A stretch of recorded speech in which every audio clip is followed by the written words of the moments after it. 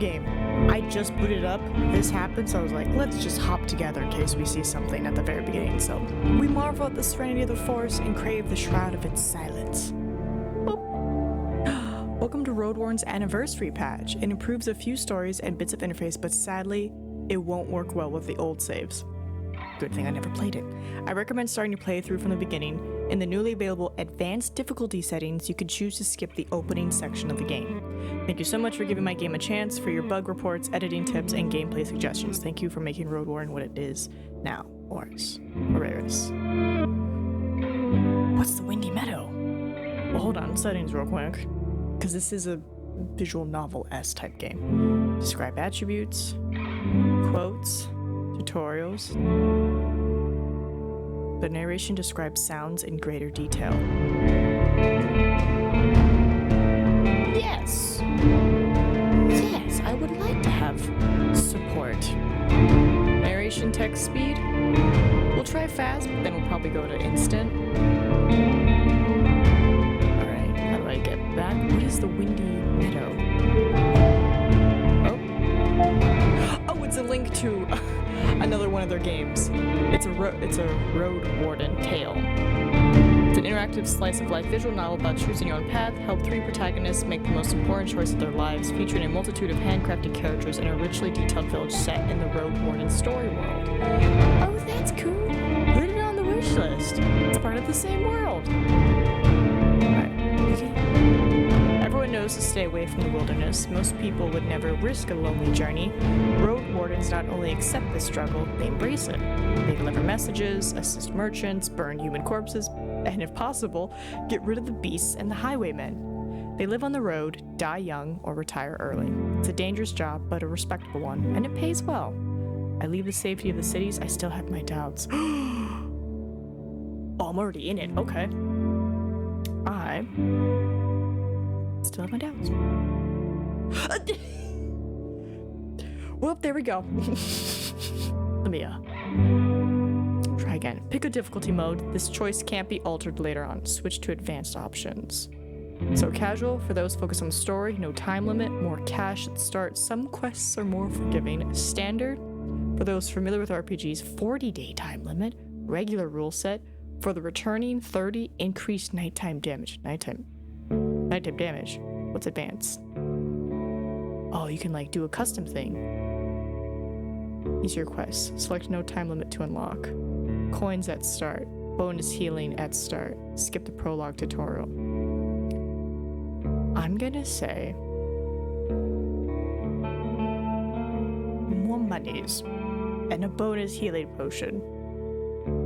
But then again, I like this. No time limit. Just casual. Give us casual.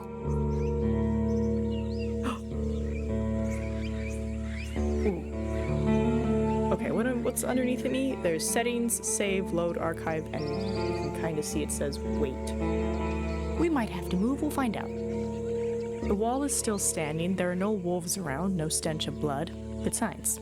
This should be the place you're looking for. You were supposed to meet with a group of soldiers, but you hear no voices, no sounds of labor.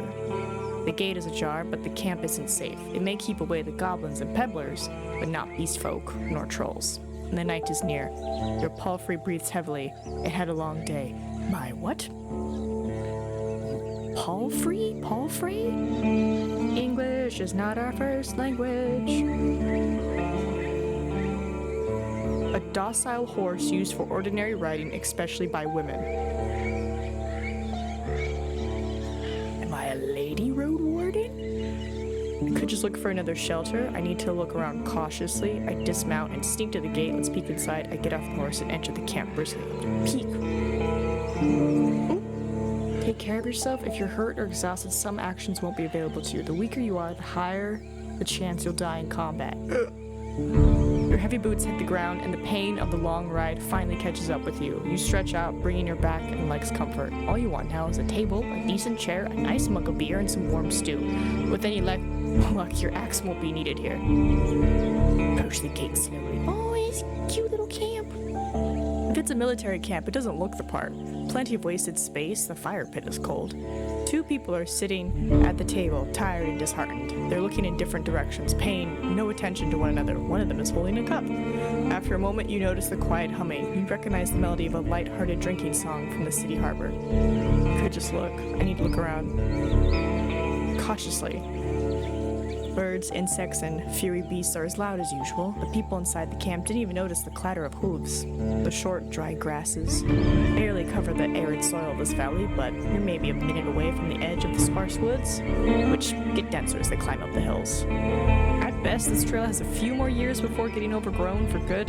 Hard to believe it's the only route north. You know, they might be friendly. It takes him a few breaths to glance in your direction. The first person greets you with a wave of his hand. There are bags under his eyes. His beard is messy. Despite his simple shirt, he's wearing durable, decent boots. A mace with the head covered in iron hangs at his side, but he doesn't reach for it. Alright, we'll take a look at the second soul. Just like you, she's wearing a Gabyson? Oh, a Gabyson. Gabson. Ah! These thingies. These thingies. Gabeson. The fancy tunic under the, you see the military people back in the medieval times. But hers is a bit loose, as if she took it off a corpse. Her head is shaven, as if she's protecting herself from flesh-eating bugs. Her eyes are wary, yet kind. She smiles. Considering the squad was sent here half a year ago, these two surely look the part, though there should be more of them. 8, you believe. Let them talk first. It's nice to see an unharmed traveler in this godforsaken... Do I need to start doing this already? Hole makes me just a tiny bit hopeful. The bearded man's voice is strong yet timid. You'll be staying the night with us, I guess. We're soldiers, he and I, adds the armored woman. Oh, can I click this? Oh no, it's just letting me know who's talking. Her voice switches from half asleep to relaxed. We'll do our best to keep the camp safe, but if you were to take the first watch, it would be a huge help. Travelers ought to help each other, wouldn't you say? But think for a moment. To fully rest, you need a good sleep. They look super tired. I don't want tired people watching me. If I can give them a good nap, yeah, I'll do it. Fantastic. She rubs her hands together. I don't remember the last time I had more than half a night of sleep. The hours before midnight should be the calmest. Just wake us up if anything happens. The man flashes you a wide smile. It's easy to wake us up. Just yell. He drinks from his mug. I ask about their lieutenant. You wonder how to phrase your question. Whenever you meet new people, you can influence how they perceive you by selecting one of the attitudes. I can be friendly, which is, supportive and cordial. I could be playful, use a joke or a witty comment. Distanced, hide your emotions. Intimidating, hint at a threat. Or vulnerable, be sad, tired, afraid, or hopeless. I feel like I shouldn't do that. That's friendly. I was hoping to meet with your lieutenant. Can we talk for a bit? Ooh. I'm sure you're busy, if you could just introduce me to your lieutenant. Yeah, let's do that. The woman lets out a loud sigh, dusts off her Gabeson, and steps toward you. She pays little attention to the sword at her side. We most definitely can. You and I, though, holding this rank is still somewhat new to me. Are you a messenger? Did you lose your mount? She observes you with curiosity. Or are you looking for help? I'm your new road warden. My horse is waiting outside. Really? The soldier in the shirt leans forward. That explains how you got here in one piece all by yourself. Better bring your beast here, adds the lieutenant. We have no hay, but I bet it dreams of dropping its saddle. A long pause. I'm Tulia, by the way. She reaches out her hand. I shake her hand. I'm blank. It may be a trap. I gesture for her to stop, pretending to be embarrassed.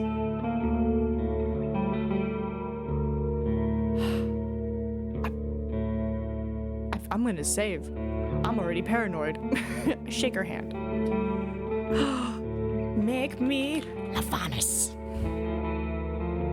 Her grasp is confident, the shake is slight. Just keep your horse away from the tents. She steps away. You don't need to smell its dung.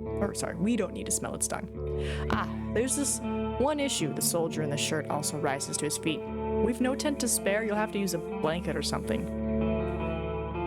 No problem. I enjoy observing the stars. I should get used to sleeping. No problem. I enjoy observing the stars. You walk through the gate, your mount looks around and snorts anxiously. Not many humans could ride a horse. It's not only taller than you, but also bulky, as heavy as it is strong. You can get in the saddle with a single breath, but most people wouldn't know where to even begin. From every side, it's a wall of flesh. Horses were brought to the Dragonwoods from the conquest in the south. They can trot for a long time, but won't outrun some of the local monsters. Your palfrey needs you to survive, but without it, you too would be lost. It's my only companion here. I want it to feel at ease. I don't care how it feels, but I need to be strong if I want to travel and I can't afford another one. I want it to feel at ease. Takes a few steps towards you, scolding you with another snort. You scratch the bottom of its neck with strength and confidence, just the way it likes it. Humans see useful animals, and even pets, as monsters in disguise. Getting emotionally attached to them is believed to lead humans to their doom, but you know that horses need companionship. I speak to it gently and lead it to the camp. You end up next to the fire pit. Removing the saddle makes the horse nicker with relief. You take a couple of minutes to examine its back just in case. While the riding equipment is not that heavy for such a strong animal, with enough time it starts to chafe. You wish you had something better to eat than this shabby grass. You should look for an inn. I need to unpack. You haven't brought that many things, and you lost one of the sacks while fleeing the Crimson Corpse Eaters. Worst of all, you have no rope left, but maybe the soldiers could share one? It shouldn't cost more than a dragon bone. Aside from the travel set, you own a few valuable possessions, essential for your trade. Ooh, I can be a fighter, a mage, or a scholar. So let's see, fighter, I spent my savings on decent combat equipment. I have a fine Gibson, an axe made of steel, and a reliable crossbow with quarrels. I'm guessing that's what they call the bolts. Mage, I have a talisman that helps me use my powers, as well as an iron axe and a worn gapson. Or scholar, I carry writing instruments and alchemic ingredients, as well as an iron axe, a worn gapson, and a small healing potion. I want to learn more about the 3 classes, please. As a fighter, you'll have an easier time in physical challenges thanks to your superior equipment and hidden bonuses during dice rolls. You'll be physically more capable than the other classes, what opens unique opportunities during some social interactions. It's the best class for RPG beginners. Okay, so for casual. Though his weakness is the reliance on physical strength, your special abilities won't be available to you if your vitality points drop to 0. Alright, let's see the mage. Mage uses Panuma? A versatile but limited pool of energy points that can be spent to cast a few humble spells. Magic won't protect you better than a sharp axe, but as a mage, you'll be able to heal faster while resting, detect magic in a mysterious area, distract a beast with a simple trick, and find a common tongue with other magic users. Using the mage's powers to freely result in having no Numa left when you need it the most. The scholar will know more about the world's mysteries than you, helping you take advantage of some unusual situations. Your character will impress the locals with its knowledge, and you'll be able to read the sparse written clues without anyone's assistance. Scholars struggle with combat more than the other classes, but with enough carefulness and exploration, you'll gain access to alchemic mixtures that'll help you escape from many dangerous situations. I'm gonna choose fighter. I'm gonna choose fighter. Taking hits will damage your armor. You can then fix it in various settlements. Open your inventory to see your possessions. Okay, so this says inventory now. What do we got? Unless you're occupied with another task, you can eat food, drink potions, and use your items from this menu. Be sure to click on each new item you receive, as some of them have unusual applications. We've got food rations, meat, crackers, nuts, seeds, fruits, waters, merchandise, a pouch with coins. City artisans make coins by cutting dragon bones into slices. They are valued by merchants, though rarely used in the countryside. Got my Gibson travel set, well-crafted battle axe, my crossbow. I'm going to save again. Just... Alright. You unpack and inspect your belongings. Your water skin isn't pierced. The sparse clothes are still here. Just in case, you take a look at your wooden bowl and mug, your cape, tinderbox, bandages, food rations, knife. Nothing special or too cumbersome. From time to time, your routine helps you avoid mistakes, but this doesn't make it any more exciting. I return to the soldiers. They're at the table again, observing your beast and chatting between themselves. Your stomach growls at the sight of them eating out of wooden bowls. One more bowl was put at a previously unused end of the table. You can sit down on a tree log. I join them and take a look at the meal. I thank them for the meal, but I don't want to eat with them. I sit down and ask Tula what she can tell me about this area. I completely ignore the meal. I sit down and speak to Tula. I'm gonna join. Keeping your stomach full will make you stronger. Starvation won't allow you to restore vitality while resting. You can find your supplies in the inventory. Oh no. I gotta manage my hunger. Oh boy.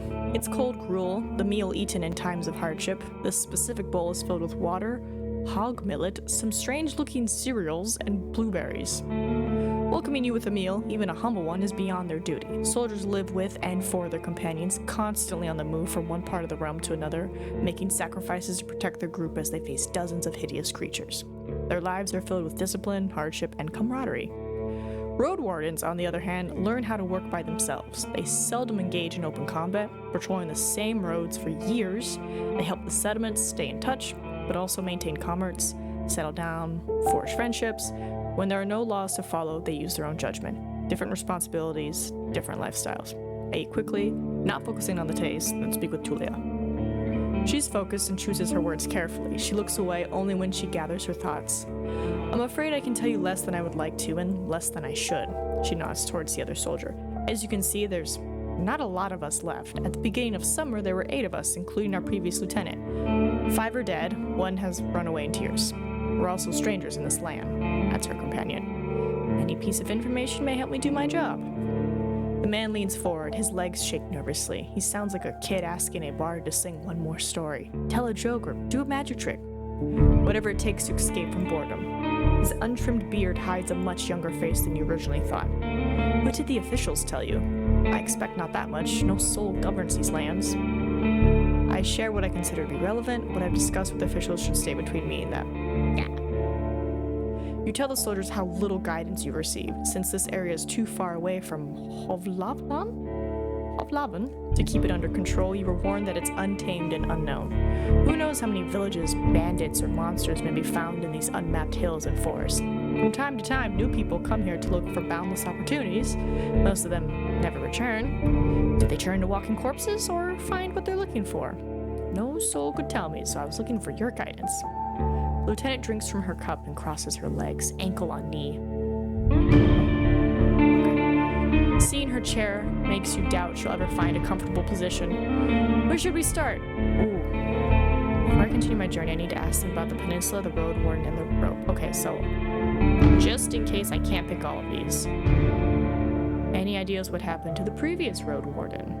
I've lost my rope. What happened to your squad? How did you become? What was your squad's mission? Anything I should know? Yeah. Anything I should know about this camp?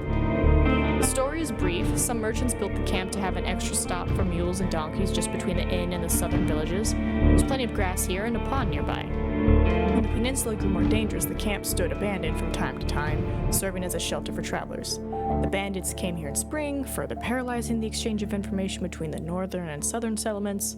Since these highwaymen are no more, the situation may reverse. Time will tell. You can sleep here whenever you want, the man concludes their tale, though don't expect to wake up without pain in your back. What happened to your squad? The man shrugs. Bandits happened, and monsters. A strong band, though, his companion chips in. When we got to the peninsula in spring, we saw some people living in this camp.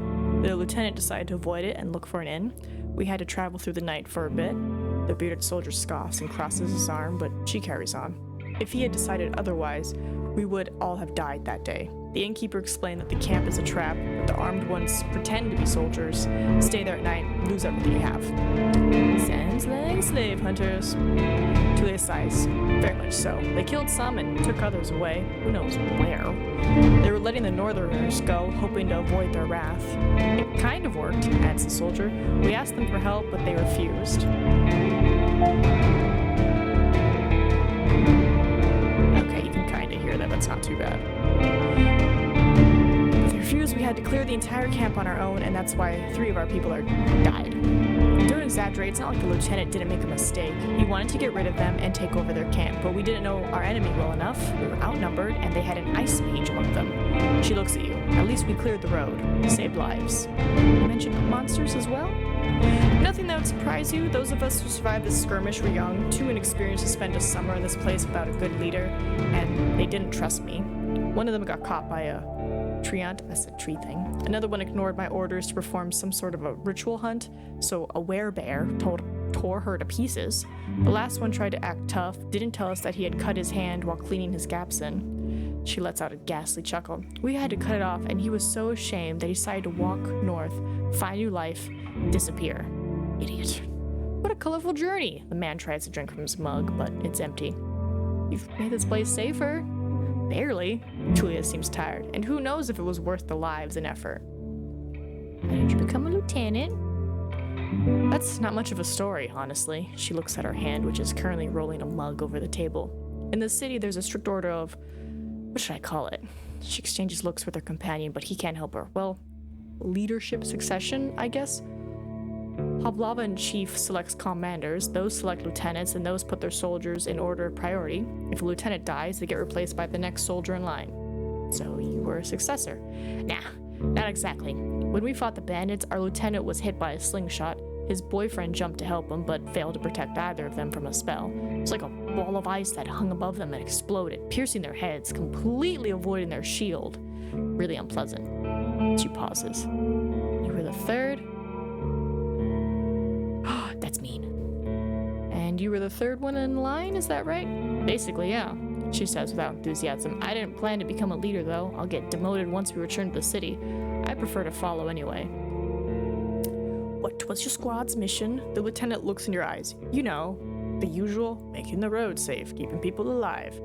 I explained that it may be important for me to know what they have tried to accomplish. I can't really tell you. Let's just say it'd be nice to have a reliable outpost somewhere nearby, a place where you can always find a group of fighters willing to protect you in the name of the law.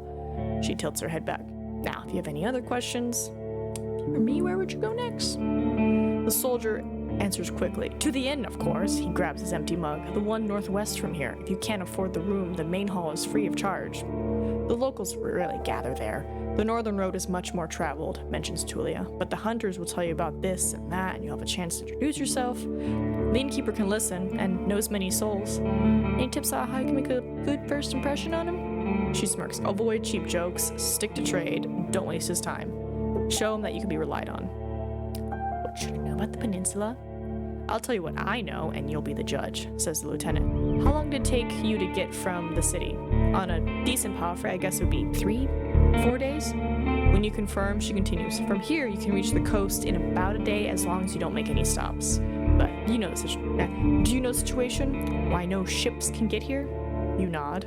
The sea route allows Havlana officials to keep in touch with the coastal villages, collect taxes, move the soldiers, collect lumber, deliver tools. But maintaining order on a wild coast such as this one is like filling the ocean depths with coins.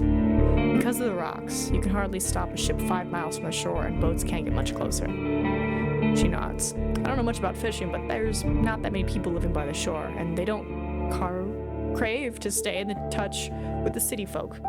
As she pauses, her companion carries on. No soul from the north ever came to the camp, but when we travel to the roadside inn, held to the north, they're happy to trade and to play dice. Why not just stay at one of the settlements? The man clears his throat. I mean, you know, we're to guard this road, this camp is our post, and well, he turns towards Tulia. She lowers her voice. Don't take it the wrong way, Lavanus, but are you a devout soul? What is this? Like most city folk, I believe that people should unite their strength to overcome the threats of nature and dark magic. Everyone will be judged for both good and evil deeds. I'm part of the United Church, okay? For many years, I've supported a monastery that does its best to advance mankind's spiritual growth, artistry, herbalism, and magical research. I follow the teachings of an order of truth. I'm from a small village. For me, the freedom of shell, pneuma, and soul are the main virtues of life. My community is unique and independent, and so are its members. I have a place in my fellowship. I have a strong connection to nature and spirits and follow the path of my ancestors. Some of my beliefs may be considered sinister and treacherous by the city folk. You'd probably call me a pagan. There's no evidence of the right's existence, and all the mystical tales are explained by magic. No, I'm not. Ooh.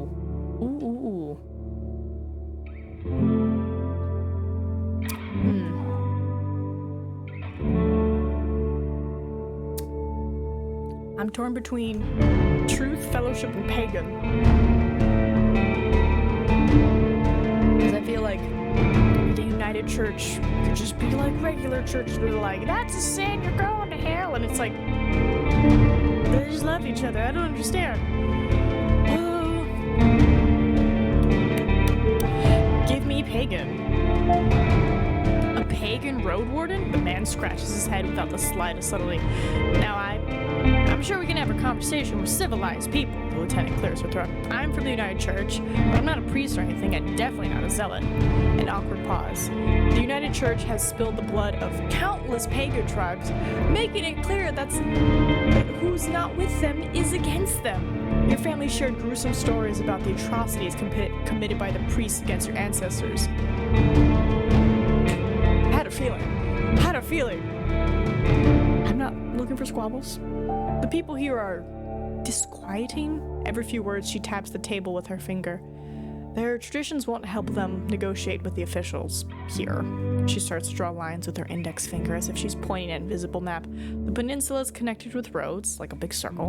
In the northwest, you'll find a weird village at a bog. It's not exactly pagan, I don't think. It even has a priest who claims to be an eremite.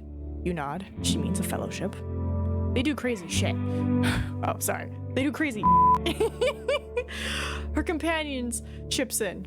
They use the dead to cut down the trees and dig in soil. Once I saw it, I begged to never return there. Oh, that's pretty cool. You've heard hopefully they got the person's consent before they turned him into an undead worker.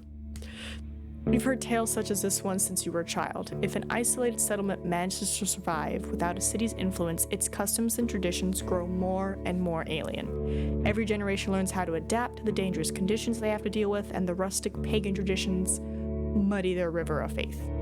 The United Church often warns its members about the crazy druids, necromancers, and blood mages, the bringers of doom, the traitors to mankind. Were you able to speak with those necromancers? And how about the East? Any monster worth mentioning? Anything that could catch my mount? Yeah. We saw all sorts of beasts. The man starts to count on his fingers. Goblins, treants, cats large and small, runners, howlers, wolves, spiked boars, mouflon eaters, griffins. We managed to stay away.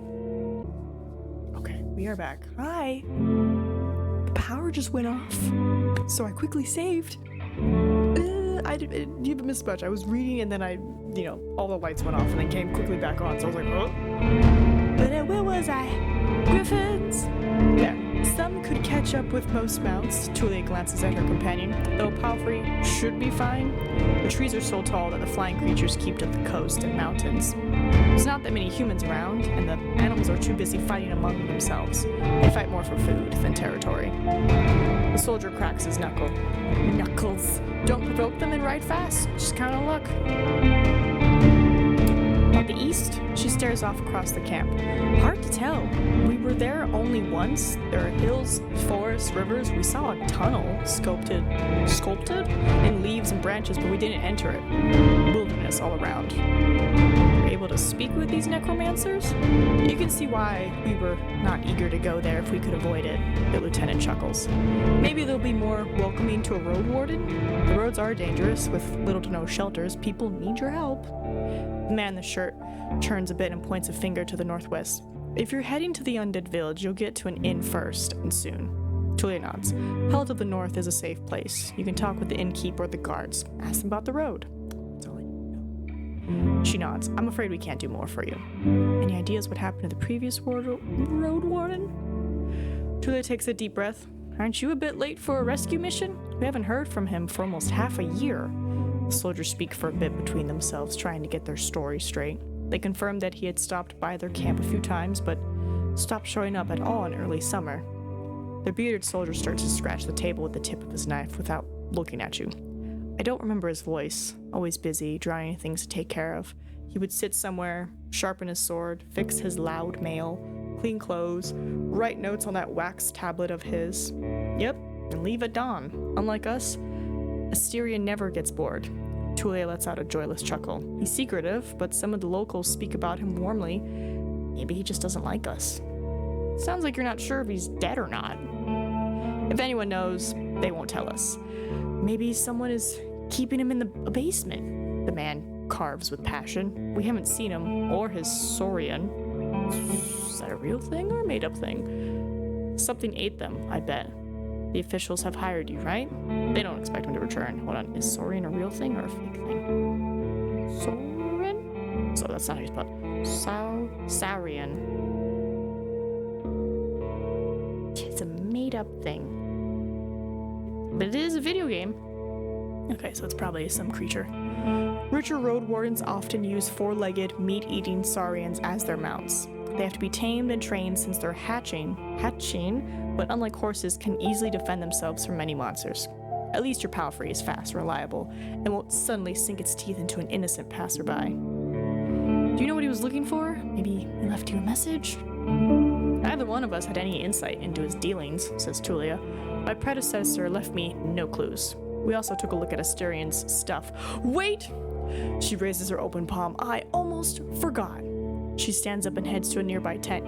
He has kids in a village near Havlavna. God. I was planning to take all his things there. A pouch, a second spear, a decent bow, some potions, quite a treasure, she glances at you. But I would much prefer to bring them the truth about their father. So you want me to find out what happened to him in exchange for his stuff? Here's the catch. She dusts off the hilt of her sword. We've hired a messenger to ask the commanders for further orders. Since she hasn't returned, and you know nothing about her, she either ran away or something happened to her. She sighs with resignation. We were meant to stay here until fall. What do you think? Come see us, tell us what you've learned about the man, and we'll get back to Havlavan together? You think about your real mission. You were planning to return to Havlana in the early fall anyway. If he's alive, I don't think he's going to be happy about me taking away all of his possessions. True. Use the journal to see your list of quests. It's my journal. True, but he's considered dead. I doubt he'd begrudge you anything. And who knows, you may just find his shell lying on the roadside tomorrow. He wears mail, uses a spear mostly, maybe 5 feet tall, but stout. Long red beard, short hair, pale face, rarely smiles. She glances at her companion, but after he adds nothing, she sits down and stretches out her legs. So, find out what happened to him. Dead, alive, left, just let me know. Look at my journal. Can I look at my journal? No, I can't. You're in luck. She heads towards one of the crates and moves aside a large linen sack revealing a rope. I need a rope. She brings it back and nonchalantly sits down in her chair. Take it. I was planning to leave it behind. Take a closer look. A fine rope. A regular rope made of hemp fibers. I take it and offer some food in return. Yes. I offer food. Julia leans forward and rests her forearms on her thighs, looking down with clasped hands, then meets your eye. I'd normally refuse, but we need some decent food. Every day I'm searching through our groats looking for worms and putridity. We forage, but it's not a great spot. Some food rations will brighten up a foggy day. For now, you leave the rope on the table. Getting late, we should prepare for the night. Open the archive to reread the most recent text. Okay. I agree, Julia sighs with relief, and may you do better than Asterian did. Stay vigilant. She winks at you, shattering the mask of a soldier. Thanks for your help. Stay tidy to have a better chance to influence others. You don't stand out from the crowd. You won't get much cleaner without a proper bath. It will stop even a life-threatening strike, but with your current, it's the best you can get. It's easier to overcome. You feel well. Okay. You go to the barrel and splash water on your face, which makes you even more aware of how much you need a bath. After the night, it will only get worse. Your horse is already napping, still too anxious to lay down. I prepare for my watch.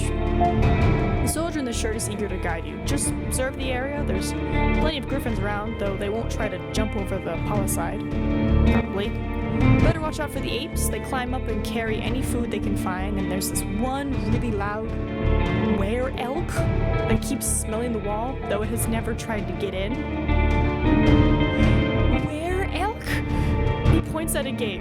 The lieutenant and I will block the entrances. They're quite heavy, so if anyone comes here looking for shelter, better call us to help you out. And if someone is being chased by wolves or anything, better throw them the rope instead.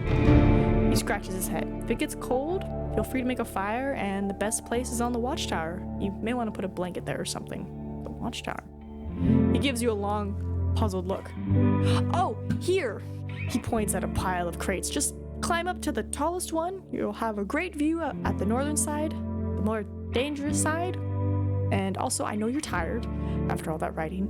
He points to the tent on the other side of the camp. I can handle a couple of hours sleeping on the ground if you wish. Go there after me and rest just this once. At least I have a pallet inside. I smile, I walk away. Thanks. Oh, look at it. You put your blanket on the tallest crate and sit down. The night is warm, but the sporadic summer breeze brings gentle refreshment. From time to time, your back aches and you have to force yourself to keep your eyes open. The light of the moon helps you focus on the tall grasses. For most of the time, you spot smaller critters and birds, but there are exceptions. At one point, you see 3-horned deer trying to challenge one another. Before they clash their antlers, a 2-legged dragonland appears, leading its much smaller offspring. The furry beasts try to intimidate the predators with roars and aggressive head movements. After a few moments, both sides walk away, slowly, not willing to risk the fight, nor to admit their defeat. I don't let it distract me, I keep looking around. You hear the death screams of distant prey and the mating calls of monkeys. Runners are chasing a gray hare. A group of musk oxen lazily chew the grass, preparing themselves to sleep. A dusk fox is running together with a lynx, making playful screeches. Thankfully, you never have to intervene. You just sit there, watching the not-so-distant forest, trying to outlast your sleepiness. You can only guess how much time has passed. Once you feel you've had enough, you climb down and go to a tent, waking up the bearded man with just a couple of words. You confirm that nothing important has happened. Gather my things and squeeze into the tent. I use my bag as a pillow, put my blanket on the pallet, and cover myself with my cloak. Sleeping in a tent is not the stuff of dreams, but it's a much welcomed rest. The pallet keeps the cold soil away. The moonlight saves the outside world from the eerie gloom. You listen to your own breath and find a comfortable position. Your job starts tomorrow. I focus on the real goal of my journey. The Merchant Guild wants to take control of this realm. Your wandering duties are secondary. First and foremost, you need to explore the peninsula. Learn about the territory, resources, and threats. Get to know the locals, and if you can, convince them to consider negotiations with Hovlovan officials and traders. Could the tribes resist the soldiers, or be a threat to the priests of the United Church? Are there any forbidden practices that need to be eradicated, such as blood magic, necromancy, robbery, or slavery? At least I have time. I need to be as thorough as I can. Once you finish your reconnaissance, you should speak with Tulia and return to Hovlovan. There, you report back to your employers and get your reward. In the meantime, you have your own goal to pursue. I need to gather some extra coins so I can save my sibling from debt collectors. I need to gather some extra coins so I can retire early and live in a prosperity and safety. I gather enough connections among the local leaders. I'll use them to become a major player in the Merchant Guild. I want to be remembered as a soul who brought peace and order to this realm, a hero. I just want to help people, make this region safer for the locals and the newcomers alike. I need to find a new life for myself. I have a difficult past and I want it to be forgotten. I'm gonna say, just want to retire early, man. You can't travel during the night. Press the sleep button to rest. Okay, so it says inventory, wait, and sleep. Your half-asleep senses are catching the sounds of the wild forest. All the roars, whimpers, howls, and singing. Your instincts keep you alert and anxious. Through the pleasant, humid, late summer air, evens it out slowly. Oh, not through, though. You're thinking about your goal, but you need to gather your strength. Wait. Sleep. Sleeping in a tent. You can spend the night in a borrowed tent. It's nothing special, but protect you from the wind and rain and the ground. Won't be painfully hard nor cold. Sleep. I sleep. Shoo. Oh, I'm not as clean anymore. And I'm not as nourished. Oh boy.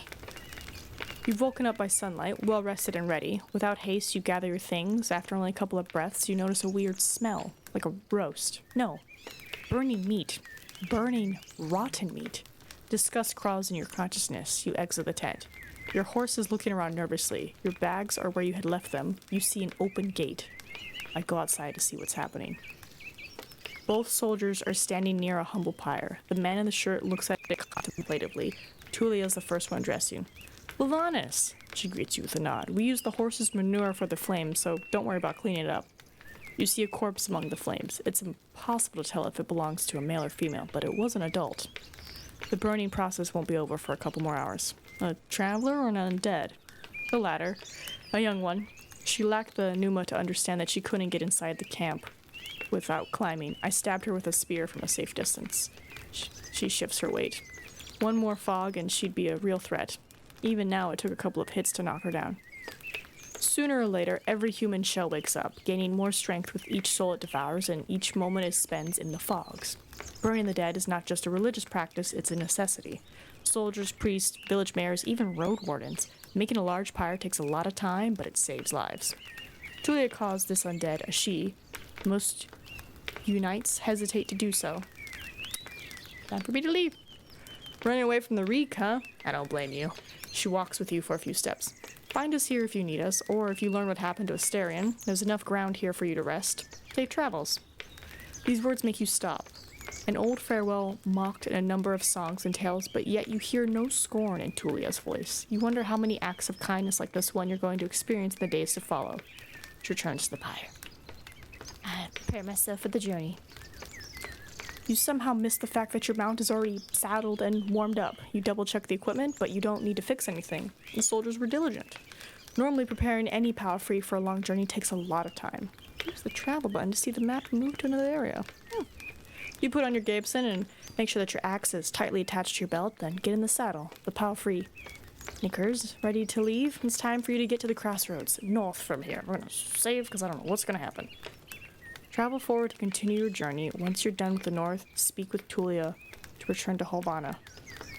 So just hit the up, travel north. How big is this map? Even at a later hour, you wouldn't expect to meet any travelers in the valley. The warm summer breeze lures your mount forward, but the serene chirping of birds is quickly replaced by the distracting screeches and gurgles coming from further down the path.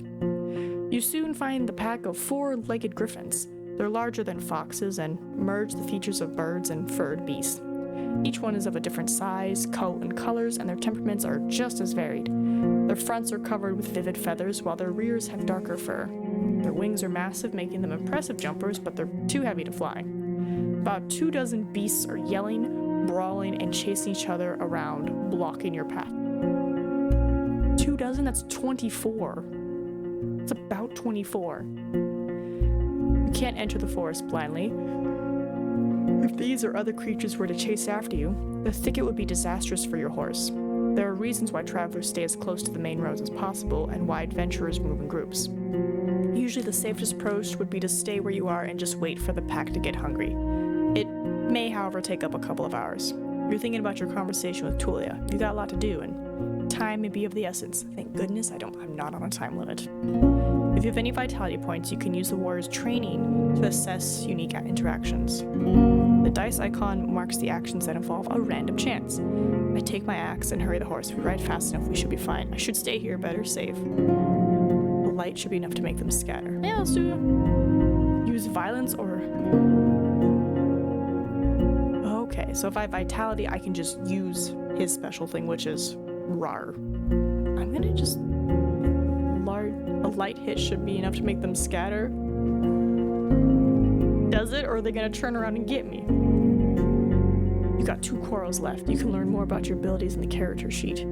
Crossbows are an easy weapon to use, and you've got plenty of time to aim. The creature falls on its side and screams, alerting companions. Confused, they look around, and after a while, they run away, one of them limping with your quarrel in its thigh. Sorry.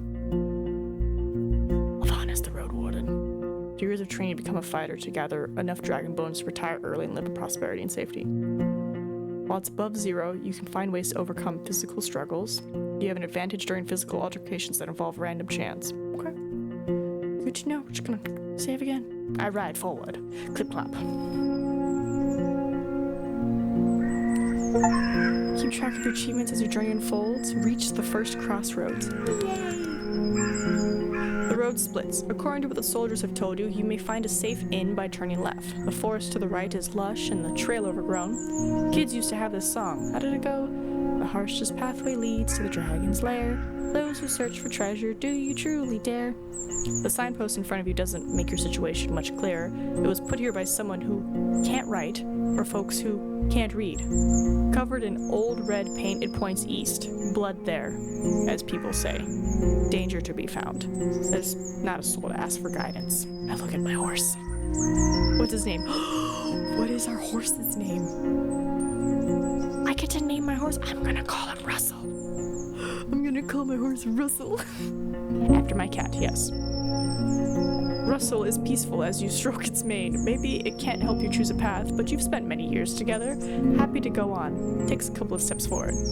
You spot a few berry shrubs and wild cabbages, but they still need at least 2 weeks to gain maturity. Time to make a turn. Oh, I gotta hit travel. We're gonna go left. We're gonna go left. Russell trots with ease, unbothered by the few branches covering the beaten road. The bird songs and distant howls draw your attention to the forest, which gets sparser and brighter. You spot boars, roe deer, and saurians. I think it's like a giant lizard. The sight of a nearby wolf pack worries you, but once you push your hips forward and your palfrey enters a canter, the beasts don't even begin a pursuit. The speed alone will protect you from many dangers. You notice a stone tower, taller than the trees. Must be the inn I've heard about. I'm gonna need water, aren't I? This is a talkie game. Inns like this one fit the regions traveled by merchants, but you wouldn't expect a place of this side in a forsaken peninsula. The stone and lumber must have been transported from far away, and the workers, guarded by expensive mercenaries, surely lived for many seasons in a primitive hamlet, subsisting on salted supplies. There are seemingly no cracks in the wall, and the building was whitewashed only a few years back. The road is wide and beaten. Dozens of souls could hide, if not in the buildings, then at least in the yard. The expenses and labor put into this fortress were worth many trading ships. 3 armed people are on the ramparts,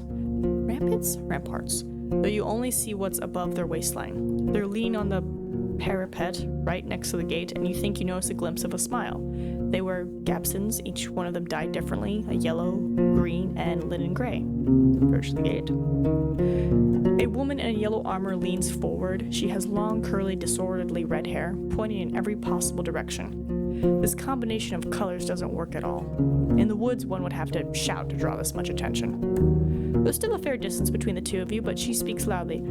I hadn't seen a horse for years now. I just said that it's weird to see such a large jackass, huh? Her voice is young and strong, with an accent that reminds you of the villages spread around Havlavin. But no jackass would wear a saddle, I'd say. She exchanges a few words with a male guard wearing green, giving you time to move closer. Well, this one here says there really are donkey saddles.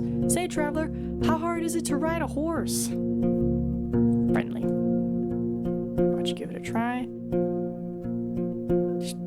How about you give it a try? Seriously? Just a moment! She disappears behind the wall, and soon after that, the gate is open. While you dismount next to the wood-splitting spot, a couple of people surround you, pointing at your mount and commenting on its appearance. Though they step away whenever Russell makes a rapid movement. The guard in the yellow is the only one who steps forward.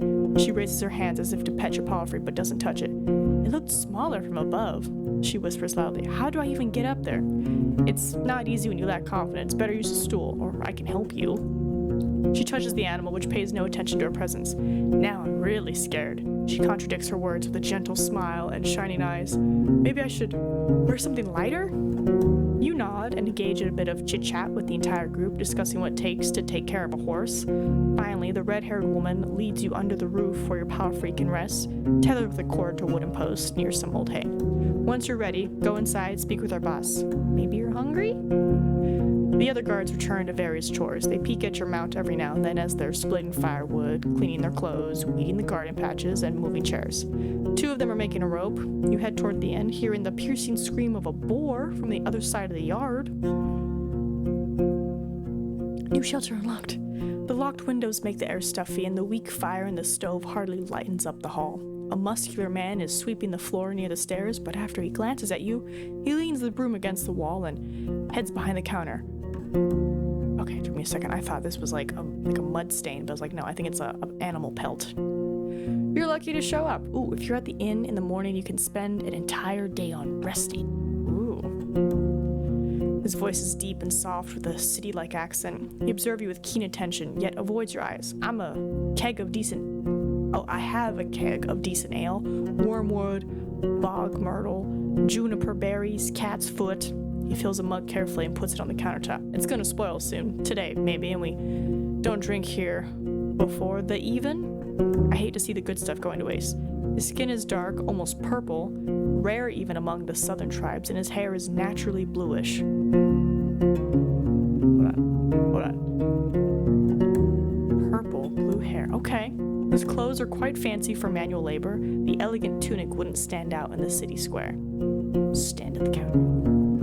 The planks let out a creak after every step you make, so you slow down a bit. You could swear that the innkeeper made little to no noise. Here you go. He pushes the mug forward. But just so you know, my pal to the north doesn't belong to Hovloven. You can sleep on the floor if you wish so, but if you want a bed or a meal, you have to pay. We may have some leftovers from dinner, but I need to check. Let's see. Keep taking care of the entire if you need me to. Distance, intimidate. No, just friendly. Thanks for the drink. I see you know how to make friends with the Roadwarden. He meets your eyes with a puzzled look, then grabs a wet cloth and starts to wipe down the shelves. From time to time, your conversation is interrupted by splashes of dirty water and a wooden bucket. Well, nothing is truly free. I have work for a soul of the road, but I don't need a new mouth to babble. He speaks slowly yet audibly. I value my time. You should value yours. I drink the ale. The dark room and wooden walls of the mug make the liquid look as brown as a chestnut. The lee and spring hits your nose, and the first sip is even too complex, too flowery. While the brewer has used fancy ingredients, the exotic licorice ruins the aftertaste. Now you know why there's so much left. Maybe it takes an acquired taste. The innkeeper nods. I was hoping to see someone willing to patrol the roads. Maybe you'll help me with a worrying thought I have. Jez? There are briggards in the woods. Our place is a stronghold, so I'm not afraid of an open strike, but they've gotten more active in the last 2 years. One day they may steal our furs, and I have no doubt they're the reason why merchants come here only once. Having bandits around gets expensive. He rubs his hands together, camouflaging his paws. I want you to reach Howler's Den, northwest from here. It's the largest settlement around. I'm sure you'll get there sooner or later.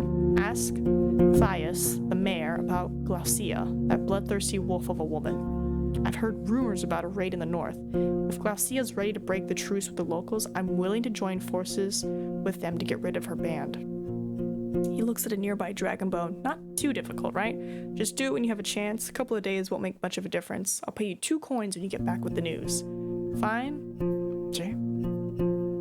Great. What else do you need? I could eat something. You have any leftovers? What do you have for sale? Do I have anything you'd like to buy? Looking for Asterion, the previous road warden? Are you now?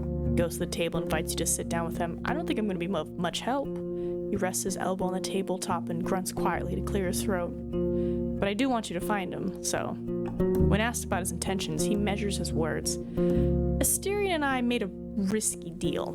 Well, a very promising one. Last time he was here, he took 50 coins, my half of the investment. He knocks on the table with a fist anxiously. If you get my coin, or at least find out what happened to the guy, I'll make sure you won't be disappointed after bringing me the news.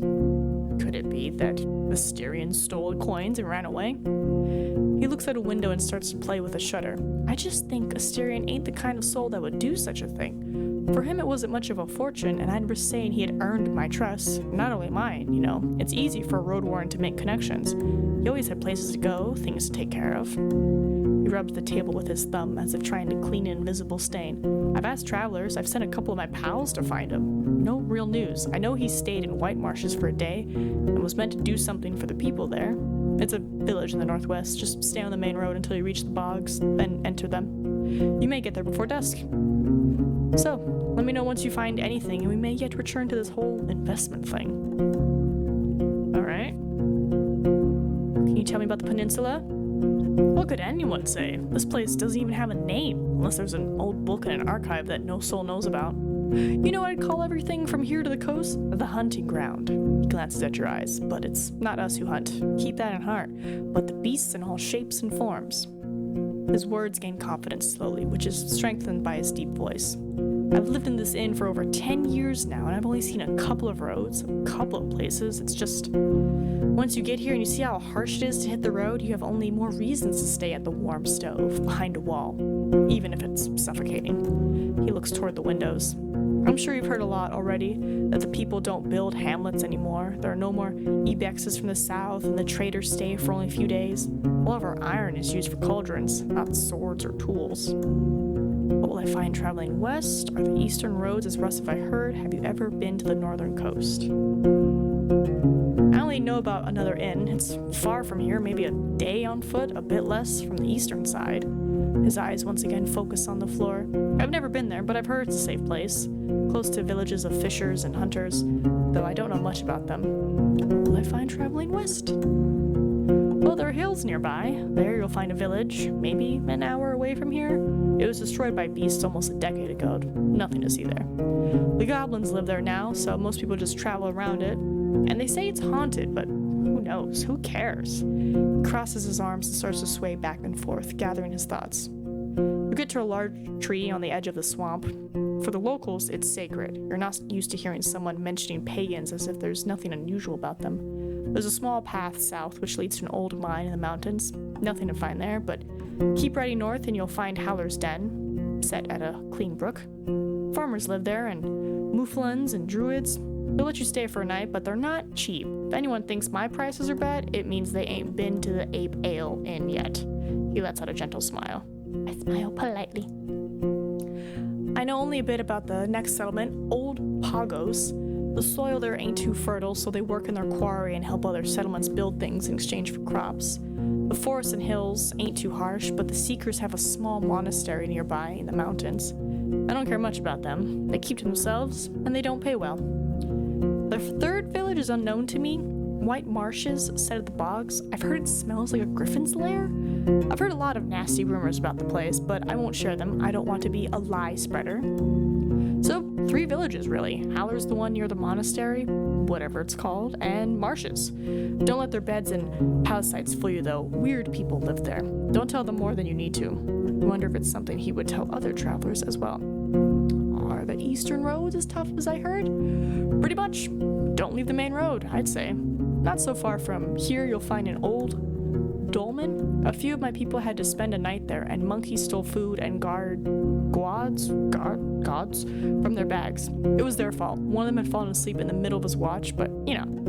The eastern forests are wild, the roads are rough, almost no soul lives there. One day all of these roads will be swallowed by the trees again. The furthest my team has ever gone was the home of the Enchantress.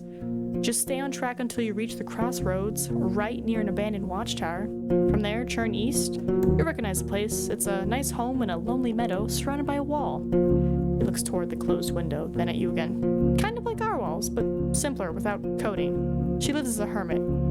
Utica? Udice? I don't even know how she survives there, but if you don't have decent coin, you won't find much there. So, back to the crossroads. If you turn left instead, you'll see a road. People stay away from it. It connects to the tower and the monastery, a shortcut between the 2 sides of the peninsula. I was warned by the locals not to use it. It already belongs to the beast. Didn't expect to find it in this size in a place like this. So you know a thing or two after all. His mocking tone is soon replaced by a gentle smile. It was built long before we arrived. It didn't work out well for the previous owners. Once the war ended, they left. Not enough travelers, bad trade, the villages stick to themselves. We, however, came prepared, and now we're prospering.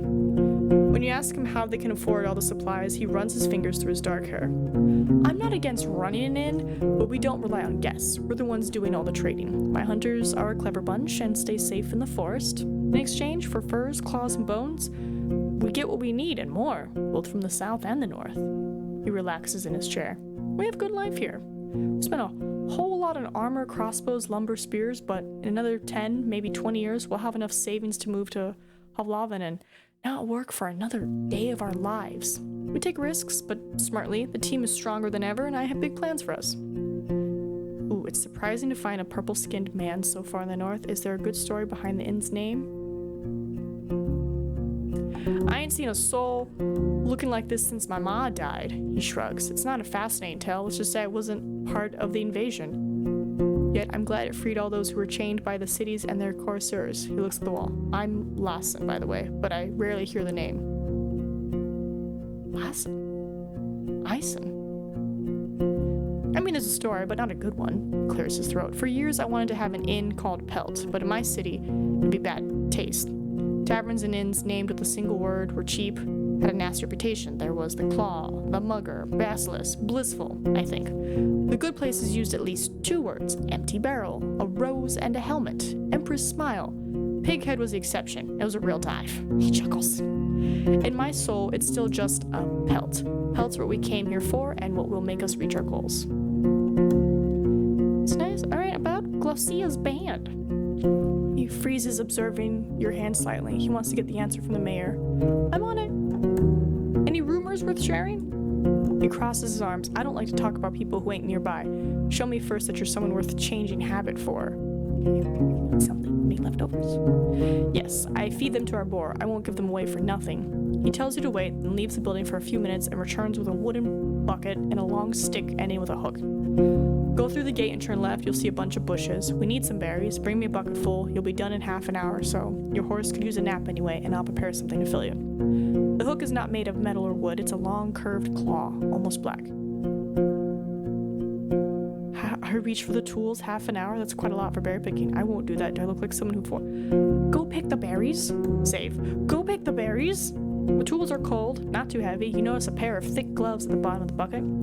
Ah, the berries are not a problem, the innkeeper smirks. Unlike the snakes, better scare them away with a stick or move them with a hook, and protect your hands. The little ones won't eat you, but don't get bitten. I'm sure you know how to be patient. I'll go right away. You step outside. Russell is lazily looking around at this hour. The armorer's workshop is closed. I approach the carts. The woman in yellow armor is kneeling next to a brown hairy boar which is resting on its side. The beast is not as large as the dark ones from the forest. It responds to the touch of human's hand and brush with grateful grunting and rapid twitches of a hind hoof. No matter how friendly it appears, it's still tethered to the well, and you have no doubts that its charge would leave Russell dead in a breath. When the woman notices you, she steps forward to the boar's disappointment. So, the new road warden. She points at a window with her chin, forestalling the question, sorry. We don't need anything now, but when we travel with our furs, we can use some assistance. She may be around 30, but her warm voice and bright smile are camouflaging the touch of time on her unpowdered face. Like many red-haired people with freckles, her skin is unhealthily pale. The boar runs up to her, observing your boots and fruitlessly sniffing for food beneath the beaten ground. She pats its back but maintains her focus. How about a game or two? We have a bit of time and can talk a bit about this and that. Maybe you'll get a couple of coins or lose one. She winks. We could play dice or throw axes at our target. Sure, let's play some dice, axe throw, and show me what you got. I don't gamble. Oh, I wouldn't call it gambling, just a couple of games. Her smile disappears. She returns to the guards. Finding anything fun to do in this hole ain't easy. Last time I saw a bard from the south, I don't remember when it was. Have you ever been at the heart of the woods? We sometimes hunt south from there. There are good hunting grounds in the western half. The second one is too overgrown. Maybe the soil is different. She shrugs and moves her hairs away from her forehead. But it's a risky spot. There are treants there and wolves, even the furless ones. What? And if you have to go through the tall grasses, watch out for what's on the ground. There ain't many archers in the trees. She smiles if it's a joke, but there are all too many worms, even larger than a water leash. The innkeeper asked me to forage for berries. Oh, don't worry about it. Usually we forage for ourselves, but he wouldn't ask you for a dragon for a meal. He gives small jobs to people all the time just to see who agrees to do them. Wants to judge who's of use and who's too proud for their own good. If you agree, just to be sure to get those berries today, and don't try to take his tools away. He hates thieves. Tell me about yourself. Hold on. Before dusk? Okay, hold on. Does this get affected if I ask a question? Okay.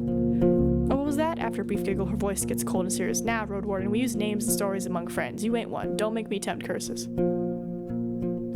I have questions. Okay. Not much to tell, honestly. There are many beasts around, both wild game and dangerous monsters. We spend our time surrounded by these walls, leaving only to hunt, forage, or trade. Yeah, this doesn't seem to change when I ask a question. That's an unusual tower. I expect it closer to the gate and shorter. Like in Hovlana? Fair, but it ain't here to protect the gate. This stronghold was built long before we moved in, and not to fight off humans. The tower is meant to be used by those who observe the deep forest. We look out for fires, dragons, and any winged creatures that are looking to roost on the roof. Baldy, she nods towards a man who indeed is completely bald, has a great eye, and sees well even in darkness. Here? Everything lives here. She flips her hair. I swear, we saw a few dragons, a unicorn family, a battle between trolls and goblins, phase 2 beastmen, oh, and a gargoyle. And a hunting queen shouts all the time. I could tell you all about them, but I won't. She winks and pats the boar on its head. You know, hunters have their secrets. Your group seems to be quite attached to this boar. How could you not be? She crouches and raises the boar's head, but it steps away and squeals as if someone's murdering it. It came with us from the city, just in case. We had no clue how our first winter would go, so we needed some backup meat, and it works too! Cleans the dirt! She reaches out to the beast again, but it trots away. The woman straightens up with a pleased sigh. We haven't needed to eat it so far, but it's also funny. I learned in my home village that the farm boars are getting a bit smaller and more cuddly, kind of like ibexes, so it's not such a wild, dangerous beast. But we don't let it get close to other animals. Or children. What do you usually hunt for? Anything we can eat or sell. If there's a partridge, a squirrel, or a rat, we don't complain. But when we move as a group, we look for something larger. Deers and oryx are delicious, but we don't always look for taste alone. There's value in bones, antlers, claws, tusks, things people use to make tools or sculptures. We use some of them to make tools and spears. You can never have enough spears. She pauses and looks at a strand of her hair, then suddenly speaks up again. Then we look for furs, of course. What can I find north of here? I'm sorry, we don't really go to those regions. We stay close to home, only sometimes move south or west to Haller's Den, but only to trade. They're fine with buying more than they need, since they then take wares to the coast. She takes a long breath, twirling her hair and gathering her thoughts. You know what? I've never even seen a beach. I've been living here for how many? More than 10 years now. She giggles. The only part of the sea I've seen was from Old Pagos, which is placed on a hill. I've never put a toe in salt water. She looks toward another huntress who confirms that her experience is the same. But Old Pagos is a good place. As long as you don't mock their order and act nice, but also be kind. Boss says they're too serious for him to stand them, but at least they don't bite without a reason. You heard anything about necromancers? It's something new. Her voice lowers to a whisper. I've never been to White Marshes, but over the years we've seen people moving away from there, south. They told us that the place has changed too much. Priest died, I think? And the new one awakens the dead? Sorry, Roadwarden, that's all I know. If she's hiding something, she sounds convincing. Thanks. Looking for knowledge about wild creatures. Well, I told you our knowledge is valuable. I don't know. She looks at the boar, which seems to be obsessed with a clump of grass growing next to the wall. 15 dragons, no less. Is there any discount for friends? Well, depending on the friend. She gives you a radiant smile. Let's say 15. If it's too much for you, maybe ask me after you spend some time around. Shows what you're capable of. Or play dice with us when you have an hour to spare. These folks here, she starts to whisper and points with her thumb and the guards behind. They crave gossip. Okay. Alright, never mind. I'm gonna walk away to go get the berries. We return to the courtyard. I should go outside and forage the berries. The innkeeper knew what he was talking about. You put on the gloves and look through the bushes from a safe distance. It doesn't take long before you notice the first serpent lying on a rock somewhere in the thicket. The creatures are not that large, and even if some of them hiss at you or slither closer, the jabs of the hook keep them at a distance. You don't know much about these berries. They are round and reddish. You wouldn't trust such a color even if you were looking for food in the wilderness. The plants don't have thorns, but the leaves are harsh, so you make sure to thoroughly cover your skin with your clothes. You have to look through many bushes to fill the bucket, but the presence of insects and snakes doesn't allow you to relax. I gather the berries and go back to the inn. You return to the courtyard. 2 of the guards are participating in a friendly skirmish. Their wrestling is accompanied by a crowd. I enter the inn. The locked windows make the air stuffy and the weak fires in the stove. The innkeeper's mixing something in a pot at the stove. So, you again, need anything? I put his fruits on the counter. Great, he peeks inside the bucket. I've got cabbage stew with a few goose chunks for you. I'd serve it to merchants if there were any around. The meal is warm and filling. It's well seasoned and not overcooked. And like I said, I rarely have food to spare, but feel free to ask if you ever stop by. You may be lucky, and I've been cooking my whole life. Thanks. And how did that old hook of mine work out for you? I see you still have it in your hands. I give him the hook. I'm fine. I'd like to buy it from you. I give him the hook. He takes the tool from you and nods. Need anything else? What do you have for sale? I can go and pick up a few things for you. Some food for your travels to start with. Apples, nuts, sausage. Not too many at once. We need to maintain our supplies. Got an elk fur I don't need. Its buyer was caught by a pack of red wolves. Nice for a sleeping spot, but just as nice for a wall. An almost untouched bowl of soap. Priceless for a traveler. You can't tell if he's being sarcastic. Made of fine oak ash. Strong, though you should have some better supplies before you start your own bathhouse. After you mention you liked something more useful on these roads, he looks down. I don't have any blades or armor to spare, but if you pay well, you could take one of our crossbows and a bunch of quarrels. A yew-bow, wool cords, and the trigger needs just a little bit of oil. It's as good as you can get without soaking it in magic. Takes a bit of muscle to draw, but even a 16-year-old could handle it. I won't sell it cheap, but I'm ready to give a discount to a helpful ally. Let me take what you got. 3 filling meals that won't spoil anytime soon. I have 10 gold. A set of 5 arrows, an oak-based bomb that burns skin on longer contact. It's a soap that can burn me? 3 filling meals that won't spoil. I'm gonna say we should get one of these. There we go. Now I have 4 days worth of food. That's what I'm thinking. Cleanliness? I'm not too clean, am I? And I think we'll stop there. Let me check my inventory real quick. Russell! While valuable, they can't survive in the Dragonwoods on their own. They are owned by messenger scouts or rich city folk. Where's my soap? I bought soap. Maybe it's in my traveler set? Yeah. Needs to be rubbed against the skin, then rinsed before it starts to burn. Made of ash. Lets you get rid of dirt and fat in no time. It's almost odorless. Okay, so I do have it. I'm gonna save. My face is dirty. Do I have anything you'd like to buy? Different traders are interested in different goods. They will purchase only some of the things you have to sell, and their offers may vary.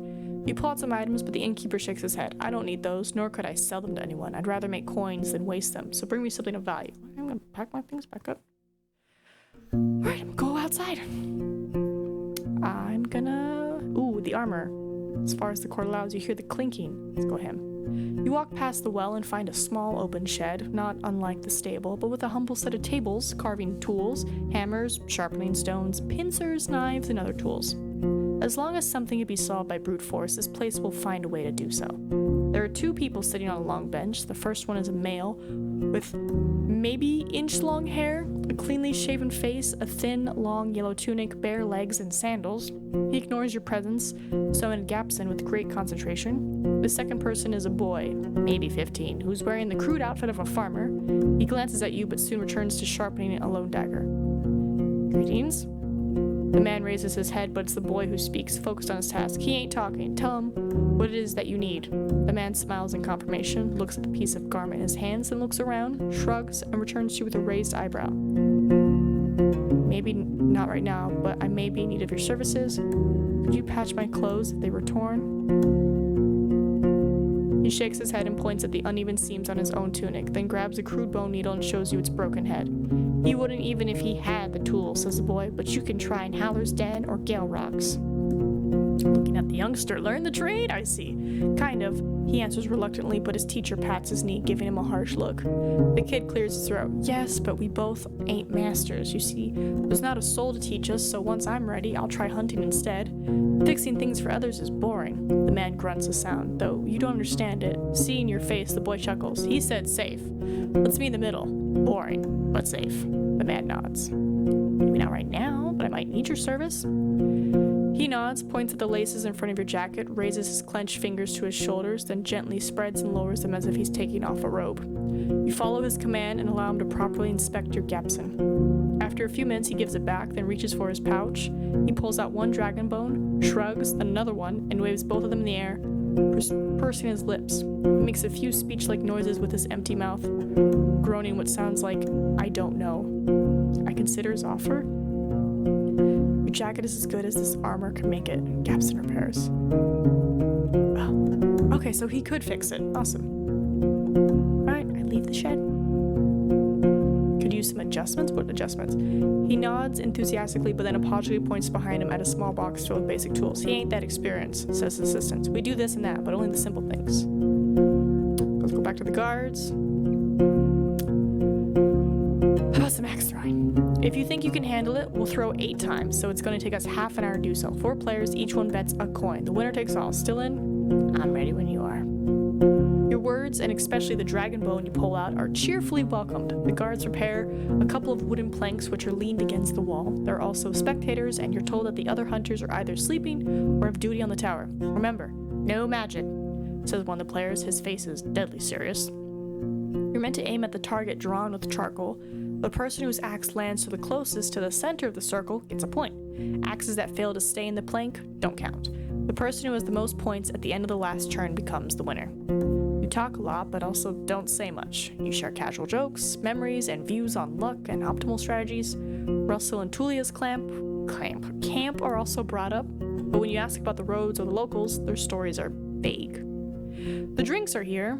It's pour beer made from leftovers after the regular brewing. It's cold, sweet, and doesn't reach your head, but you try to avoid the smell. Just don't spill anything. The boar may get sick, says the opponent with one arm. As a guest, you start with the first throw. Your axe flies well, hitting the very middle of the painted target and piercing the plank with a pleasant thud, which makes it really difficult for the other players to outperform you. A minute later, you've won the first round, but you can't expect to be that lucky every time. I don't want to use violence or a direct threat. All I can do is try my best. +3. After getting your 4th point, the other players nod with respect. Quite a score, you hear from the guard in the yellow armor as she hands you your dragon bones. The other participants carry away the remaining planks. Let's see, we already played today. She doesn't trust me enough to tell me about herself. I'm looking for knowledge. I see. You know how it is. Lavanas, for you, it's 14. Never mind. Okay. I'll walk away. I go to the well. I'm gonna do it on time. I go to the well. The recently renovated wooden roof covers the well from rain and birds. One of the guards is enjoying the cold drink he drew with a bucket and tells you to only use as much water as is necessary. The oak ash and soap you own can help you get cleaner. You need 3 pieces of bathing equipment to get more out of this place.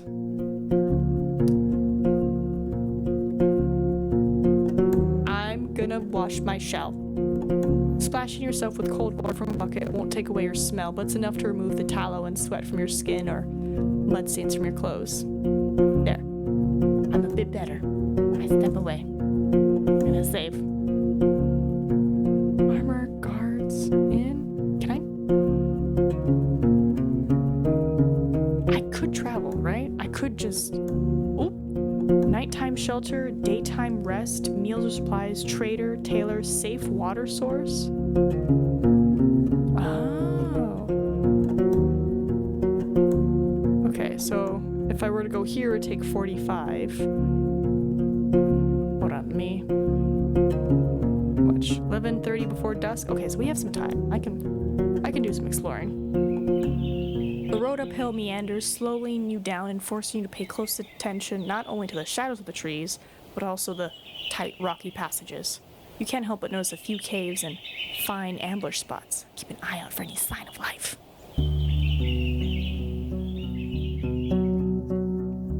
Oop, the ruined village. How are we doing on time? Okay. Standing in front of the gate, you hear no voices, no tools at work, no steps. Dozens of birds live among the collapsed roofs. Their fluttering, singing, and squawking is free of worries. If you want to travel any further, you need to ride around the palisade. Searching the ruins may take a lot of time. The broken gate in the north will lead you to the village. The sound of a gentle river reaches you from the east, where you see a saggy fence surrounding an overgrown pasture. Behind the burnt building in the east, you see an oddly barren field. Approach the building, I take a closer look at the gate. The palisade is in good shape, and the entrance wasn't even touched by the fire. It was torn away, possibly thrown. The amount of used force must have been huge, but you expect that it would push the gate into the village, not away from it. You don't see any marks of a dragon bite. A troll could toss such a planks, but after so many years, you see no paw prints. A mage? You can't really tell. I'm gonna move, I'm gonna save, and I'm gonna move forward. Where do you want to go? I explore the southwest part of the village, I inspect the fields, I inspect the pasture, I return to the southern gate. I'm gonna explore the west. Buildings, some of which have collapsed, are made of wood, now charred and rotten. You spot claw marks on the walls, especially close to the doors and window frames. They could belong to a dragonling, or a large wolf, larger than the gray ones, or a corpse eater. Too many options to guess. Yet no beast remains in sight. You find the remains of clothes, furniture, odds and ends. Only one object seems to be of use, a basket-like fish trap made of vines and willow branches. If a large fish swims into it, it won't be able to get out on its own. It's quite large, but I can fit it on my saddle. Fish trap. You feel a slight aching in your stomach. Where do you want to go? Why do I have an aching in my stomach? Inspect the palisade, explore. I go main square, explore, inspect the fields. I'm gonna say palisade to the west. The tracks of human footwear and many more ape footprints cover the path formed along the palisade's breach. As far as you can tell, the freshest footprints lead to the village. The wooden stakes spread on the ground are rotten, covered in mushrooms, small flowers, insects, and worms. A good source of animal or goblin food, though you expect them to also hunt for the birds and eggs. The meadow in the west turns into a forest quickly. The grasses in the north surround dozens of tree stumps already covered with moss and fungi. I shouldn't enter the forest, especially not in this area. It's unpredictable. I explore the northwest part of the village. The colorful grass covers the entire fence pasture. The large stone placed in the middle suggests it could. Oh my god! Barfest 2 just gifted 5 subs. Hi, Barth. Thank you. Thank you for the gifted subs. We're just reading the Roadwarden. It's a lot of reading. How you doing? Hi. I like it though. I like it. I'm a little Roadwarden, warrior. We have it set to casual. Sorry, it ain't for everyone. That's fine. It's good. Like the last game, good. Amazing. Love it. This game, I love also. And it's like, so what if I have to read out loud? Because I know I speed read faster than most people, so by speaking it, I can guarantee that people hear it and they're like, cool, that is the story, lovely. But thank you again for suggesting this. Alright, let's see, where was I? Wish there was a TTS for this game. Yeah, well, you just get me. You just get me in my silly voice. But it's okay. Let's see, the large stone placed in the middle suggests it could be a playground for ibexes, or maybe it's just an old garden. But I hope your Friday is treating you well, Barth. You see a couple of small sheds, a latrine, and a single building to the south, completely burnt down. All of these places were cleaned out by scavengers. Russell, that's what I named my horse, doesn't want to approach the large ruins of the north. The terrible stench of feces and rotting food scares you off as well. The paths are covered with goblin footprints. It's daytime, so the pack should be asleep. If the beasts were active, they would try to scare you off or to hunt down your mount. This is their territory. This is their territory. And once they wake up, you will face a ferocious enemy. Oh, the joys. I will go somewhere else. Quietly. Northern gate is bad. Go to the main square. In every village, the main square is the fanciest area, meant to charm the travelers. Yet this is way more than you expected. The houses are as big as in Havana, and the paved ground took a lot of work and materials. The walls, now charred and riddled with holes, are made of an expensive coated wattle. The tiles for the roofs also had to be brought here from a different settlement. You peek inside the 3 smaller buildings, the rotting remains of their former splendor. The birds living in dozens of nests respond to your arrival with quite a commotion. You don't even find a single dragon bone, nor a tool or a piece of furniture left unbroken or unrotten. You're surrounded by bad smells, dirt, animal droppings, and garbage. The well also stinks. It has no bucket, but you'd be afraid to use it anyway. Who knows how many birds have relieved themselves inside, or how many old rats have found their death while climbing up the walls. Suddenly, you hear some sounds coming from the largest building. You stop and touch your aching stomach. Why is my stomach aching? I should check it out and prepare my axe. You step cautiously toward the scent of urine and sweat. The flickering candlelight shows you broken furniture, yet no signs of burnt wood. You consider pulling the other door when a masculine voice proves that your presence is not unnoticed. I didn't want it to come to this, but stay where you are. Whatever you put inside, be it a shoe, a hand, or you damn think it'll get a bolt. Friendly? Distance, intimidating, vulnerable. Relax, stranger. Save. You choose this place to visit from all that there are. Even outlaws don't come here. He pauses, then goes on before you respond. It may be you're telling the truth, so let's say this. My little ballista here is all pulled and ready, but you won't do anything stupid, right? No running? No jumping around? Show your hands. The man's voice lacks confidence, and his accent is tricky for you. He could be from the distant south, but as long as you don't speak too quickly, you understand one another. You don't hear any of the movement, breathing, voices. You lean your axe against the doorframe and make sure that your knife is well hidden. I walk inside. The dense smell of urine hits you with full force. While the tools and utensils are hard to distinguish from the rubbish, the route to the upper floor is blocked by the collapsed roof and loose wooden beams. There are scraps of rusting iron and steel on the ground, detached from now destroyed barrels. The scavenger is sitting on a blanket in front of the tent, pointing at the floor with his loaded crossbow. Not a short man, though, a bit skinny. He's tanned, dark-haired, and has seen his share of struggles. There are long claw marks on his left cheek, and another one that would divide his eyebrow in half if it hadn't been consumed by a fire, just like the rest of his forehead. Oh, poor buddy. His clothes are untainted by vanity. He's barefoot in a dirty linen shirt with rolled-up sleeves and simple pants that use a cord for a belt. His long beard and hair are untrimmed and tangled.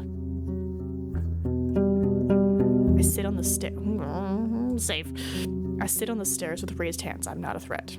You wipe the dust off the steps, but before you sit down, you hear the man's annoyed voice. Now don't get too homey. It's the only place here that's not just ashes and debris, and I'm not sharing it. You better ride ahead. I already piled up whatever hasn't rotten. The candle lights are dancing on his burnt face and arms. He moves his crossbow just enough to make sure he won't shoot you by accident. I saw your horse. Maybe you could help me, What are you looking for in this place? You don't sound like you're from the north. Looking for another road warden, a man known as Asterion. I have never met him, but I surely heard his name many times. He vanished long before I got to the coast. At first people were asking about him. Now they think he's dead. Listen, he scratches his thighs nervously. I'm hungry, so damn hungry. I can't hunt or fish with all the 8 men around. Can you share anything, Roadster? I may be a drifter, but I wouldn't beg if I had lost my bags on the road. I have a few prunes, a sausage. Should be enough for tomorrow. Take these crackers with some water. Sorry, I need to save it. Here. Have some stuff. You gave away 2 food rations. Oh my god, it's more than I wanted. You say so, but you don't know my dearth. He bites into the sausage right away, but after a couple saw bites, he puts your gifts on an unfolded tunic that's lying on the floor. Without you, I would have to run after birds with my ballista, but I need to save the bolts for the 8 men, and because of those stinkers, I can't roast here, and raw meat makes me want to puke. Thank you. After a moment of hesitation, he grabs one of the plums. Now, Roadster, he says with a full mouth. If you have questions, ask. I'll say a lot to make you get out of here. All right. Where do you want to travel to, and what will you give me for my help? Tell me about yourself. How do you keep them? Are you sure? Any idea? Yeah, how do you keep the goblins away? I've got a trick or two to keep me safe. A little something that scares them away, even without magic. But tell you what, his smile turns into a wide grin. Help me get out of here, and I'm gonna share some of it with you. Alright. Let me explain first. I was in Howler's Den, the closest village to the east and north, and people there are nice, you know? Not like in old Pagos, they're all boring and grimmer than a crow. But they crack coin for everything, and damn good coin. I left, wanted to look around the ruins, see if there's anything left, then moved to Pelt, and to hire the hunters to help me here. No luck. A bunch of griffs jumped my pack bird. I just bought it. He spits on the floor, fast and nimble, but not brave enough to listen to me when all that screeching and scratching started. So, it ran away with my bags. A few fell on the ground and I pulled them here. But you see how it is. I won't travel around with a tent on my back. He taps the crossbow with his fingers. And I need maybe a day more. Just a day. And I'll have all the iron scrapped from the barrel so I can move forward.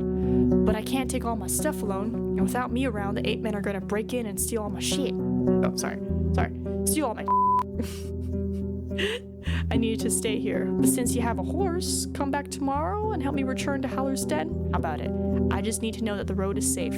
Safe as it can be, I mean. Okay. What exactly do you want me to do?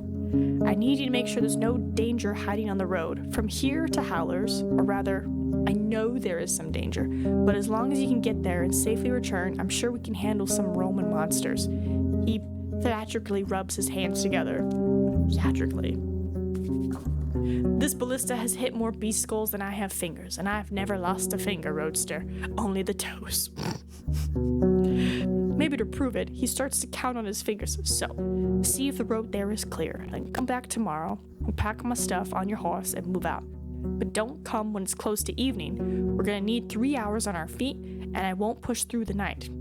Even sleeping next to an 8-man tribe is safer," he chuckles. "And don't make me wait for too long. I can't wait for a couple of days if I find some food, but don't get back. I'll have to risk it no matter what." "Why, how's Dad? If you want to go south, we should travel to Peltz or the north." "I mean, I see your point. I've never been there. Can they afford my iron? Do they have means to pay for it? I need coins to find a handy bunch that will walk south with me, and I need a new staff and bolts. I know the village. It's a nice place. Even has a smithy of sorts." I had a chance to take a look around. You ironed about, yeah. Well, it's a shorter path. I guess fewer spots to get surrounded by corpses. If you're sure it's the best option, fine. I'll trust a roadster's judgment. I don't work for free.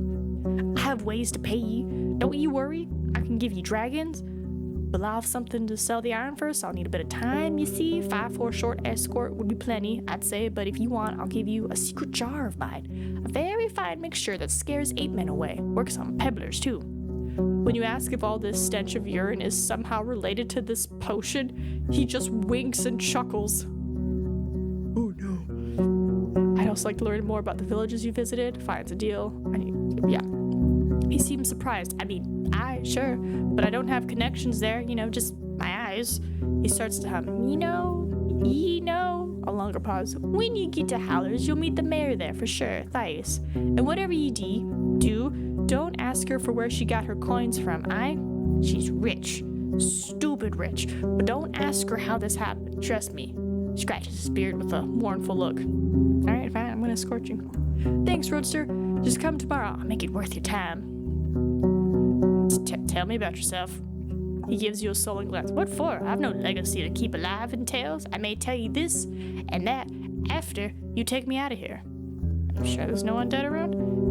I've seen none. People say it's been less than 10 years since the herds came here, but don't know if anyone bothered with raising the pyres. If not, the dead are all roaming in the forest now." He clicks his tongue with frustration. "It may be that there's a walker somewhere under the debris, waiting to break through like a dragon in an egg." He looks straight at you. "And you'd better not dig." "Have you searched the entire village? Are there no hidden treasures left?" "You came to the wrong place. Time, moisture, and the damn borers devoured all the lot. I've been here for a couple of days now, and all that's left is this iron I carried around. I was planning to get back here with some hired muscle and clear the collapsed buildings, but I doubt it's worth the time and risk." "Any idea what happened?" I won't guess, but I saw many ruins. There's no treasure and skeletons here, so this place means as much as dirt. Someone was barking too loud, so the beast broke through and made them quiet again." He clicks his tongue. "And that's that. Talking about nature's fury brings bad luck, don't you know? I've heard about some bands. You seen any hideouts?" "Nah, I think they're in the north. Or east. I stuck to the western road, and no shell bothered me. Sorry, can't help ye. Village makes me sick." "Me too, in the guts and the thinker. Gets easier with time, if you're patient. Must be the air, the smell of death. Death and 8-man piss." He pats his stomach while laughing. "Alright, time for me to go, buddy." The closer you are to the village, and the longer you stay around, the sicker you feel. The taste of gastric juices hits your mouth, your forehead hurts, you start to stumble. Russell, worried by the sight, pokes your head with his nose. "Don't know, I walk far away from the walls. Ugh." Leaning on your mount, you go outside, keeping your mouth shut. After a few minutes, your eyes get clearer. It may be better to leave, or at least to stay away from the village for the rest of the day. Perfect. You stop and touch your aching stomach. "Where do you want to go?" "I think they said west is bad because of the trees. Forest. Southwest, that'd be here. Yeah, give me the pasture to the southwest." You don't find a single sign of the livestock that lived here in the past. Any bones, horns, antlers, or dung have already been devoured by the wilderness. Dusk. Good. The pastures end at the river. On the opposite bank, the meadow turns into a thick forest, impenetrable for a rider. What are the chances that a herd of defenseless animals could get there and survive? The breach in the southern fence wasn't made by some brute force. You find axe cuts in the spot that were ultimately broken away.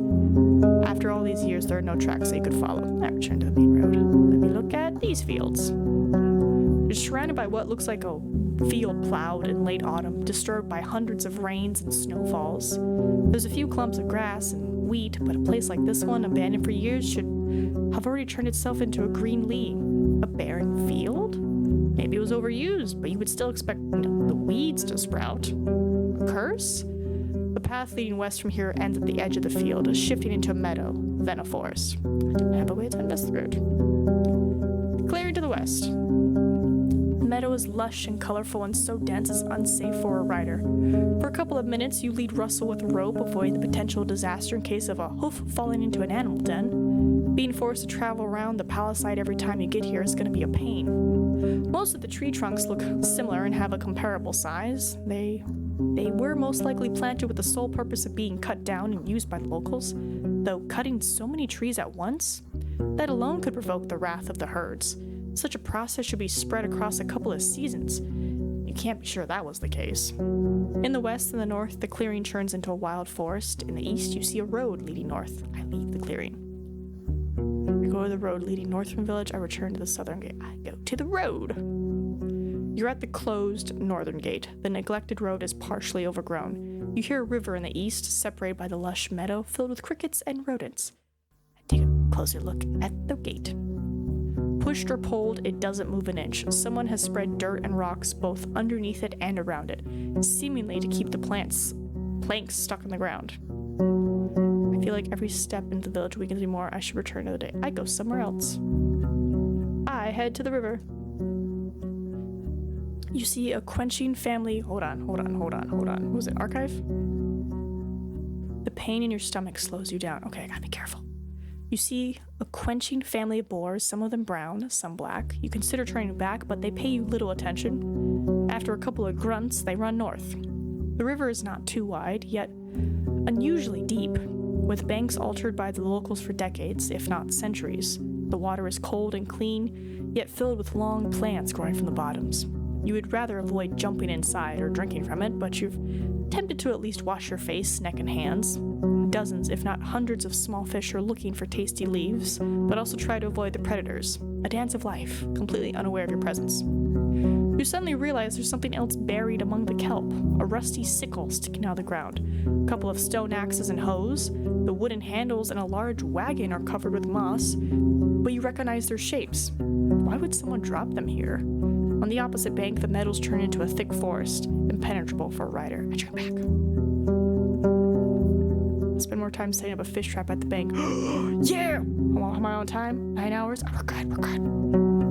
You place the basket on the ground, then grab a bowl and start digging. Looking for a few larger worms, you bait the stick and push it inside the basket, locking it between the sides.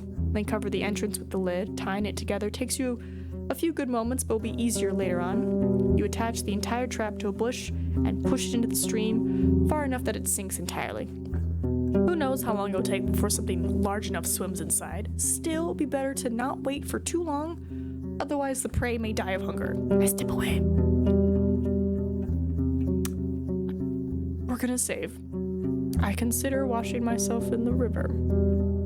The living stream filled with fish and plants won't help you much. The oak ash soap you own can help you get cleaner. Oh, but I need more to get clean. Okay. I return to the southern gate. So, not much has changed, the broken gate. I approach the building near the field. Broken logs are charred, but the wooden walls are rotten. You see no ashes or dust, proving that the fire happened long ago. The smell is awful, and there are no reasons to stay for long. You see no furniture, just some broken shelves. It was just a storage room. The valuable odds and ends were already taken by the scavengers. Move forward. I guess I'm washing. Step away. Oh, this is it. This is all I can do. Okay. 9 hours. Kind of the vibe of like you don't want to get caught at night. So we're gonna travel. Now abandoned, full of debris. Alright, it takes me 45 minutes to get back there. I have 9 hours.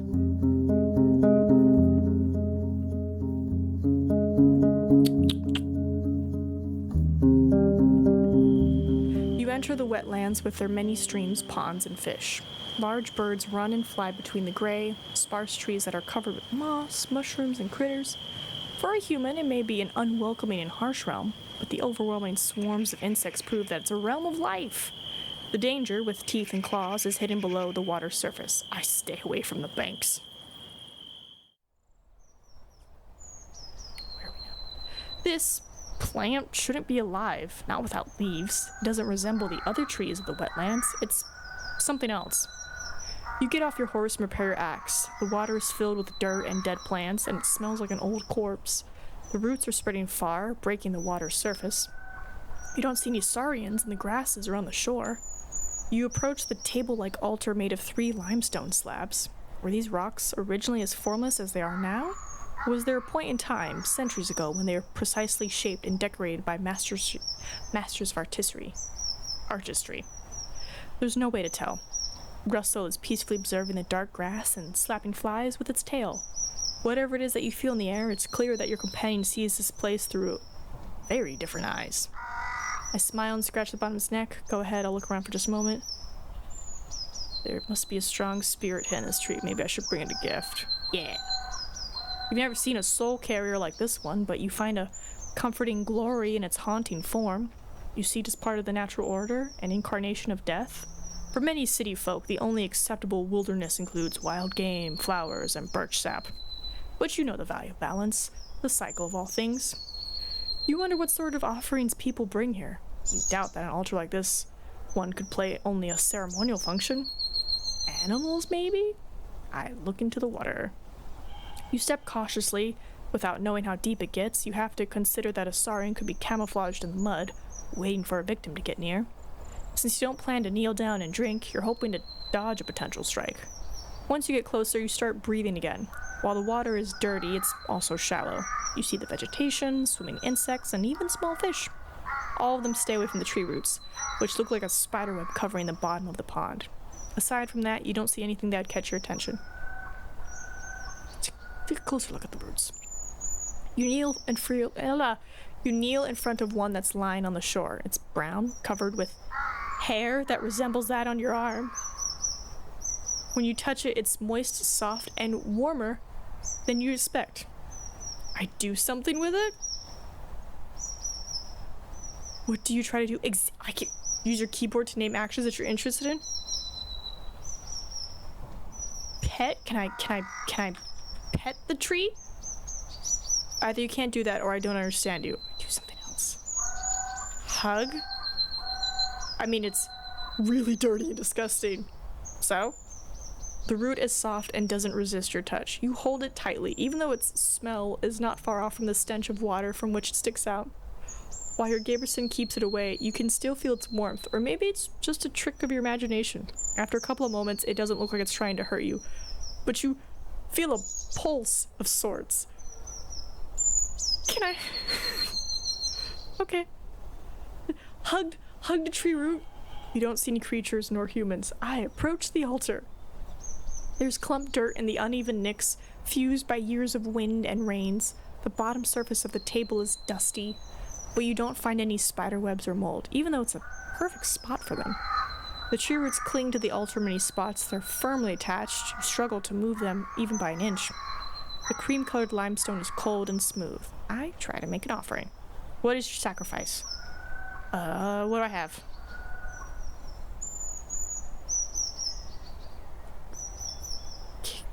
One dragon bone.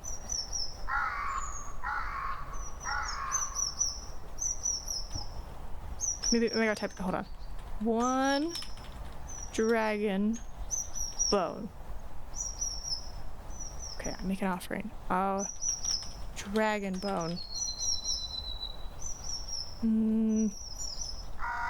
One coin. Coin. You put both your pouch and the coins on the altar, but nothing happens.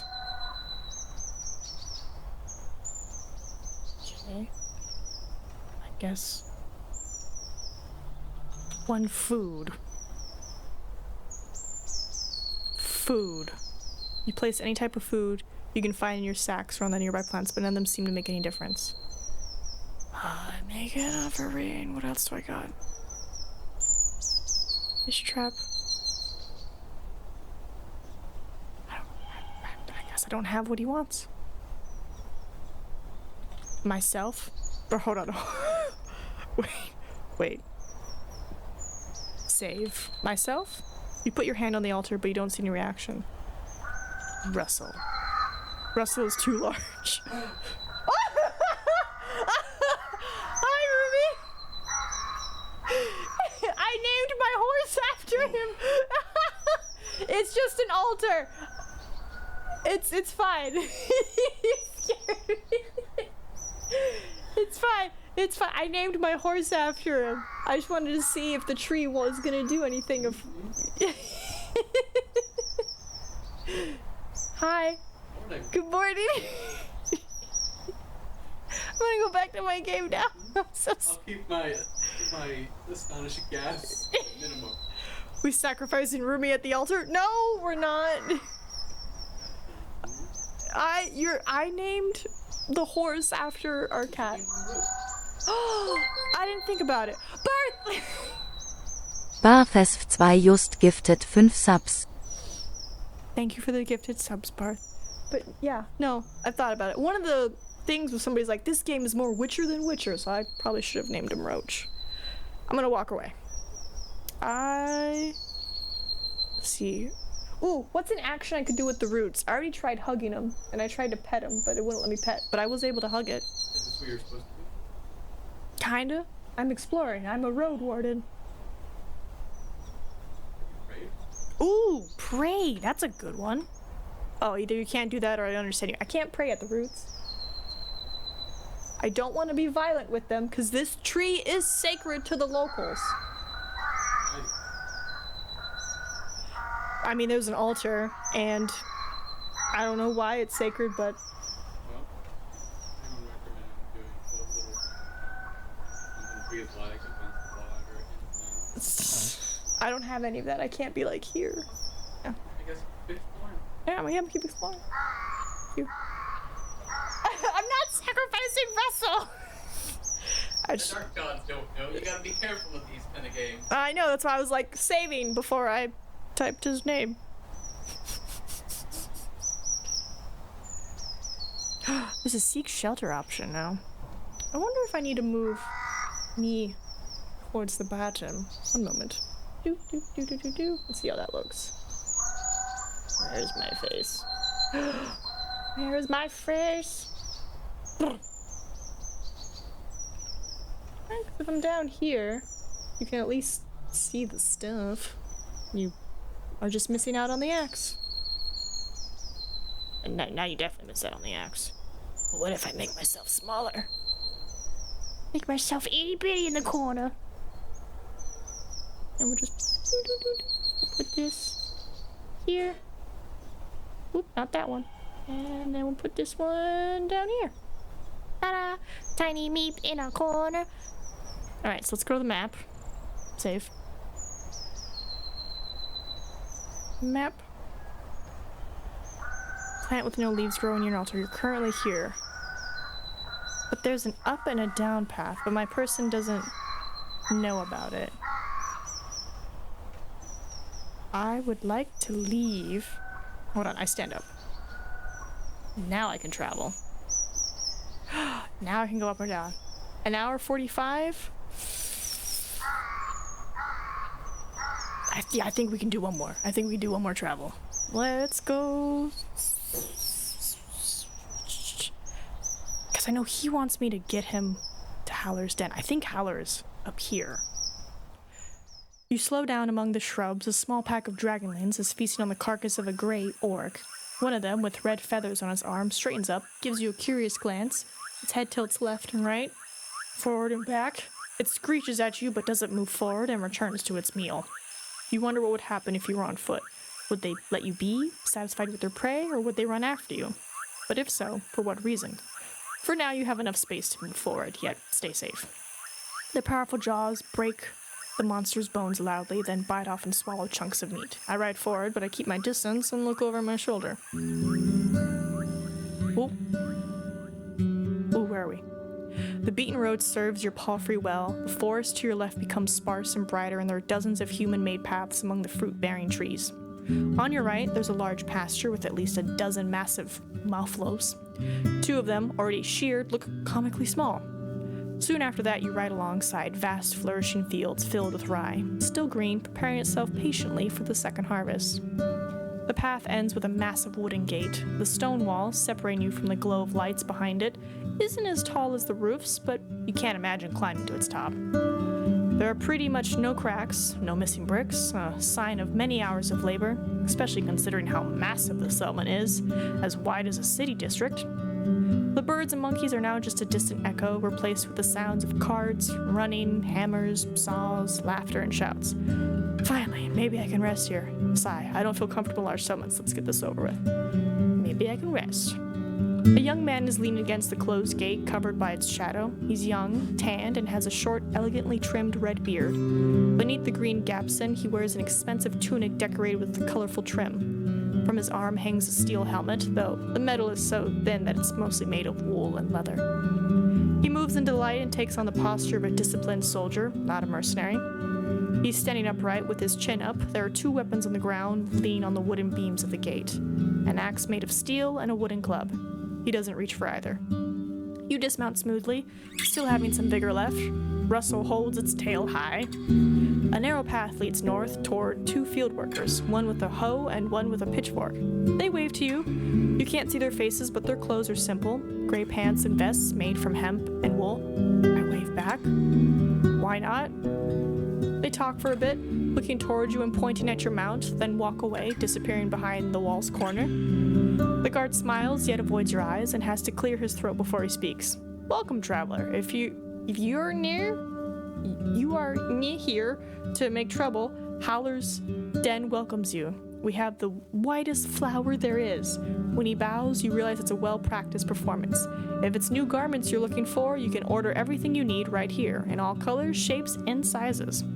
Capes, boots, vests, robes, or if you're yourself a master of the needle, I can assure you we have fabric you're looking for. His act is over and he glances at your mount in a moment of silence. His eyes get wider as he observes it with a childlike fascination. This is Russell. It helps me patrol the roads. You can pet its side if you want, but no sudden movements.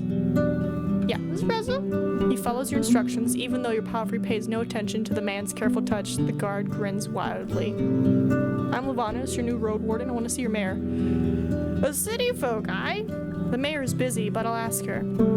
Give us a moment to let you in. He knocks at the gate, which is then pulled inwards by two other guards, a man and a woman, wearing their own gapsons, similarly green, but tailor-made to match their figures. The nearby buildings are simple houses made of wooden beams and covered with thatch. While the storehouse is even more modest, with a roof made of planks, the watchtower has a ladder made of ropes and sticks. No stairs. Just give me a moment. The guard strides away before he finishes the last word. The others close the gate behind you and observe your mount carefully. Your eyes run east to a humming creek running through the center of the village. I wait for the return of the messenger.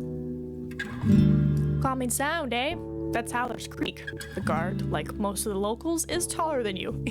Just short little Nina just standing there in the road with a big old horse like, huh? Wide but shallow, there's knee been a flood in years. Pa told me there used to be nae bridges. Neighbors crossed it with their boots in their hands. And 'tis clean like a raindrop, but there are knee many fish. We're the cleanest village in the north, her companion chuckles brightly. When the guard returns, he's still alone. She can he come now? I guess the knee is not. A friend of mine is in labor, aye? The mayor wants to be there when the child arrives, but I was asked to show you the village. He approaches the watchtower. Tie your mount here, we'll keep the kids away. Most of the neighbors are getting ready to celebrate. Once you're done, he grabs the rope ladder. The view from up there is gorgeous. I climb after him, or I nod and think of my knife. If it's a trap, I'll get him first. How about we don't have... I climb after him. Even though the ladder swings in all directions, the guard gets to the top quickly, like a monkey climbing up creepers. You, on the other hand, need to stop and wait for the ladder to calm itself. When you join the man on the wooden platform, you're a bit dizzy. He's leaning on the wooden parapet, observing the area with a smile. I look around. Ooh, pretty. See? There's isn't a place like Howler's Den. Guard points in every direction, giving you no time to contemplate. For the next few minutes, he describes the fields and their crops, the flocks and the pastures, and the shepherds inspecting the fences, the ancient garden of trees and bushes, larger than the village itself, the sunlight dancing on the stream to its own tune. If you were to believe everything he describes, this place has access to everything in abundance: the sweetest honey, the most fragrant bread, the softest wool, and the beer. 'Tis excellent. He sounds like a city merchant who's trying to sell an old house. What an annoying kid. Near Havlana, you could find 5 larger, richer settlements. No wonder he's so proud. Why wouldn't he be? They've tamed this scrap of land and live in comfort.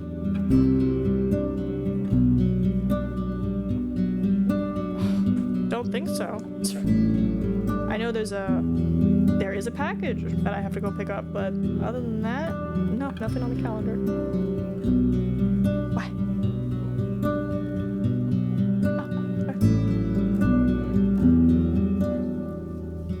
No, we got nothing planned today.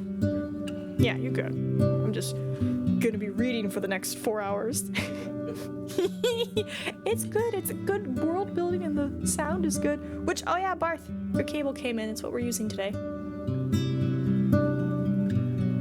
It's very nice. I like it. Good call. And then there's the real Russell.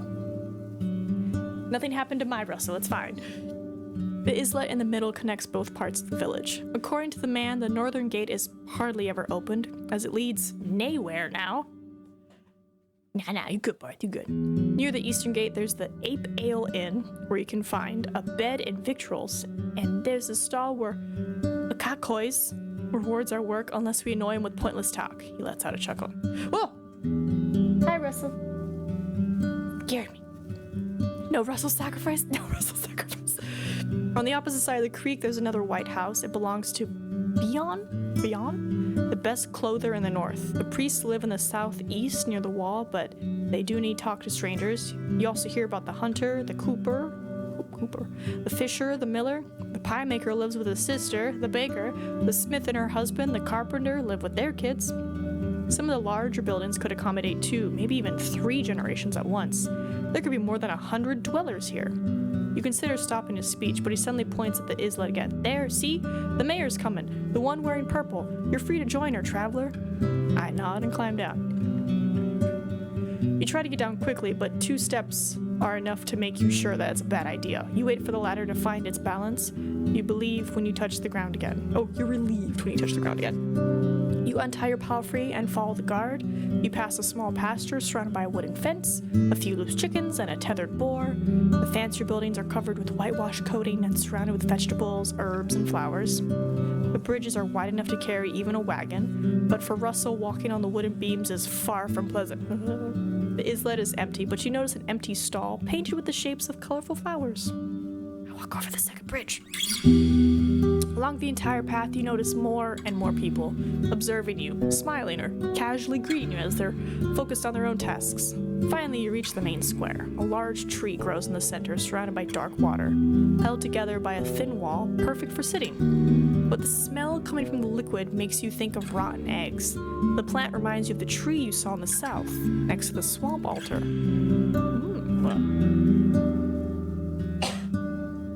In the north, you see the Ape Ale Inn, judging by the tables, stools, and benches outside of it. It's open for guests. The villagers are chatting and dining loudly, and you catch their curious glances. On the other side of the dining area, the merchant is arguing with a tall, broad-shouldered worker. An old man is sitting by himself eating a pie with a walking stick leaning against the table. A young woman is cleaning the empty mugs in the creek, speaking with a man at least twice her age, maybe her father. I need a spot to tether Russell. There's a wide wooden roof right next to the gate that shelters carts, crates, and sacks. You move your mount next to a donkey to a beam placed here just for this purpose. Without a moment of hesitation, Russell starts to chew on the nearby haystack. You have some time to make sure it doesn't struggle with your bundles. You return to the inn. I look for the mayor and approach her. She's sitting on a chair with a 4-year-old boy on her knees. She's holding his hand gently, showing him how to eat gruel from a bowl. It's not a cheap meal, though. You spot nuts, berries, and milk, and the added honey makes it yellowish. The kid is clean and quiet, and once he notices your arrival, he crams his mouth with a spoonful of oats. Now, love, the mayor titters. Do you need get distracted? She rubs the meal off his face. A few more spoons and you'll go help Papa in the kitchen, aye? She gives you a radiant, though apologetic smile, then turns her attention back to her companion. I observe her more closely. Her long, full-sleeved linen dress must have been dyed once in blue and once in red to achieve its dark, fancy purple, which would draw looks even in Havana. From her left shoulder hangs a green woolen cape as thin as a shawl. The brown belt on her waist has a large steel buckle that betrays a running deer with unrealistically large antlers growing in all directions like tree branches. Unlike her tribesfolk, she's pale, with powdered and rogued cheeks, and her lips match her outfit, though they're a bit closer to wine red. The thick gray strands in her long blonde hair look more like a fashion choice than a result of aging. Her eyes are the color of her cape, keen and vigorous. She's shorter than most people around, though would still be the tallest woman in most of the northern settlements. While she's around 40, her slim hands add fragility to her appearance. Even though her posture is upright, her legs confidently crossed, and her delicate voice assertive. She makes plenty of gestures, but her shoulders hardly ever move. I wait for as long as it takes. I need no invitations. I sit down on a bench. I wait. After a few more minutes, the boy lets out a gentle cough, and after a pat on the back, the mayor puts him on the ground. You did a great job, love, but I need to speak with our guest. Darling, she addresses one of the inn-workers, a girl close to 15. Take him to father, will you? Her tone suddenly gets firmer, leaving no hint of a question or suggestion. Yes, ma'am, she responds. Both her hair and her eyes are nothing like those of her brother, and neither of the kids resemble their mother. So, we have a road warden again. Please, sit down. She vaguely shows you the palm of her open hand, letting you pick any place you want. Since I'm her guest, I sit on a bench next to her. I sit on the stool opposite her. I'm here as a trade partner. Ooh, I hope this is the right call. Whoop. I'm gonna sit next to her. The flowing water hits silently the rocks and wooden stakes surrounding the aisle, and splits into two stream beds. In Havana, the river is surrounded by tall walls, protecting the banks from deterioration, and the water is seldom free of dirt. Here, the smell is as fresh as would be in the woods. The mayor observes your outfit carefully, maintaining a polite, though cool smile. Once your eyes meet, she hardly ever looks away. I'm sure you're hungry. My husband will bring us something soon. I appreciate it. Duty mention it. Hunger makes me peevish, and the day is too nice for that. She taps her chest and looks at a flock of birds that fly above you loudly, heading south. As we're waiting, be so good as to help me understand something. Ever, if you're but a mercenary, I can imagine a single reason for you to choose this realm for your wandering. Ye so longer after Asterian's disappearance. There's nigh glory nor treasure to find here. Her pale fingers form a tent on her stomach, then clasp, leaving the four fingers pointing at you. You were sent here by the merchants. They want the peninsula. Yes. I present Havana's interest as an opportunity. You introduce yourself and touch on the more obvious sides of the potential deal with the guild and the city chief, the troops, their pay, and the patrols they would establish, the overview of taxes. Trade routes would bring new life to this place. You try to sound warm. It's a win-win. Throughout your speech, the mayor observes you patiently, without interruptions. I see, she finally responds. As she observes your palfrey, she twists her deer buckle, left and right, left and right. If it was that simple, I'd be eager to applaud, but it never is that simple, is it? Her eyes fill up with melancholy, despite her smile. I appreciate that you're coming with a carrot, not a stick, but when it comes to the guild, there's always a catch. Her accent is now almost identical to the one used in the city. I'm telling you everything I know. I can't ask you to trust me, but I'm not hiding anything. You don't have to trust anyone blindly. The negotiations can satisfy both sides. Speaking from experience, I assume. Well, it's sort of catch.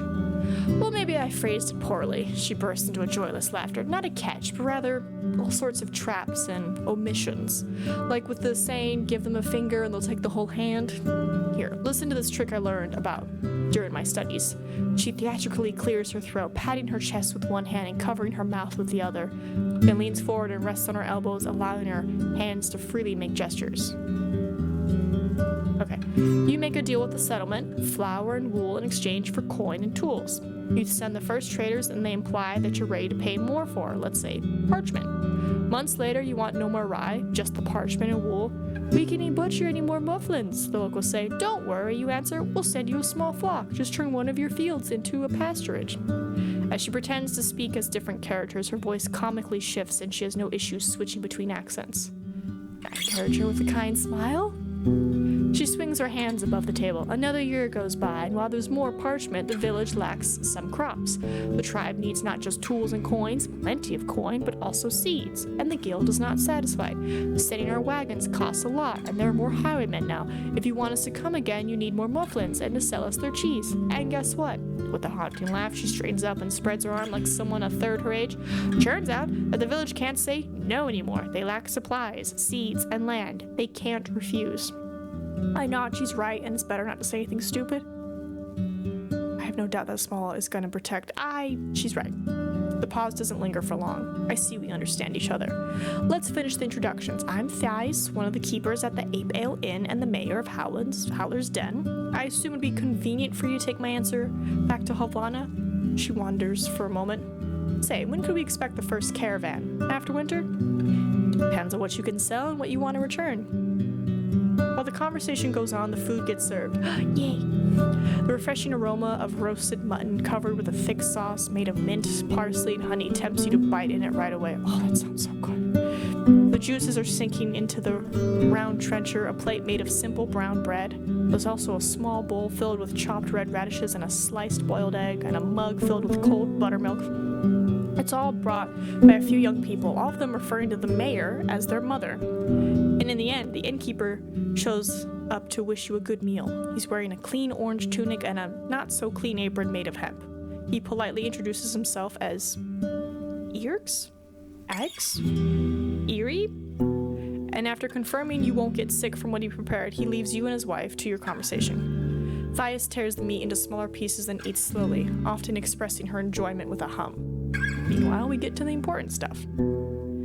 Sounds like the nearby ground is fertile. The village would gladly pay its taxes in grain and vegetables, with the exception that a squad of soldiers would provide additional protection. Our youth is strong, she claims proudly, so we don't need your guards on our walls. But a lone road warden won't keep the roads passable. We need fighters willing to patrol the paths, maybe even the heart of the woods. That's what we'd expect in return.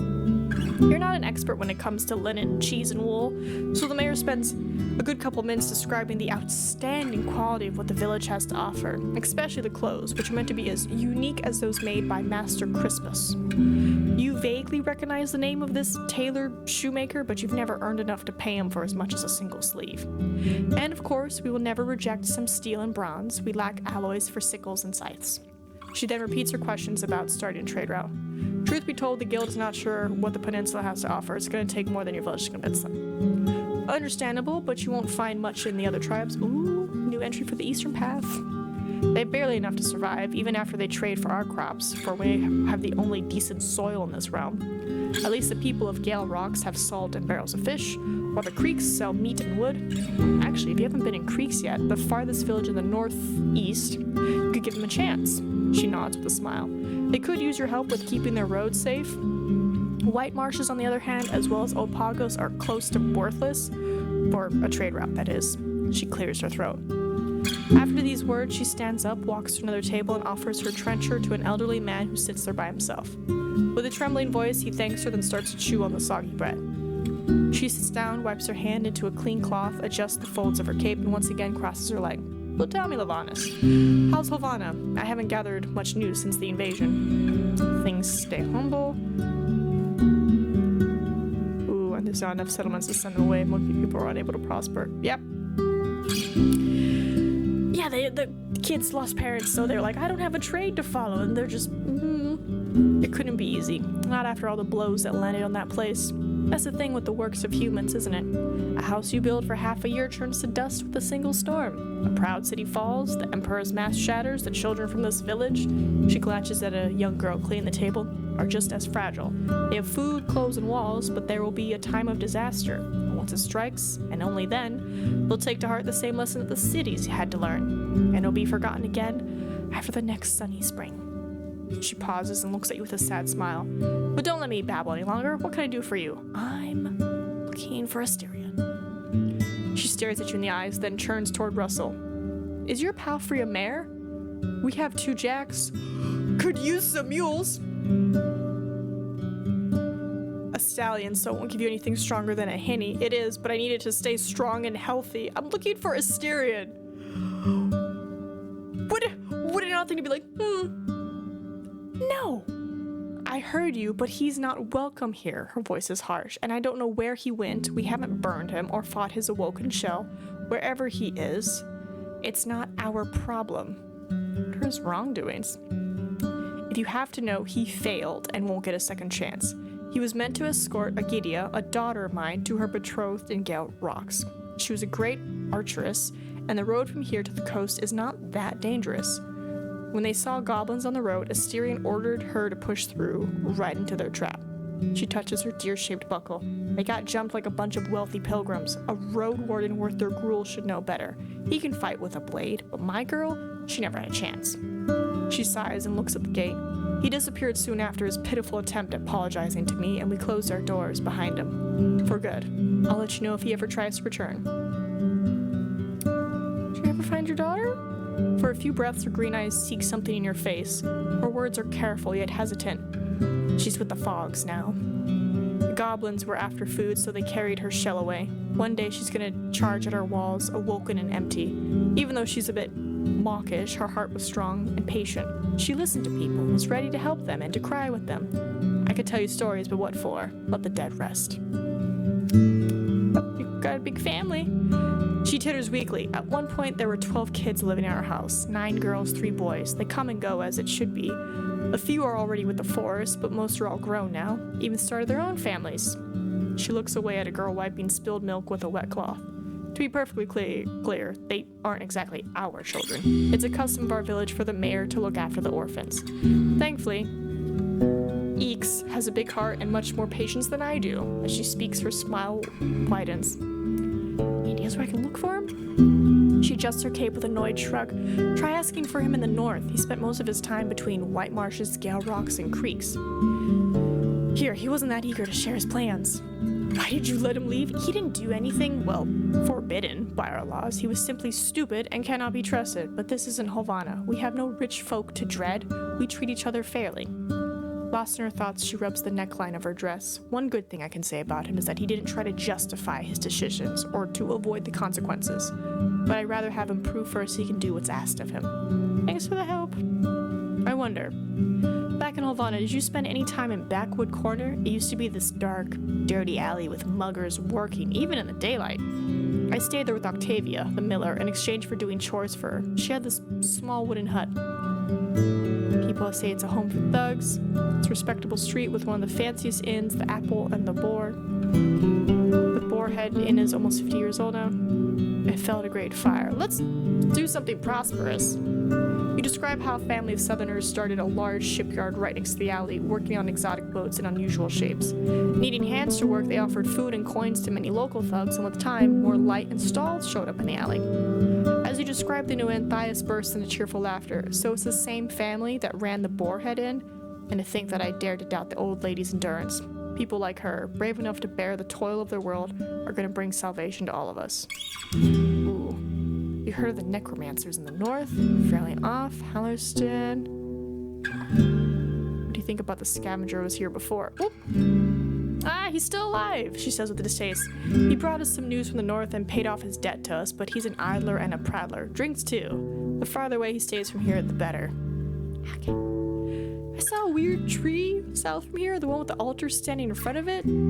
She straightens up and raises her chin. You mean Beholden? The guardian spirit of our wetlands? Every fall we bring it our gifts, and return it provides us with blessed fruit, the flesh of the forest.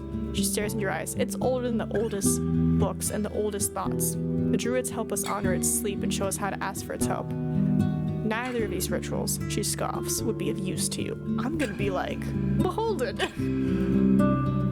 I was in the ruined village south from here. Hortense gazes shift into an awkward click of her tongue as she leans away from you. I don't even want to think about their tragic fate.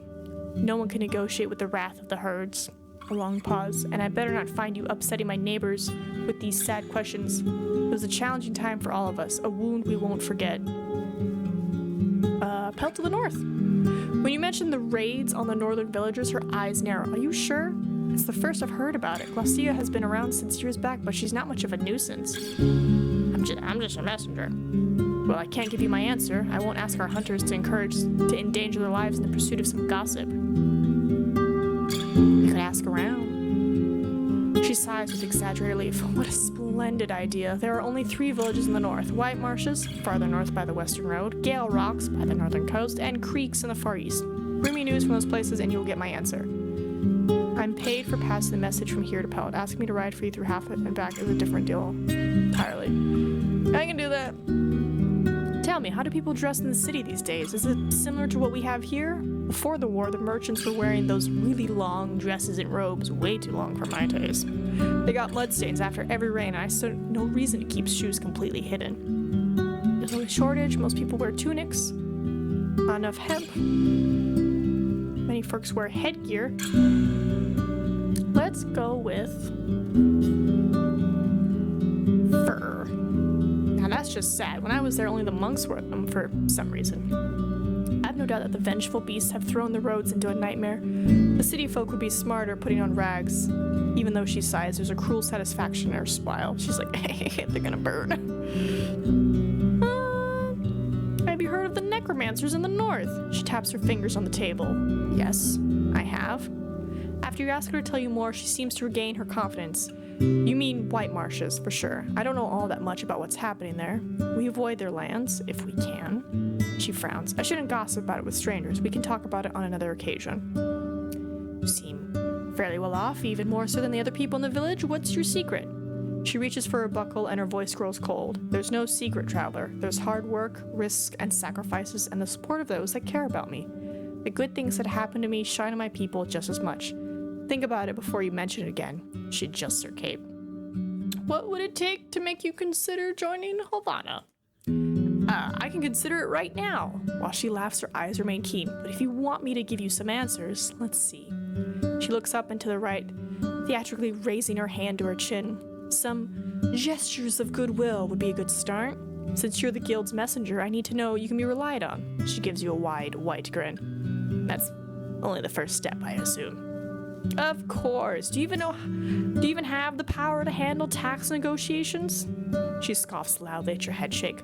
Do enough for my village and I'll hand you a beautiful signed letter, a list of all the things my neighbors are looking for, as well as what they can give in return. Your superiors are going to see more than enough to prepare their offer.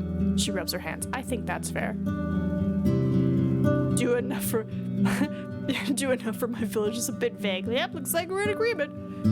Perfect. One more thing, though. She puts her elbows on the table, leaning closer to you. If you go behind my back, I'm not going to wait for a dagger. I'll end you first. She rests her chin against her open palms, giving you a disarmingly warm smile. I'm sure people already know that we have a new Roadwarden. Maybe ask around to see if anyone needs your help. The more my neighbors trust you and need you, the more willing they'll be to offer you better pay. Alright, well, let's start here. What can I do for you? So kind of you to ask. But before I ask you to run, let's see how you can walk, shall we? Her eyes wander left and right, and she gestures for a nearby guard to move away. He nods, then gestures at a few other souls to follow. While a few of the locals cast curious looks at you, they turn away as quickly as you notice them. The mayor's shiny green eyes are still locked in you, and her voice is close to a whisper. Since Asterian's disappearance, there's little trade on the roads and not much news reaches us. Be so kind. Her flirtatious tone distracts you with how obviously fake it is. Hi, Russell. And help me learn some interesting tales about our neighbors. I smile back at her. You mean ones that weren't meant to reach you? See? I knew that deep down you're a true sage. She titters and straightens up, adjusting her cape without haste. Do you have something to share? Let's see. The soldiers. It's now nothing more than 2 people they planned before fall. Boop. Since they cleared that camp of brigards, they went so quiet I almost forgot about them. She rubs her chin with her thumb. I'm surprised they've managed to stay alive till this day. Saying such an inexperienced group here shows that the officials misjudged this land. Might find a good spot? You don't say. Knowing that, I'll prepare a few tempting suggestions for the officials. After she seals her lips, she still lets out a quiet chuckle. That's all I have to say. We talk and talk, but I still don't know where you're from, Levanus. What's your story? Have you lived in Havana your entire life? In a way, I know the city folk, but every spring I trained in horsemanship. Only for a bit, I was raised in a small village, moved to the city. My path. No, it's not gonna be all cryptic. To see the city for the first time after being surrounded by a couple of small houses and fields. It's a strange feeling, isn't it? She puts her hand on the table. Even after my second winter there, I felt like a stranger. Bye, baby. But those who know how to live in the countryside, close to the wilderness, we'll always find a new home for ourselves, don't you think? She gives you an encouraging smile. Do you need my assistance? First, I need to be sure you can handle yourself. Bring me some juicy rumors, why don't you? Maybe talk with my neighbors. We could use a few coins or someone with a steady hand. Tell me about Hallersden. It is what it seems like, the greatest village in the far north. She raises her hand and makes an inviting gesture. Though I hope to still improve this and that. She winks at you, but is suddenly interrupted by the pained cry of a little boy who hurt his knee during a fall. As an amused elder tries to calm him down, the mayor shrugs it off and titters, then meets your eyes again. Life's good here. We have what we need and a lot of what we want, building on top of more than 12 generations of hard work and bravery. She spends a good few minutes telling you about mouthflers, wheat, rye, hemp, cheese, and wool, proud of every glimpse of prosperity. Whenever she mentions an artisan, shepherd, or farmer, she doesn't miss a chance to mention how significantly she improved their conditions. She also omits some topics. You hear of no tales, songs, ancestors' rituals, or days of prayer. It's like listening to a tax collector. Only at the very end of her speech does she mention the wisdom of the elders, now kept in the teachings of the druids who help her guide those who trust her. They heal our wounds in our gardens, she explains, but then changes the topic to all the fruit trees, hairs, and nuts in the woods. Once she's done with it, I nod politely. I keep thinking, surely, city folk don't eat just wild game, saltfish and groats. What animals do people breed in the nearby villages? Wildflowers, the monks need their parchment, pondfish, but some can afford to buy boars, raise crickets and rats. I can avoid it. They do well in the hills. Let's go with the fish. The meat of the tribes, yet as delicious as any. Our druids say that birds and fish are better for you than pork and mutton. Would you believe? Even if they're right, our creek has very little life in it. We rarely catch more than 2 fish a day. Alright, thanks for your time. You're in the front of the Apple Ale Inn. I go to Eric's. Even though the counter stands outdoors, it's not rotten or dirty, and you guess that, like the other furniture, it's brought inside every night. Marcus approaches you with a smile and leaves on its surface with his fists. He's portly and even taller than his neighbors. He's got freckles, short gray hair, and an elegant beard. He's meowing. His long woolen orange tunic has a decorative cut right under the neck and loose braids at the edges. How can I help you, traveler? His accent is heavy and nothing like his wife. He stomps with a heavy boot and looks around as if he's just waiting to get back to his other tasks. His fingers are still dirty from weeding the garden. Rumors? No, really, I have my own things to worry about. Neighbors keep their own company. Better for everyone to seek help from my wife or the forest speakers, and me in a mug of ale. Who may need my help? You say it as if we expect Travis to get here any day now. I'll ask around, come tomorrow. Any interested guests? I do need know. He scratches his beard. There was one vagabond, but he was nie here for long, and he didn't know much. A timid fellow. Talks loudly but is afraid of everything, especially the guards. His face is touched by flames, has a big ballista. He says his word with a strange accent, smirking, and a large bird as his beast of burden. I do know what to say. He went south and is most likely gone. You have any food rations I could buy? I keep them in the hall. Smoked mutton, a sack of dried fruits, nuts, biscuits, wheat, fresh here, and pay with work. Coins are nie worth much, and he thinks his lips move as well. Let's say 1 ring for enough food to fill you for 2 days. In Havana, that kind of price would buy you 3, even 4 times as much food.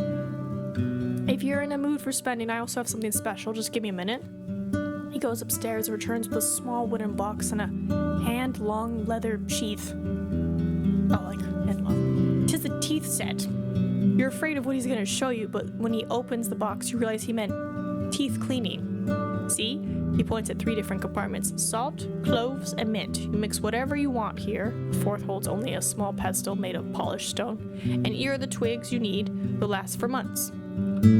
Seeing you're not convinced, he takes a deep breath. Well, we do let outsiders bathe in our creek, but give me 2 dragons and I'll ask my kids to get you in shape. You get a tub with soap and rose oil, and they'll wash your clothes in water. I'll cook you something nice as much as you can eat. Show me those rations first. Alright, let's see.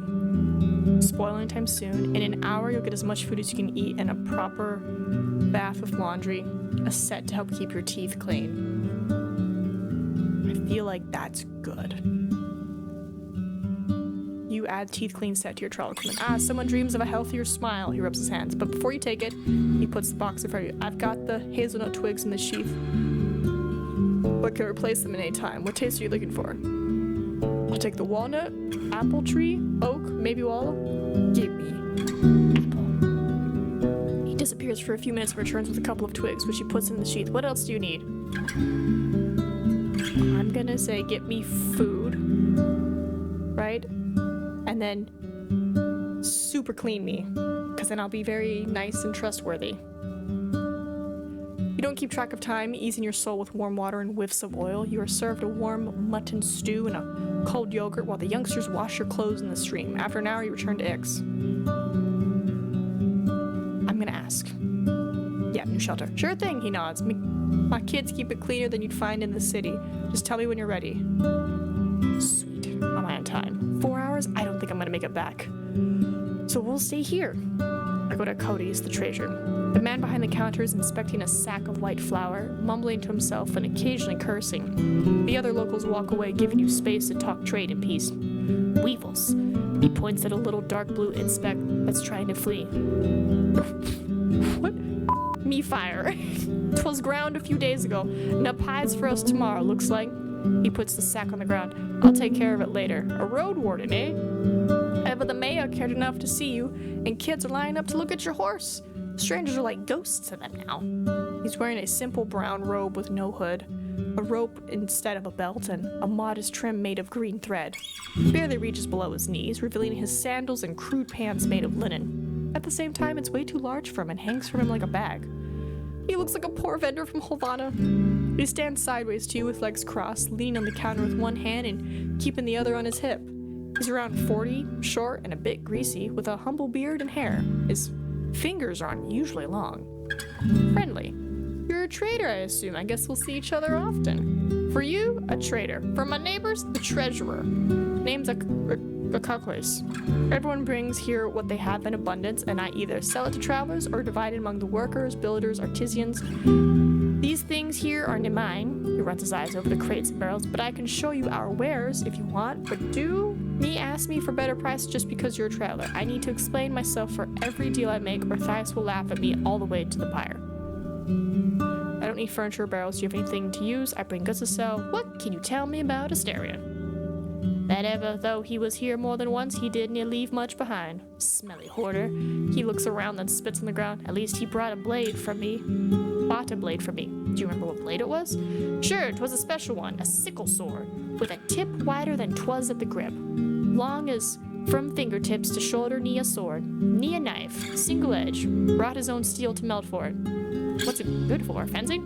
More for cutting bushes, creepers, roots. It would nie fell a tree, but 'tis a fine tool. He nods to a passerby, but his smile disappears as quickly as it's shown up. Pathfinders use it. My pa used to have one as well. He chopped nuts with it. Nuts and mouflons. So he took it to the wilderness. He shrugs. Pretty much anywhere. There are hills from here to the coast and bogs to the north and the heart of the woods. Can he help you with it? Do you need any help? I can use a job. You know what? There's something urgent. I need a medicament for my daughter. Not that she's hurt or anything. He raises his open palms as to show that he's not holding a knife.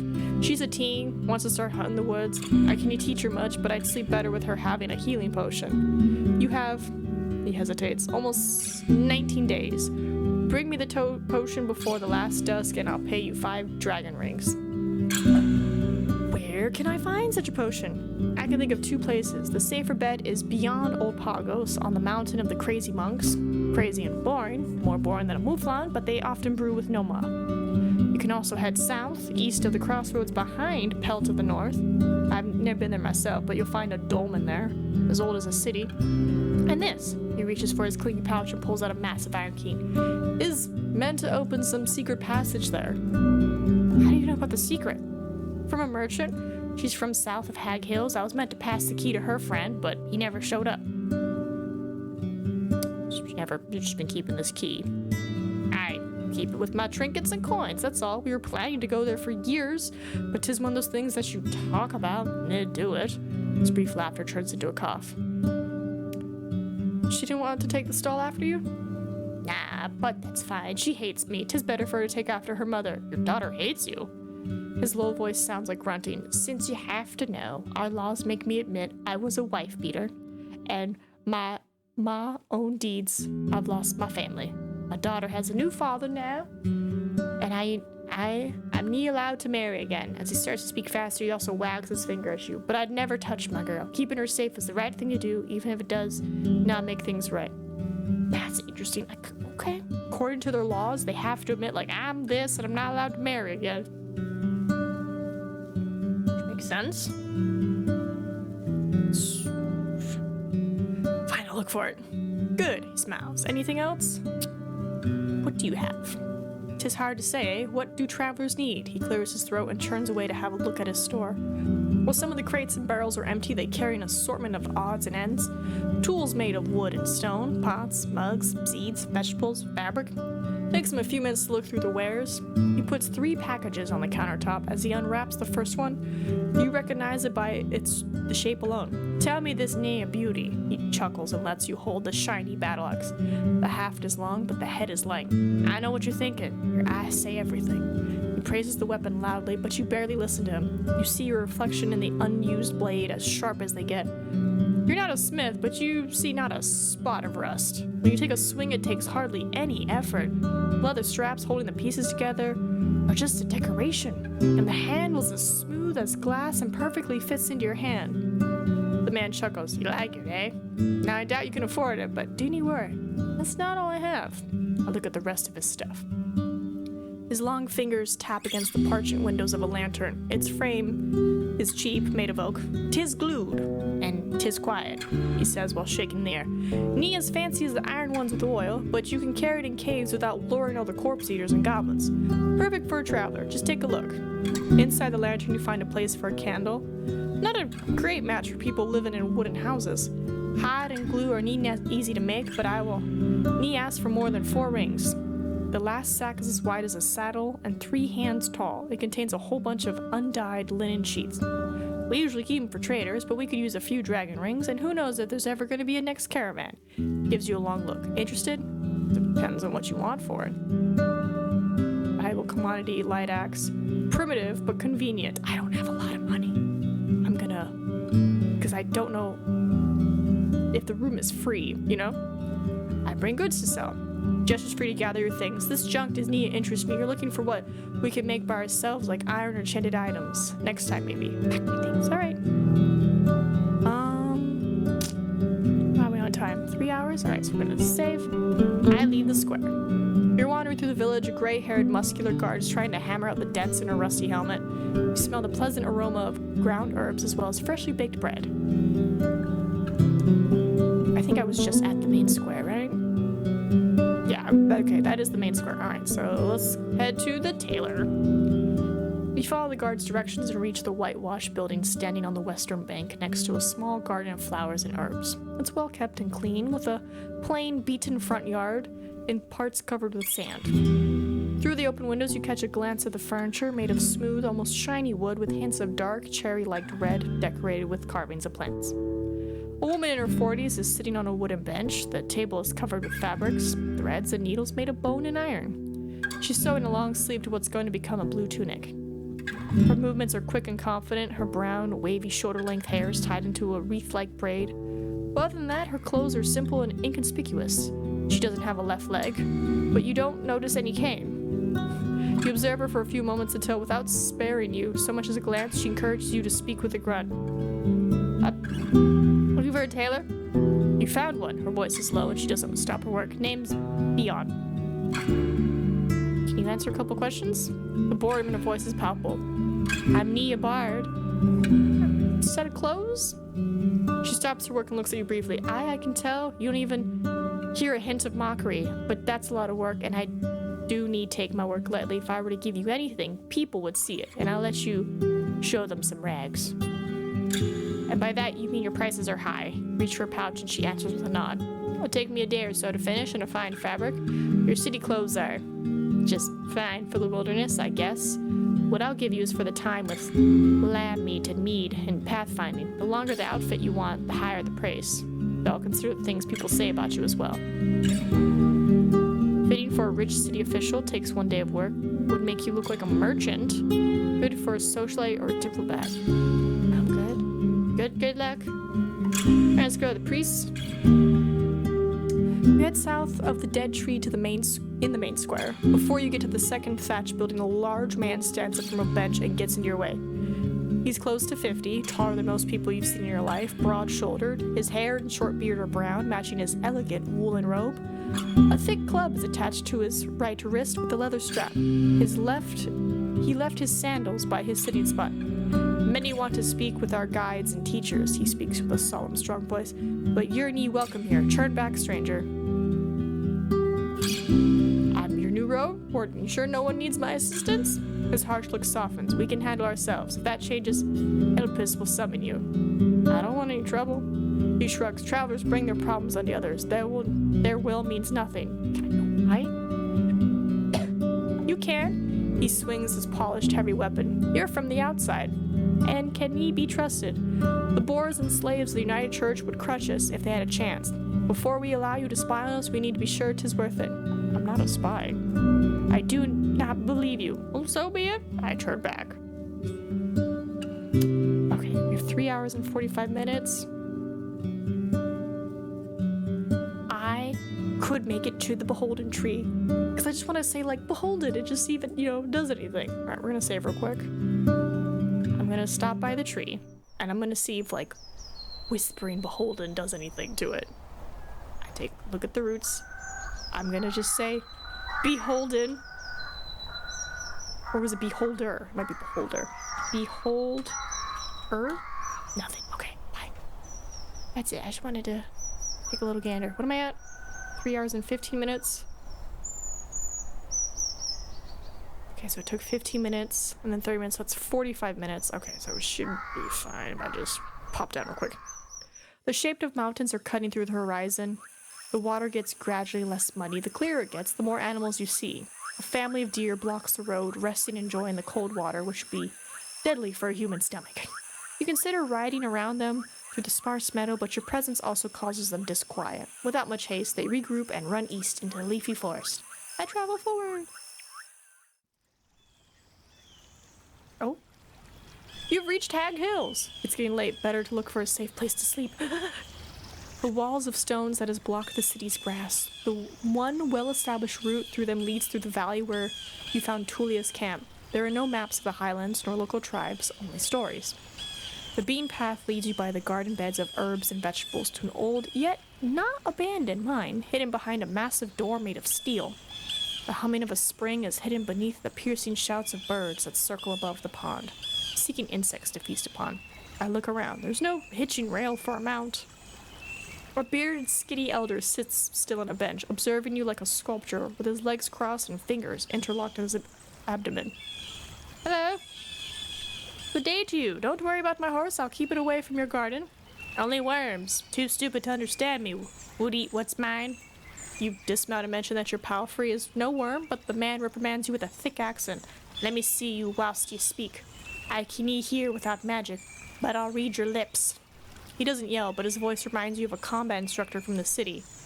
His face is wrinkled, but he sits straight with a beard and hair, still carrying glimpses of fair blonde. He's tanned like a worker, and his eyes are blue and piercing as if they belong to an infant. You're nie from here, and I will nie welcome a stranger in this refuge. Say what you're looking for, be gone. The stories of my ancestors may reveal to me who this man is.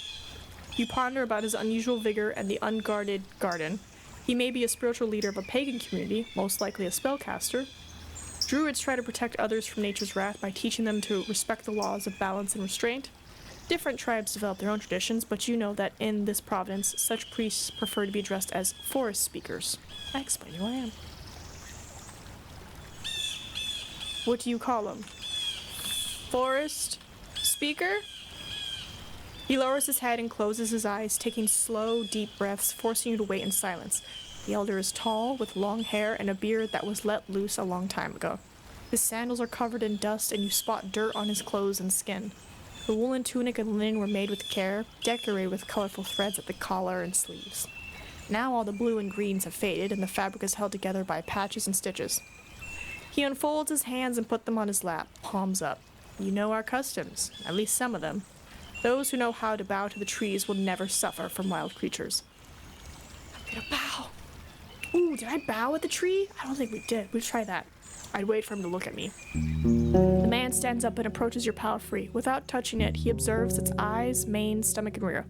Russell ignores this examination. My nose was right then. Asterion is dead, as are his plans. Such is the fate of all dreamers.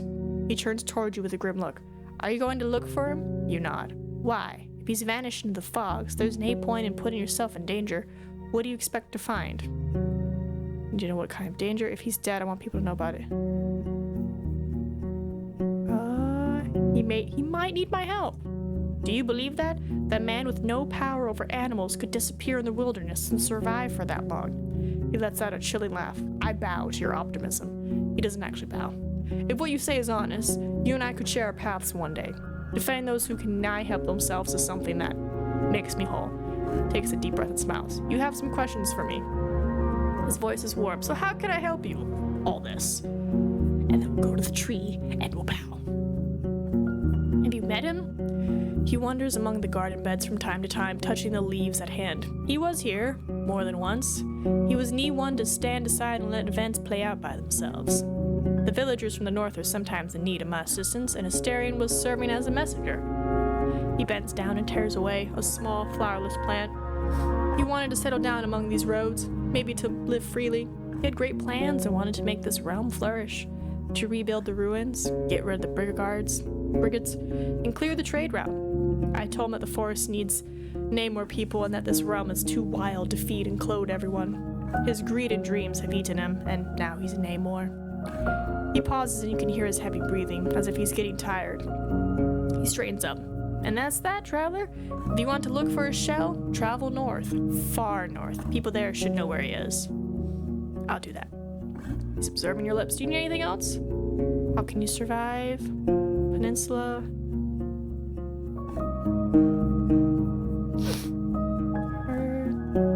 Ooh, can you tell me anything about the altar? 'Tis the tree that you should pay attention to, the true gift from the forest. It answers to our offerings and rewards us with its magnificent fruits. They heal both shell and soul, make anyone who eats them stronger than they ever were. We gather around this altar whenever the winter ends, and whilst it requires a painful sacrifice from all of us, it could prepare one soul for the future like nothing else. What? Do we sacrifice people on the altar? What can you tell me about this place? Your eyes see what's the to know. People found copper in a cave. It's been abandoned for a long time now, so we turned it into a shelter to stay close to the sacred tree and its altar. We're servants, my wife and I, and this place is nothing more than a servant's house. How can you survive?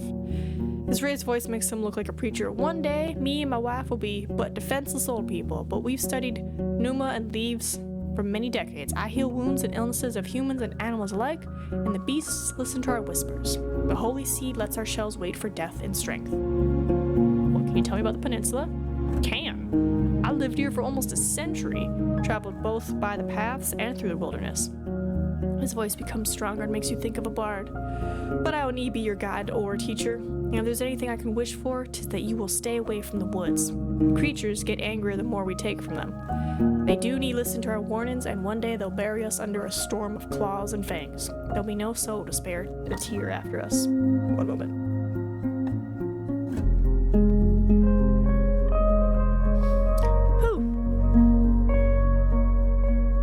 His eyes are as harsh as a hawk's, making him look like a priest who hears a child asking for honey on a day of ceremonial fasting. Do need poke the hornet's nest.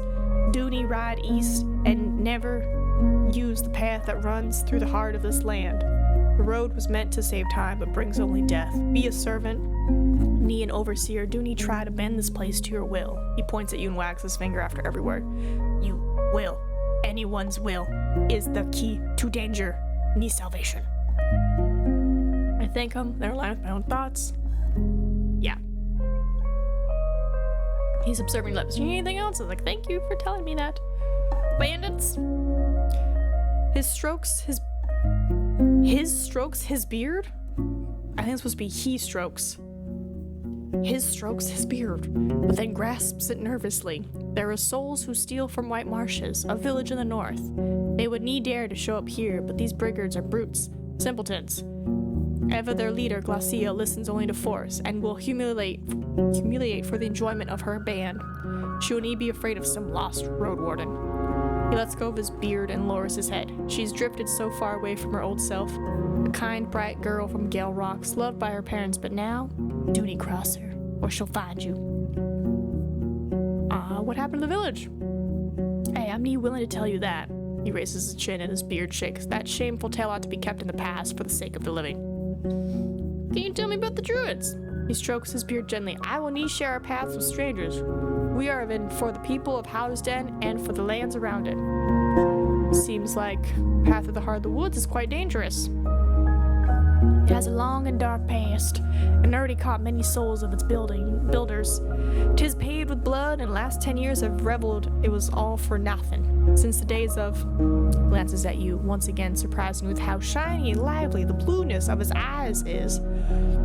Of grand discord, the tribes of this land are locking themselves in their fields and houses, too afraid to leave them behind, too untrusting to meet other souls unguarded. 'Tis need the first road to be claimed back by the wilderness, and will need be the last. You ask if he has any tips for you on how to survive such a trip, and he tells you it'd be wiser to just avoid it. He then reaches in his pocket, grabs a leaf, and puts it in his mouth, chewing gently. Death may take many paths to us, stranger, but cats are the one enemy that's both as dangerous in its stealth as in combat.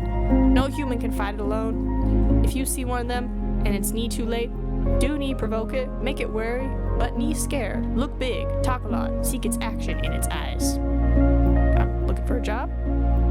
I believe your goodwill, and I'm in need of your help. He gestures for you to follow him to the pond. 'Tis a dangerous task, but one that I can completely by myself, and my spells are enough to ask animals to fetch for me. He speaks very slowly. At the northern coast, you'll find Gale Rocks, a village of fishers. One of them is in my debt, and I want you to collect what's mine. You want to ask him about this debt, but he doesn't look at you. He points at a shiny large fish with orange and golden scales that's swimming just nearby. This gorgeous creature is an empress carp, one of the few animals that thrive both in the seas and the lakes. You don't know where the man found the large worm that he now drops in the water, feeding his pet. Go to that place and find Photius. He's a young father, an ocean folk with scars on his neck which he will hide. Ask for a male empress carp, but beware, I need it alive, so it can mate with the one I have. He stands up and approaches you. I do need sleep on dragon bones, but the pneuma's in my blood. I'll use some of it to heal your wounds, though more than once. That's fair, I agree. Traveling? I can't promise I'll do it right away. Do need worry, as long as it arrives here before fall and alive, 'tis gonna be a huge help for us. Can I enter the cavern? Why would I allow a stranger to do such a thing? 3 hours? I think I can make it. I'm gonna save. Yeah, we can make it. I'm just gonna stop by the tree real quick. And I'm gonna see what happens when I bow. So I don't think I did that. Bow. Okay. Where we tried bow, hug, pet. Can I kiss it? Just say it real quick. Can I kiss it? Like I said, the root is soft and doesn't resist your touch. Its smell is not far off from the stench of water from which it sticks out. You feel its warmth, or maybe it's just a trick of your imagination. After a couple of moments, your lips start to itch. I love they're like, you sure? They're like, what weirdo? Alright, bye tree. I'm not gonna seek shelter here. I am gonna go to this lovely place. We're gonna take a nap at Howler's Den. Alright, you ride through the open gate, swiftly dismount. There's too many people around to let Russell run among them. I head to the stables. You spend a few minutes with Russell, but before you reach the square, someone clears their throat. You turn toward a man in his 50s with large hands, an elegant beard, and no hair. The stable master. He both introduces himself and answers an unspoken question. You frown, then realize that you indeed saw him before, and your palfrey was nicely taken care of during your first visit to the village. Or rather, I'm one when 'tis necessary, but I'd rather grind flour. He says with annoyance, "You do nie think your beast waters itself, brings itself fodder from a storehouse, and cleans its own... Nay, takes time and half. If 'tis," he points at your companion, "is nie going to work for it, you better have a pouch at hand." You look behind you. The stables are not much more than an open shed, with piles of planks, 2 donkeys, and a bunch of napping chickens. Would a dragon bone be enough? He nods. "For one day. Aye, that's fair." He looks around, rubbing his hands together. How much do I have? Oh, please let it be enough. Here you go. He nods with gratitude and throws the bone into a leaky bucket hanging from a nail, then grabs a wooden pitchfork. I let him work in peace. We wander through the village. A young woman is chasing after a loose chicken, embarrassed by the giggling of bystanders. A short-tempered hunter tries to explain to his parents that there are no bears where he's going. It's like, God, there's no bears, guys. Alright, so let's talk to him. Sleep. Sleeping on a more full pillow. Food, we're good. Clothes, I mean, it's fine. Health, I'd get back. I'd lose 2 food. But I'd get clean and I'd get health. Fine. Fine.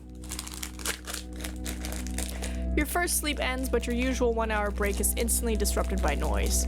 You stand up, walk to the window, and see the reason for the commotion. A group of workers just outside the inn, drinking and laughing. Irks, the innkeeper, is also among them. You could join them, but if you do so, you won't get a good sleep tonight, and after such a long day, you may end up exhausted. I like sleep, though. Sleep is so nice.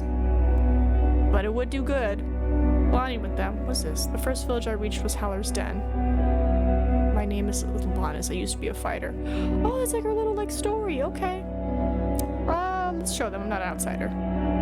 Oh, no. You lose track of time, surrounded by the smells of old ale and cold roast lamb. The excuse for having the celebration is the recent birth, the very same that was occurring when you arrived at the village. The young mother is exhausted and is the first one to leave, but more than 10 people stay, poking at her partner with kind-hearted jokes. "Use the next week the best you can. Nay sleep for you after that," says one of them. You may be a stranger, but your presence is welcomed with joy. The small talk is just as engaging as you expect from people who've already slept for 3 to 4 hours today. But there's something pleasant about them sharing their parenthood stories and plans for the future. The humming of Howler's Creek and the lights in the dark make you feel as if you belong here, and that's a delightful illusion, especially in a group of strangers. At one point you're asked about your own journeys, though you prefer to keep most of them to yourself. One of the hunters encourages you strongly to travel to creeks. They're a fun bunch. You see, they love to meet new people, but be ready to wake up with a spinning head. I'm one of the first people to get back to bed. Just whoosh. Hashoo. Alright, we have to go back to the village to get that guy and escort him here. You spend the night in peace in a clean bed with a tightly shut window and a warm blanket. In the morning you find a stool placed by your bed covered with baked artichokes with a weird but tasty roasted lizard and a few slices of cheese. Once you get dressed and go downstairs, a young boy who's covered in mud and speaks unusually loud enthusiastically mentions that Russell has already been brushed and watered. You nod, but he runs outside without noticing it. The innkeeper is sitting near the door from time to time, carrying out another bowl with either stew or gruel. Thias is nowhere to be seen. I approach the innkeeper. "Did someone contact you about work?" "Very much so. As for Timo, she's usually at the creek just outside the southern wall doing laundry. She wants to find herself a husband. There's nie much in it for you unless you'll be here for the marriage rites, but it'll make her happier." Okay, thanks. I ask the guard. The guard informs you that you need to look for her, so you sit down on the bench and wait for what feels like an eternity. When Thias joins you, she apologizes for the wait, though her voice and eyes are harsh. Okay, I don't have anything. Trader. I don't think I have anything for him. Let's see, what are we at? 14:30? Oh my god. "Here to see me, just a minute. I usually start a bit later." The man walks by you and goes behind the counter where he starts to unpack and inspect his wares. "Speak whilst I'm young. How about some useful herbs or ointments? You do have druids around."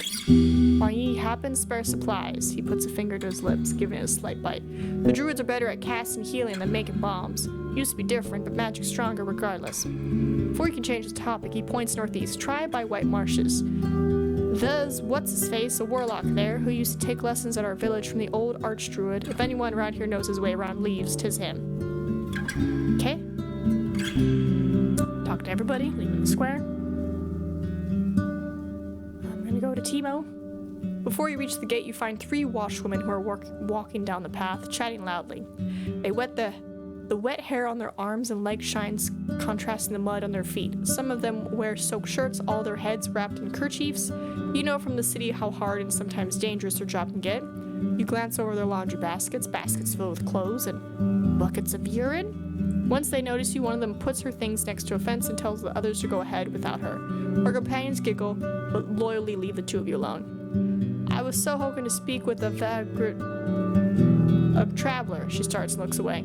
Whenever she speaks, she's both very direct and distracted, struggling to explain her plans. After a brief conversation, you try to sum it all up. So you seek a man who would agree to take part in the marriage rites of your druids. She nods energetically, but then freezes. She's tanned from work, but her face is young and smooth, and since her hair is hidden, her bright hazel eyes keep drawing your attention. Need just any man, she interrupts you angrily, someone who stays in the sun and works hard for us and our kids. You ask if she has any children already, and after another minute of her awkward explanations, you take a guess that she doesn't. You ask if it would make a difference for her to move to a different village. We live good lives here, safe and plentiful. I'd rather stay, but I could leave with a safe convoy. Okay. Okay. Alright, let's... I offer my services to the guard. Hold on, I gotta go get... What's his name? He is at the ruins.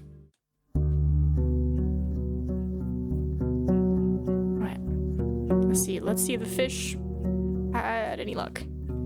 You pull the rope and see 2 flopping fish inside. You prepare your axe, then open the lid and reach for your catch. You stun the animals one by one with 2 careful blows in the top of their heads, then finish them off with a knife. Cutting underneath the gill plates, you spend another minute or 2 bleeding out the fish in the stream, then cover them with a wax linen sheet. You should eat them soon before they spoil. Alright, step away. I said it, I take it back. I'm gonna take the fish trap back. You shake the basket, expecting it'll get drier during your ride, then attach it to your saddle. I step away. What time is it? 10 hours before dusk? I think I can explore. Barren fields in the southwest. Explore the southeast part of the village. You find a small backyard. The ground is beaten. The grass grows only right next to the buildings. It would have been a fair spot for training dancers and fighters. The stakes of the palisade are covered with playful carvings left by children who are portraying monsters, weapons, and humans. The rubble has been pushed into the corners of the houses. The furniture is broken, but you find something of use in one of the piles. A slightly rusty piece of steel. Once you pull it out, you realize it's a quarrel for a crossbow. Still usable. My god, whole thing. Northeast part of the village. The debris was partially moved outside of the destroyed houses, but you find nothing of value. The table, cupboards, shelves, and bits and pieces were carefully ransacked. The wildly growing vegetables and herbs are the only remnants of the abandoned gardens. You spot fresh human footprints at the entrance to the latrine, most of which lead to and from the center of the village. You notice a set of simple tools lead against a pile of rubble: a wooden spade and a shovel, a pointed stick, a hoe with a bone head, a stone axe. All of them are too old and too awkward to bother with transporting them around, but you know where to find them if you need them in the future. Good to know. Let's see. I'm gonna save real quick. Something makes you let out a painful growl. I'm gonna take a look at the northern gate.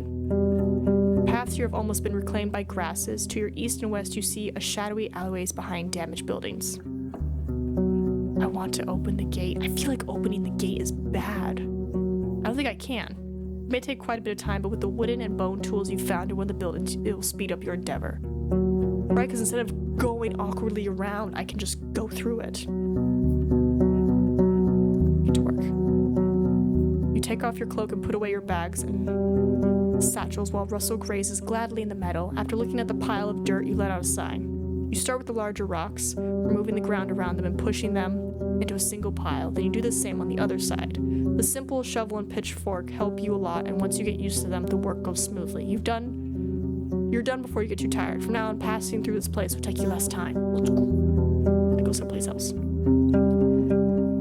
The closer you are to the village and the longer you stay around, the sicker you feel. The taste of gastric. Ooh, buddy. I have to remain strong. Another few steps, you return your last meal. You spend a minute or so leaned forward, gathering your breath, and then wipe your mouth to feel better. Okay, we gotta go. We gotta get to the camp. The entrance to the scavenger's hideout is open. You see scraps of metal organized in piles, while the old furniture has been dismantled into loose planks and pushes into corners. Aye, Roadster! The man looks tired and his beard is sticky, but he smiles at you. If you're ready, I'll start packing the tent. If you don't want to wait, start putting the iron on your mount. It'll be quicker. Just say the word and we can leave. Yeah, we're gonna head for the Pelt of the North. Because they don't really want there.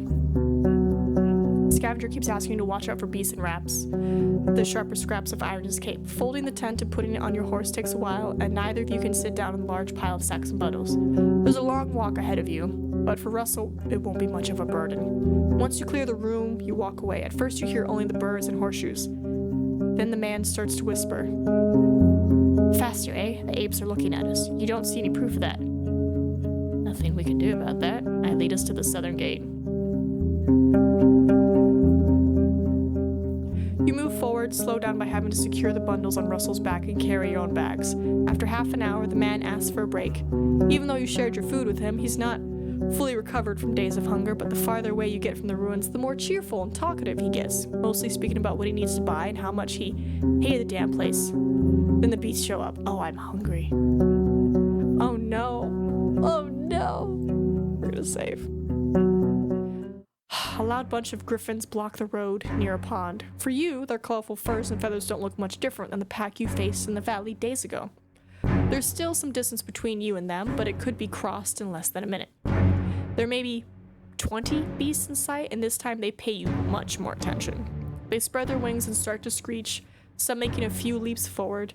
Your mount is too overloaded for you to turn away and get out of their range. Only one creature, with a distinct limp and signs of hunger, seemingly unmoved by your presence as it approaches the water to quench its thirst. Better to hold our ground, groans the scavenger, preparing his crossbow dagger. True, let's stay on the defensive but keep an eye on the horse. Quite the opposite, we should charge them, yelling, swinging, let's startle them. Keep the others to flee. Yeah, what's your plan? He shrugs. Not much to plan here, just kill as many as we can, and if we're lucky, the rest will tuck their tails and scat. They won't kill all three of us, aye? They're just griffs.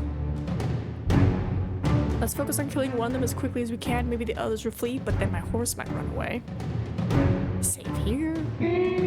Quite the opposite, we should charge at them, yelling, swinging our weapons. Let's startle them. Keep an eye on the horse. Yeah. He nods and blocks the path between the beasts and your mount, then raises his loaded weapon, moving his aim between the approaching creatures. Making sure nothing jumps on our backs. I keep a bit of distance between us so we have enough space to fight. I stay still, trying to surprise it. I'm gonna try this out.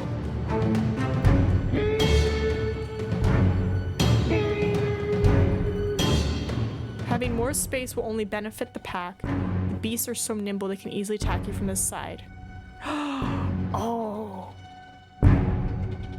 Oh, that's cool. They kind of tell me, like, stuff. I'm gonna follow his lead then.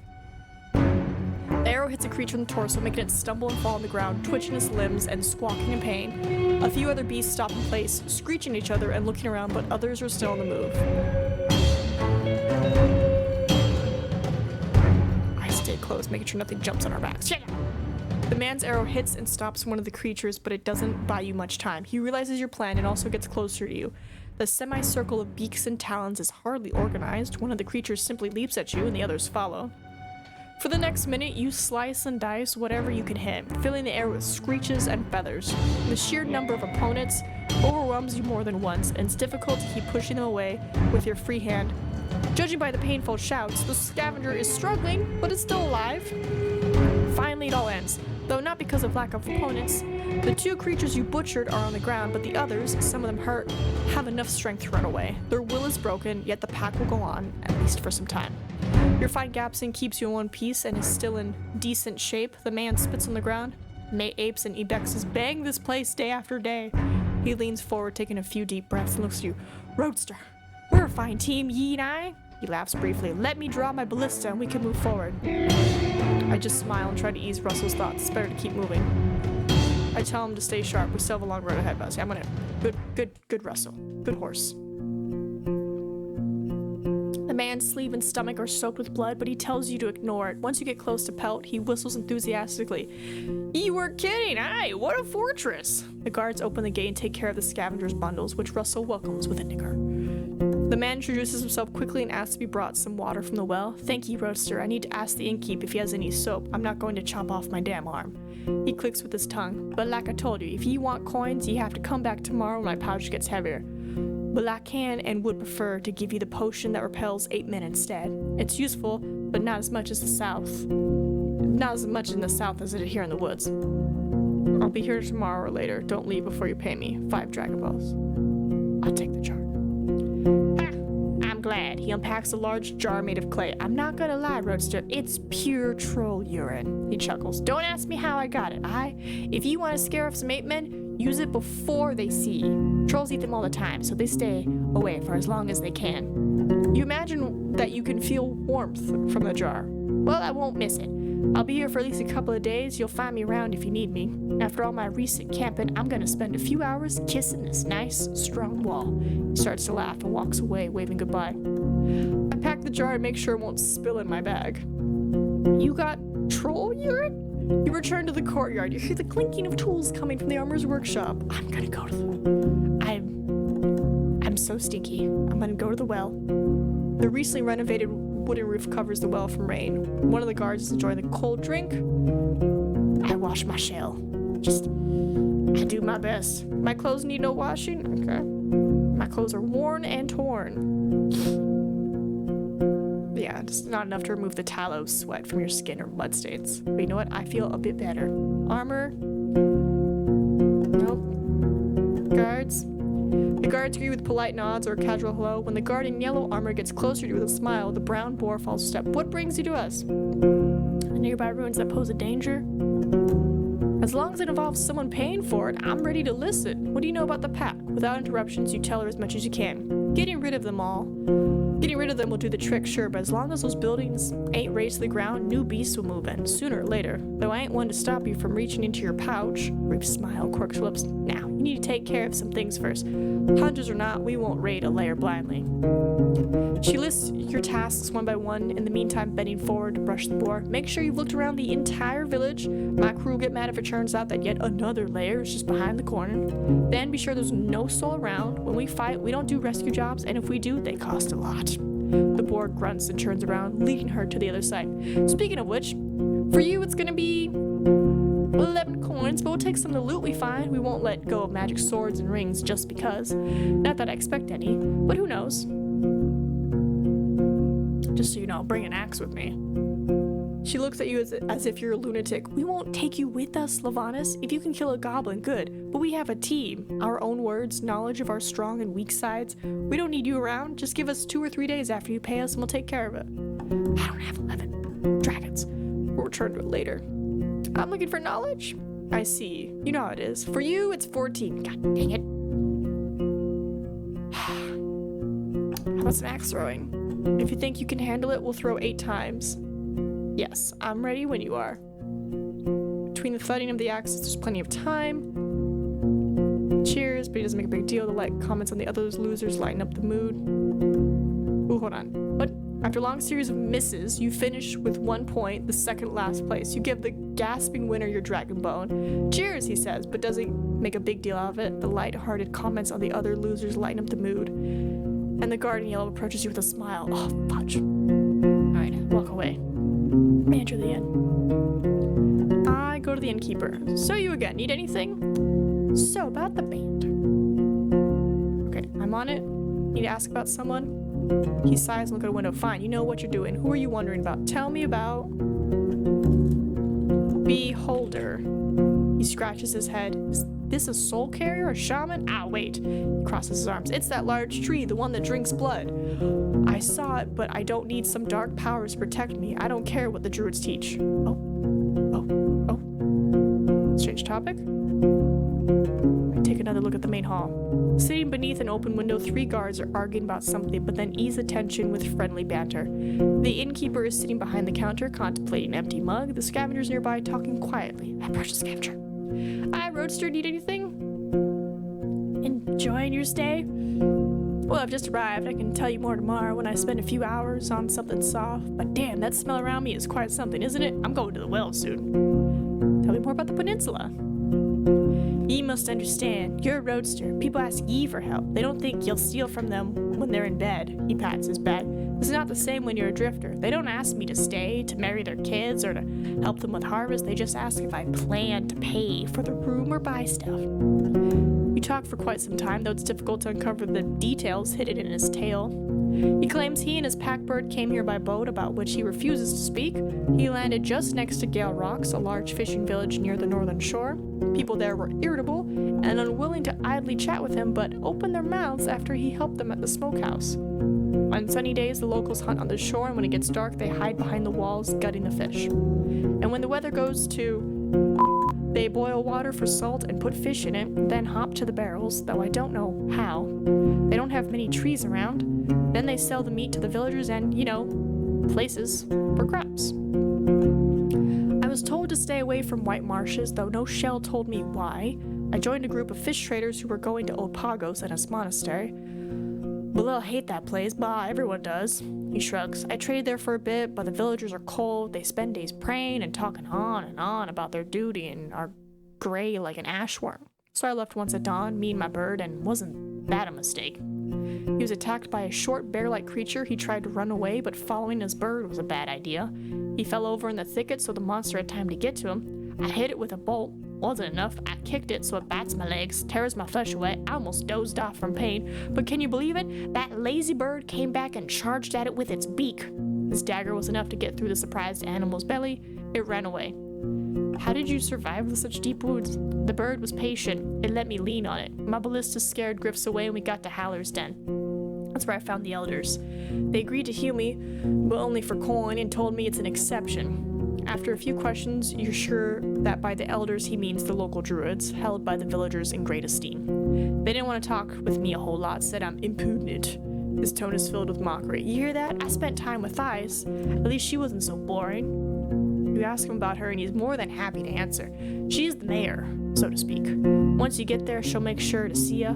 You'll know it's her. She's short and her blonde hair is straight and long. She wears dresses and rouges her cheek like a merchant. He points at the scar on his own face, which doesn't help your imagination. She's not scary at all. At least as long as you don't ask about her wealth. Tell her a joke or two, drink some mead, or play dice. Her laugh is something else. Yes, I took him to the pelt because I was like, the people in Hollow's Den were like, So I was like, I'm gonna take him to the pelt.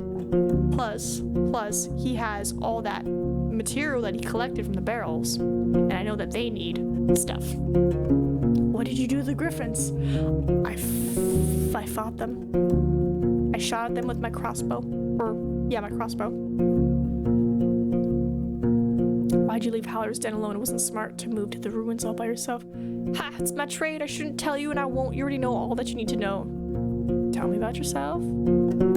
I could tell you stories for days, but who cares? He chuckles. You have a crossbow? How?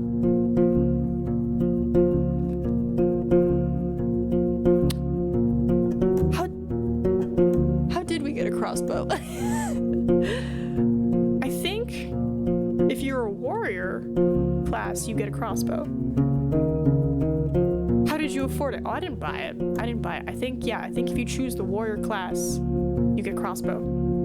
Oh, you're a warrior, that's why. Yeah. Because I was like, I'm gonna go casual, and I'm gonna try to, go hard. Or, make it easy as I can. I'm just doing my thing, moving from wall to wall, sleeping where they can let me, buying what I need, selling what I can, saving dragons for later on. I used to be a sailor. People called me Pyros because of the, forehead. But I'm not one to push a plow or patch ship sails all day long. I don't care if a corpse eats my bones one day, as long as I can stay free for a couple more years. I started as a nerd. Oh, okay. So you wanted to challenge yourself, I see. And I'm damn good at staying safe, or rather I was before I landed in this hole. He touches his scarred face and smirks unpleasantly. I haven't got one of these in years, but it didn't take 2 weeks on the road here and I almost lost my legs. Spent all my coin in Howler's Den for Elder's magic. He brushes some invisible dust off his pants. Not the first time I have an empty pouch, not gonna lie. There's no coin waiting here. Once I push all the iron to the locals, I'm moving south. Though I won't ride alone, I'm not making that mistake again. I've heard no ships can land on this coast. Well, he tilts his head to the right and gives you a distrustful look. If you're patient and take your time, you can get to the Gale Rocks from the sea in a light boat or a raft or something that can avoid the rocky teeth. Sure, no hope for a ship or any trade, but with some help, you can do it. But don't tell anyone I told you this. His tone gets significantly colder. It's not something people should talk about. Take another look. Alright, I'll go outside. Good job, us. So we are hungry. Inventory. I know I have food. Yeah, I'm gonna num num num num. There we go. Experience no penalties and bonuses. I'll take it. It's better than what I had before. I don't look great. Armor? He's busy. Okay, let's travel then. Protected by a metal door. Hold on, where's my little journal? There we go, quests. Willing to sell linen and sturdy clothing in exchange for a squad of soldiers as well as some iron. They're already well off as long as they will be forced to follow. They're open for trading. But become rich. That's not going well.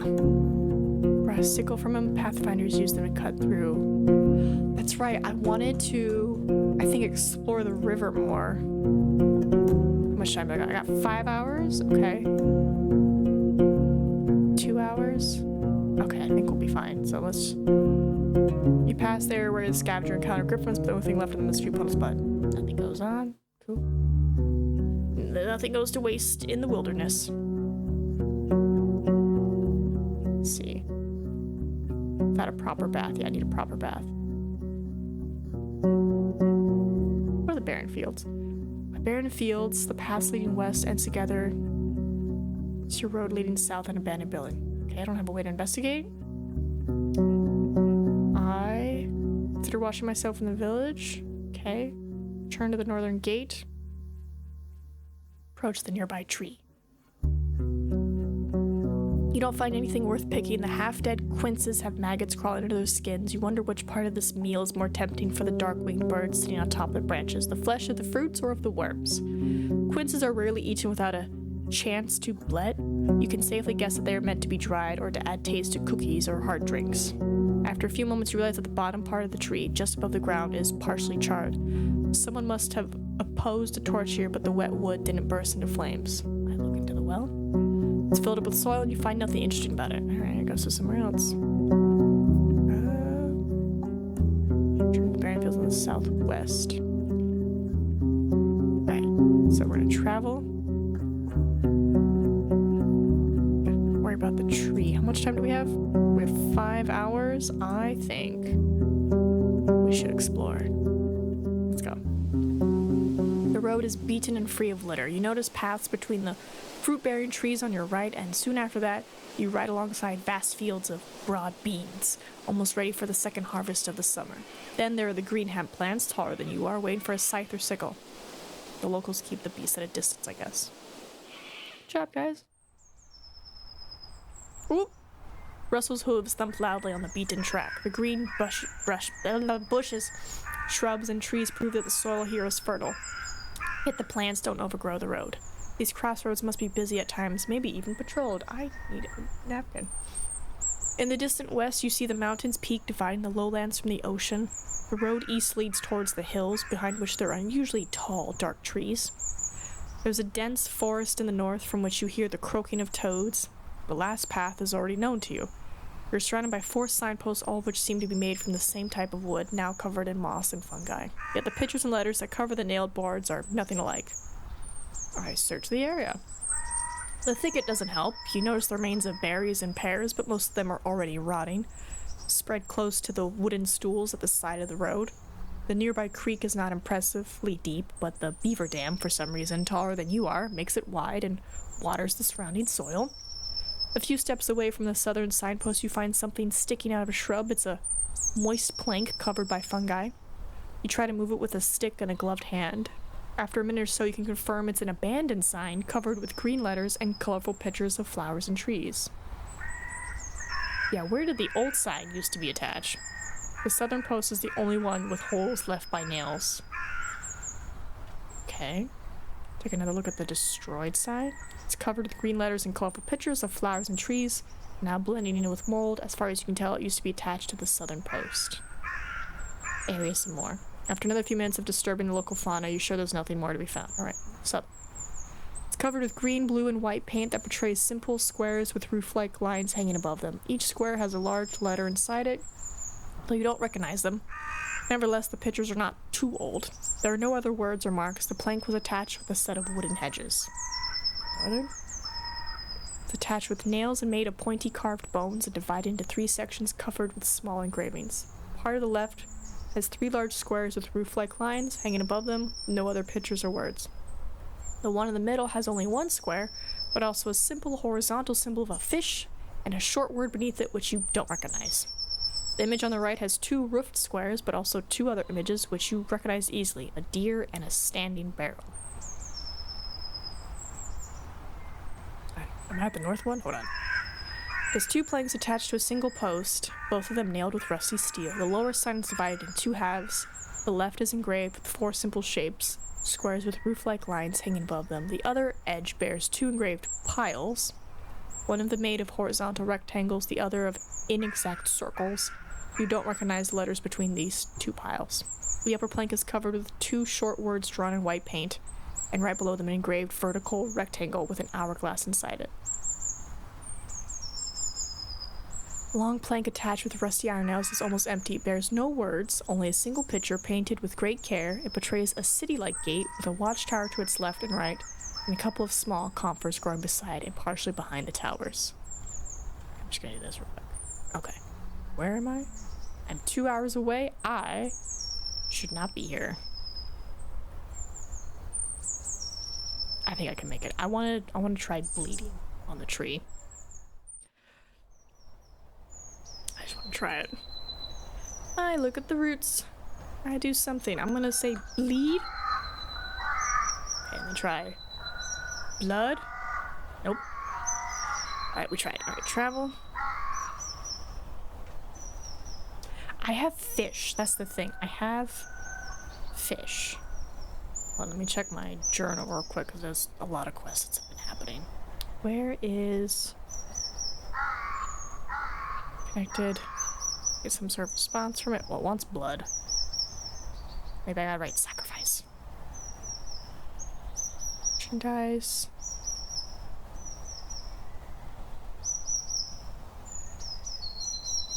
Need to deliver to him on day 20 or earlier. Okay. Dorman. Take her to a new home. Gracia. Right, I have to find these 3, and I imagine those are the 3 spots we just found.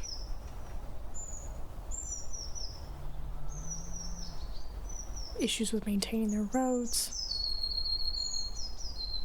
Okay, we're just gonna... Alright, head back here. But I have, like, no money. Maybe they'll buy the fish from me.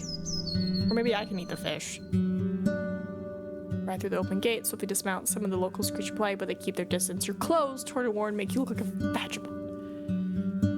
Shows up soon after you step away. His lips are thin and he gives a longing glance. How much do I have? I have... Wait, how much do I have? I have 1 coin! Could be sold, could be bartered for food, or sold. Yeah. He scowls at you but points at an empty bucket and steps away.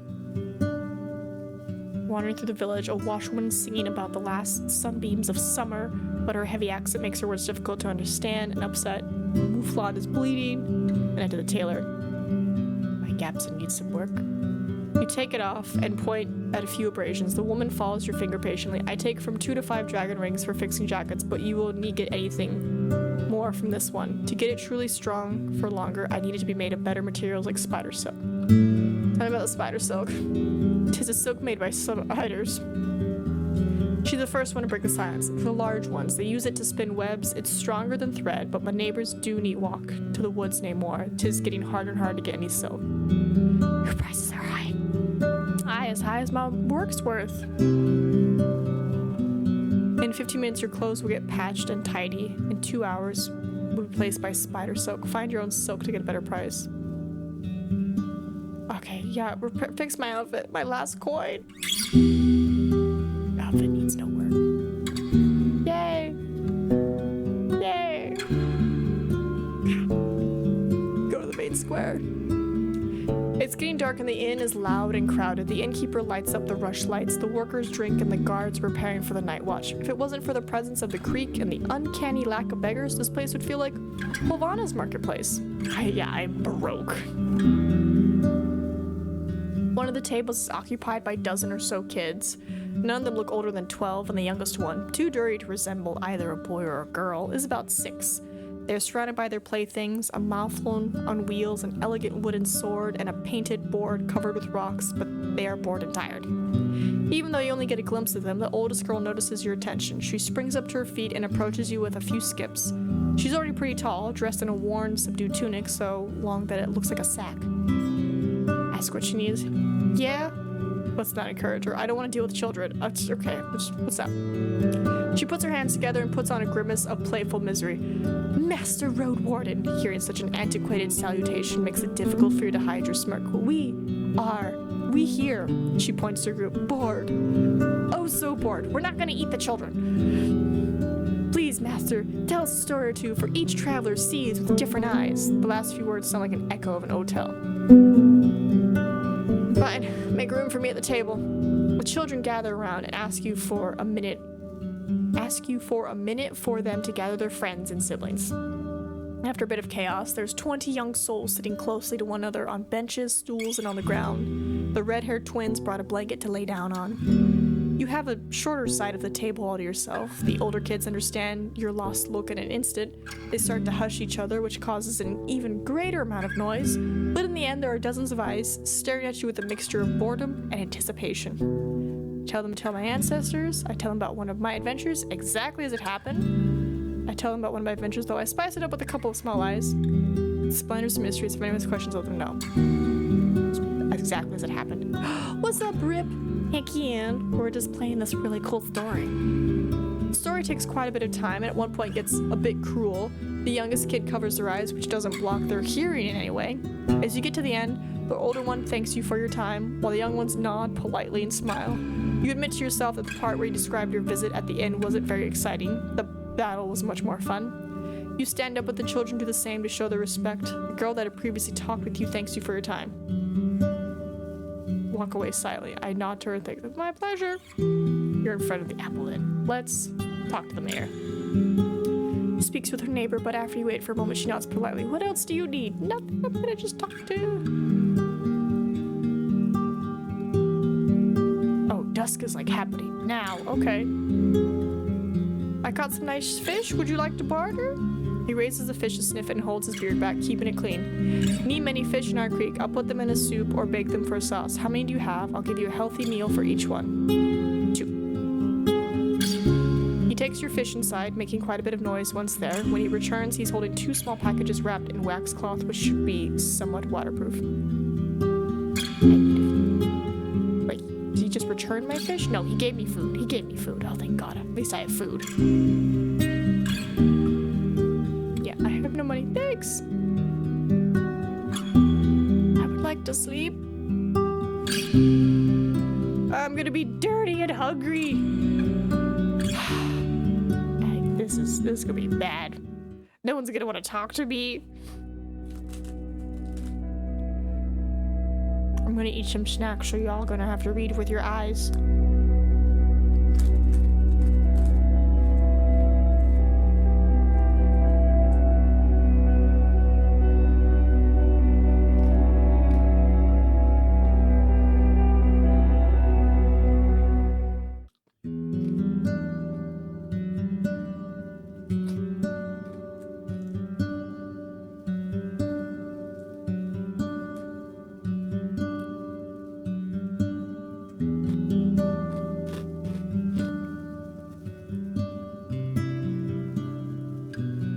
approach him. Alright. Alright, I have no money. And I am the hungry. So we're gonna eat. Oh man. Okay. No, Barth. We need money. You'll be a messenger between a few groups of hunters that will hide in various parts of the wetlands close to the southern road. This task will take about half a day and may get dangerous.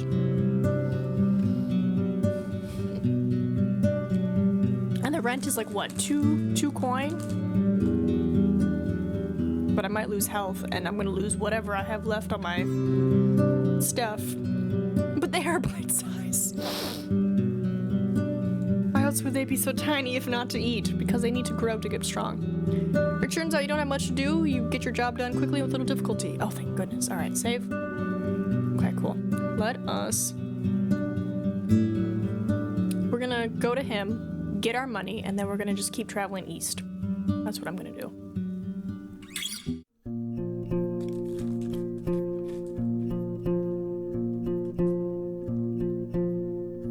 The guard ignores your arrival. As you ride in, the other hunters are by the well arguing with each other. You hear the clinking of tools coming from the shop. Oh no.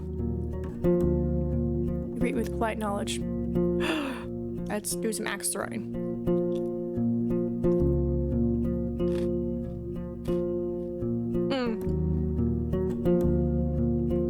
She's answering it. Oh, she goes to cover confusion. Are you asking me out? I ain't interested in any silliness. She brushes away the hair from her forehead. The tangled chaos all over her scalp cares not for her efforts. I'm Delit.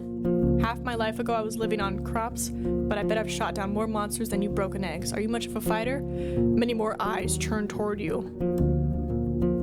Hard to say, I'd rather have friendly blades on my side. You live as a traveler, you face enemies, not really an option. There's something pleasy to try, but I'd rather have friendly blades on my side. Same here, says a man with a large scar on his cheek, while the rest of the group nods. One of the women mutters something you can't hear, which the others welcome with a chuckle. Delit glances at them, then smiles at you. I never leave home without these goblin heads. No soul has told me to find glory in killing, even if bards so often natter about it. I'll take being alive any day, and a good team is of greater value than the best crossbow. Features? She brought it back up. Okay, she's getting there. We're at 13. Never mind. Goblins? Alright, goodbye. Armor? Nope. In? Sitting behind. Okay. Alright, Redster, need anything? Join your stay. It's not bad here. They brought what I could sell, but the hunters want my entire pouch for getting me south. We've agreed to a lower price, but they just won't drop whatever it is they're doing to escort me. I don't care. I'll wait for a couple of days, do some chores for the innkeep, rest from the forest. Once the hunters are done with their plans, we'll move out. Eat the goblins? If anything, they're just a bunch of great children. I don't think I can eat monsters. This isn't delicious in dungeon. If only. He scratches his cheek and beard and finally sighs. Below do feel like I've eaten a troll. When I landed here, I had my pile of bundles and trinkets, and now I'm starting with nothing to get. Eat your greens. Well, you can buy me a meal then, and I'll eat my greens. I should have listened to the warnings. This land belongs to no man. I'm joking, by the way. I am totally joking when I said that, Barth. Don't do anything. Take another look at the main hall. Talk to the innkeeper. So you again, need anything? Show me where to have anything. Where to ask about someone. I don't really have anyone to ask about. Change the topic. That's all I need, bye-bye. Okay, so he does not have my money. I guess I'll have to come back here another time. This is day 3, though. I need to get super north to talk to whoever to get the thingies. Well, wash my shell. There, I'm a little bit cleaner. We're gonna travel this way. The curvy road east is overgrown. Russell trots when it has a chance, but more often it walks, forced to jump over larger branches blocking the path. The nearby lake is surrounded by thirsty wildlife. Observe the dark forest. Ready to react if something jumps at me.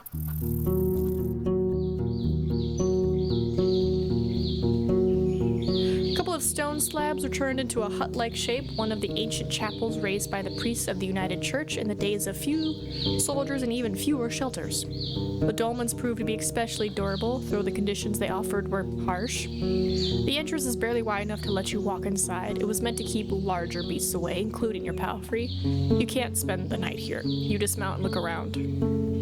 I approach the hourglass carved into the stone. It's the most common religious sign of the city folk, adapted by the United Church, Orders of Truth, and the majority of fellowships. It's used in temples and during the funeral rites, but also to decorate codices or jewelry. The winged hourglasses portray the ephemerality? English. Of life and the rigidity of time. When possible, they're made of steel, signifying the strength of humankind's determination and innovation. I should defile it? I don't want the locals to get upset at me for destroying their sacred signs. I step away, yeah. I ain't touching their stuff. Russell's listening to the leaves carefully. I enter the chapel. The beams of light get through the gaps between the rocks, but you can hardly see anything. A torch would fill the place with smoke, but a candle will suffice. You wonder how many travelers have sat on the cold rock, observing the entrance and fighting with their heavy eyelids. I look around. Or I guess I light up a candle. You unpack the tinderbox from your saddles, then place the flint and the linen char cloth on the narrow slab sticking out to the right of the entrance. Decades ago, before the southern invasion, people used fire strikers made of thick steel, while all you have left is a cube-like piece of harsh pyrite. It's not the best, but enough to make a couple of sparks. Sadly, the weak light is hardly enough to let you examine the chamber. The candlelight may be weak, but I'm patient. I look for clues. You touch your surroundings, bringing the candle closer whenever something catches your attention, like, what's happening here? Even though part of the ground is covered with a single massive slab, there are sections free of any flooring. You see soil, small rocks, sand. In one spot, you find the remains of charred wood. Also, you notice sticky soot on the walls. Parts of it cover black marks and pictures, possibly letters. I look around. What are you looking for? Pay attention to. Wall. They're all around you. Roof. You see a couple of spiderwebs. One of the spots in the ceilings is covered by soot. Soot. You notice sticky soot on the walls. Parts of it cover black marks and pictures, possibly letters. Black marks. You either don't find it or I can't understand you. A slab. Even though part of the ground is covered with a single massive slab, there are sections free. Charred wood? Alright, I go outside. Russell's leaning against the wall, napping. Just right on time. 6 hours? Okay. Keep going.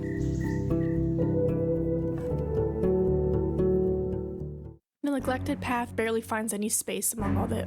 I don't like this music. Among all the hills, trees, and streams, there's a deer on the ground, lying in a red puddle, surrounded by a small pack of creatures which notice your presence quickly. There's about 8 of them, with thick furs and shades of brown, gray, and black, and hairless faces, with small eyes and large mouths, currently stained by the blood of their prey.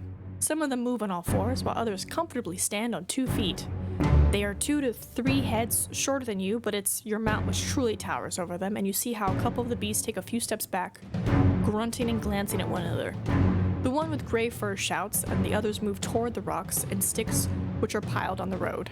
They hold them awkwardly, and some struggle to maintain a straight posture, lean on their new weapons for support. Then, almost all of them spread to your left and right, blending with the shrubs loudly. Only 2 of the apes are standing still. I'm not prepared to face a pack of goblins. I turn around, or I grab my axe and hold the reins tightly. I'm gonna turn around. Russell's more than ready to do so. It hardly has enough space to make a swift turn, and a goblin tries to stab it with a pointed stick, but it's too blunt, or the hit is too weak to pierce with the stick.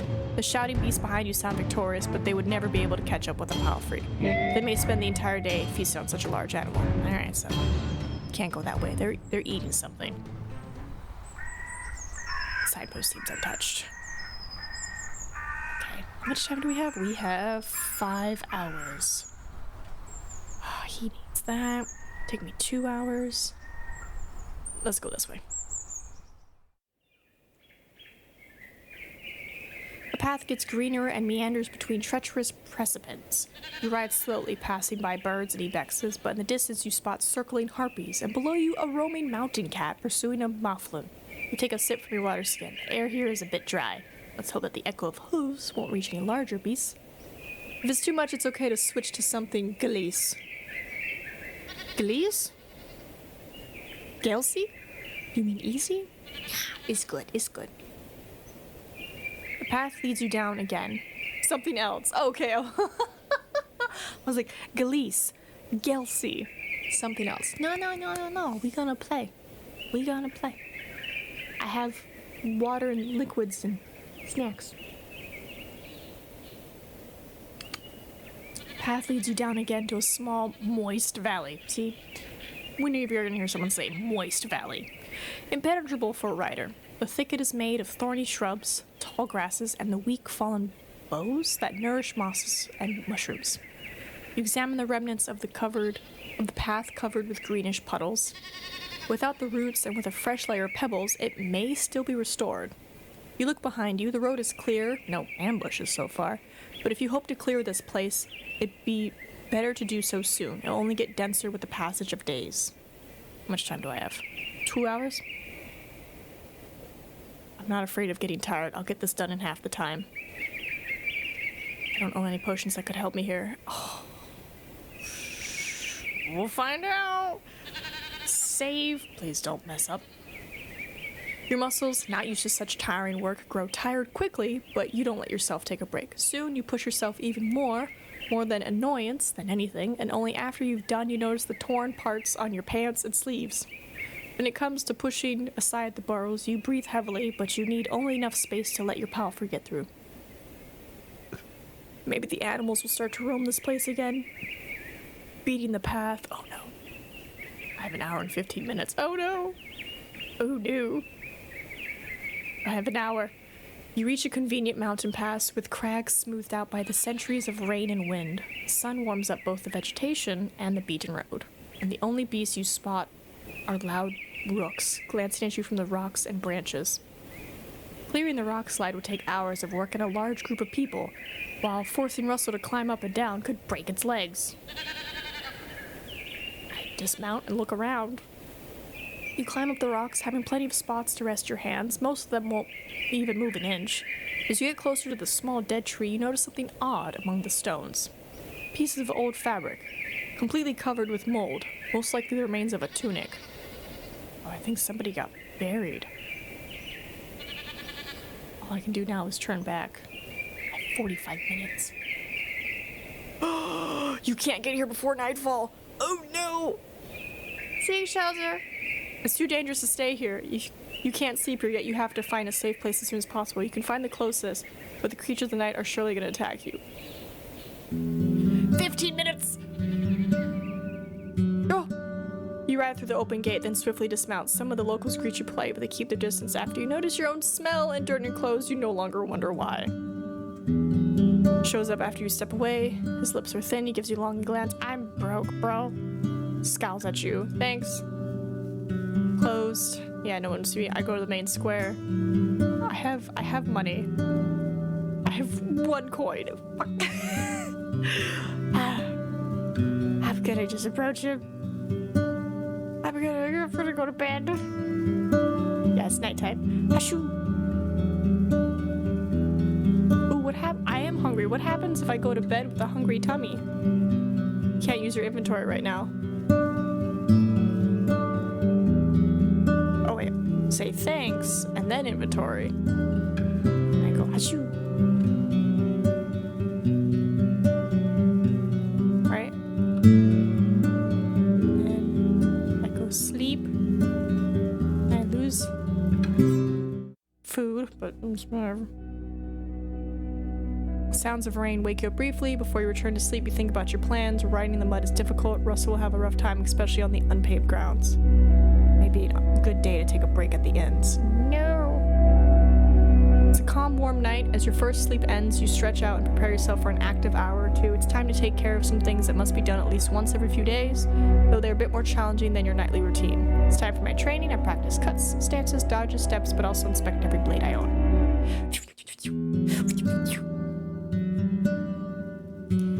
It's warm here, but the mouflon skin allows your back to rest. Okay, yes, this is the same stuff. Carrying on in the both ease grew. Alright, I'll leave the square. I'm gonna offer my services to the guards. Yep, Give me 2 gold. Did I do okay? Sweet, I did great. Can't get any dirtier than I already am.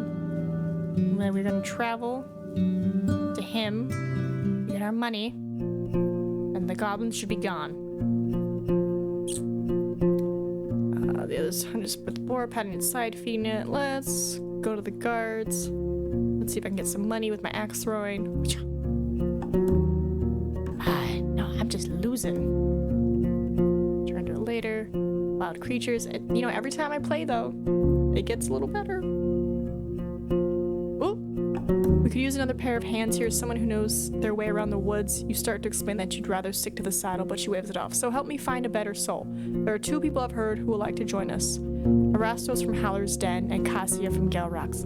Howler's Den is the closest one. She rubs the side of her boar, then pushes it away gently as if she's asking a child to play by itself for a few minutes. The thing is, we already have hunters who used to live in these places, and they told me they ain't all too eager to welcome me here. I'd like you to speak with them both and ask the folks from their tribes about them. Before I make a decision whom I should invite, I need to be sure they can handle the job.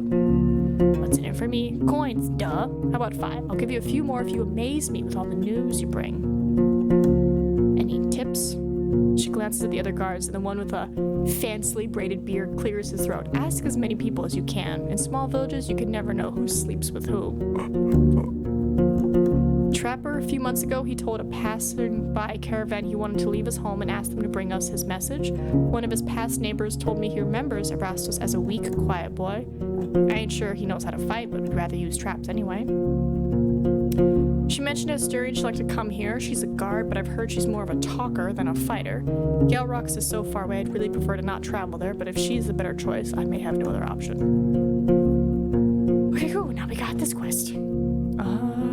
Armorer? Nope, he's busy. To the well. I wash myself. I step away. I go to the inn. Pyros. Take another look. Innkeeper. No. Okay. No chit-chatting with me? No chit-chatting with me. Alright, that's all I need. Goodbye then. I will now go to here. The muddy roads slow you down.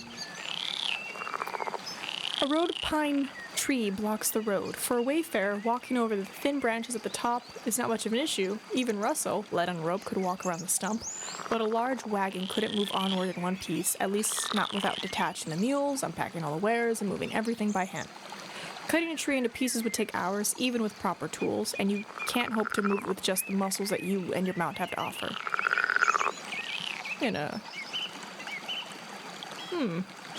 5 hours?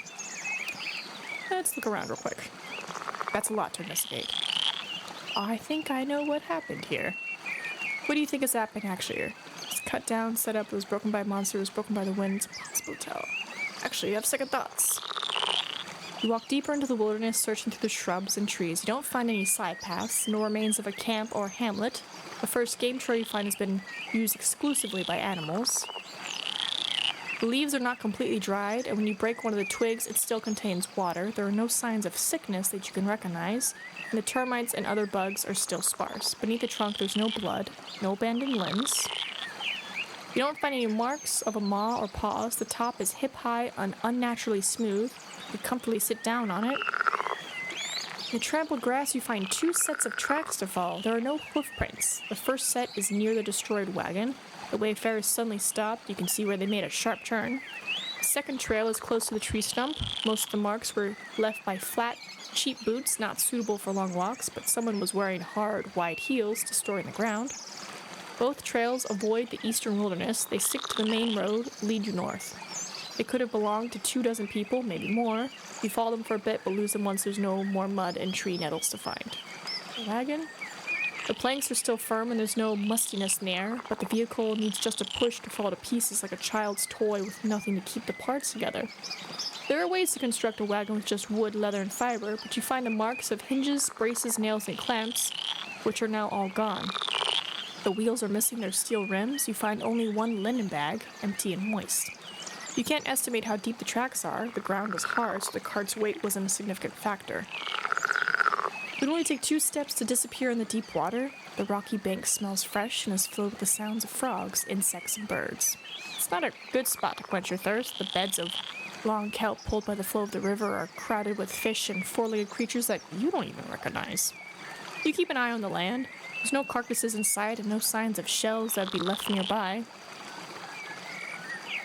There are no berries left, only broken twigs, fallen leaves, and trampled grass. You notice a pointy arrow, made by a human hand, with a head made of horn and black-orange fletching. You don't know what type of bird would have such feathers. You see no arrow marks around, not even on the wagon. The rocky wall isn't much of a challenge. The top of the hill is covered with short grass and sparse trees. You notice a couple of bushes with a good view of the road, just next to the remains of a campfire. Charred pieces of wood, ash, bird bones, trampled grass, and a broken earthenware bottle. You follow the deepest tracks leading to the edge of the soft earth. Someone jumped down, or at least stopped stepping on the grass. The road here has already been overgrown, fading away, but it's in no worse shape than the other parts of the southeastern route. No alternate path has formed around the blockade. I think I know what happened here. What do you think has happened here? It's cut down to set up an ambush. It was broken by a monster. It was broken by the wind. It's an ambush. Why was the wagon abandoned? Left it behind. I'm gonna say attacked by monsters. Owners had no time to move it, so they left it behind. Broken arms were able to fix it. Left it behind? What was originally transported on the wagon? One's belongings, passengers, food supplies. I'm gonna say passengers. What happened to the owner of the wagon? Turned back. Were killed. Disappeared in the wilderness, taken north. You think that tree was cut down? It was left behind. Who had no time to move it. There was. What a save. Sure. While you can't be sure what really happened here, you don't think there's much left for you to find. Let's hope you haven't missed anything. Maybe did I miss something? Consider washing myself. The river's full of life, not only a bit brown greenish, but also smelling of algae. It won't help you much. And the teeth set you own can help you get cleaner, but I need one more piece of equipment. I'll set up a fish thing. Place a basket on the ground, then grab a bowl and start digging, looking for a few larger worms. You bait the stick, put it in. Who knows how long it will take? Right. Second thoughts about the fallen tree. Possible to tell? Possible. What if I just do impossible? I think that the tree is mysteriously collapsed. The cart, which transported unknown contents, was abandoned for no specific reasons. Yeah. It was no better than reading fortune from chicken entrails. There are no real clues for you to follow. Well, maybe there's internet clues. Dun dun dun. Dun dun dun dun dun dun. Let me just see. Roadwarden. Fallen tree. Maybe I'm off by one. I'm probably off by one. Or maybe I have to, like, do something. Clearing this path supports future trade routes and is part of the Eastern Path quest. Once you get the merchant quest from the head woman of Gale Rocks, you're able to discover that it held stuff. Oh. Can I answer it ahead of time? Is that allowed? Push.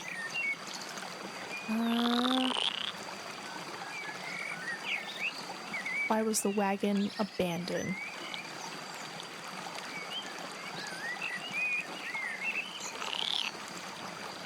Was attacked by highwaymen. Valuable merchandise. Who's valuable merchandise? It's spice. That's pretty much what it is. It's spice. Well, it also held people. Which are passengers. Disappeared in the wilderness. Yeah. Yeah, I can't be sure. Yeah, so we have to have that other quest before we can do anything. Alright, so 4 hours and 15 minutes. Oh, I can't get very far. Alright, let's get back here. Hello, Nina. I finally returned home from restaurant so I can finally watch the adorable cuteness that is our blob overlord. Oh, you stop. Hello, again. How are you doing? I offer my... Approach the guards. You return to Dallin. About the hunters, I show her the arrow I found near the fallen tree. Did any of you drop this? She returns without hesitation. Now we got ours from villages in the south, and they don't use pheasant feathers. The locals ask too much for their arrows, as if they're filled with pneuma or something. Okay, we're gonna walk away. But how are you doing, Lewis? Yeah, it's an hour, so we're gonna sleep. I also get a large breakfast of washcloth. Ooh, I can get clean. Yes. I'm very full. Explain besides that I'm okay. How about yourself? I'm good. Just chit-chatting. Gotta practice my voice, and I think yesterday was like technically first day, maybe second day in the office, and it was just You hear a thunderous roar, you rise to your feet and rub the sleep from your eyes. The doors are opening, people are shouting orders and words of warning. As you open the window, you see what's behind the commotion. Something is on the other side of the wall, trying to get through, and the guards are fighting off with their torches, spears, and crossbows. Thanks to their light, you see the large furry paws placed on the top of the wall walk. As far as you can tell, the beast is but a single leap away from getting inside. Still no AC? No, there is AC. At least for Thursday. I have to go in next week Wednesday to check if there's AC on Wednesday. Because they're like, oh, you went Tuesday. But at least there was air for Thursday. But I need to now make sure that there's air for Wednesday. And if there's air on Wednesday, then I can confirm and be like, please give us our desks. So this game is Roadwarden. It's essentially a visual novel. Pick and choose your own adventure, but you're trying to solve quests. You're trying to tame the land. Some people say it's got kind of Witcher vibes. Yeah, no, I told him, don't worry.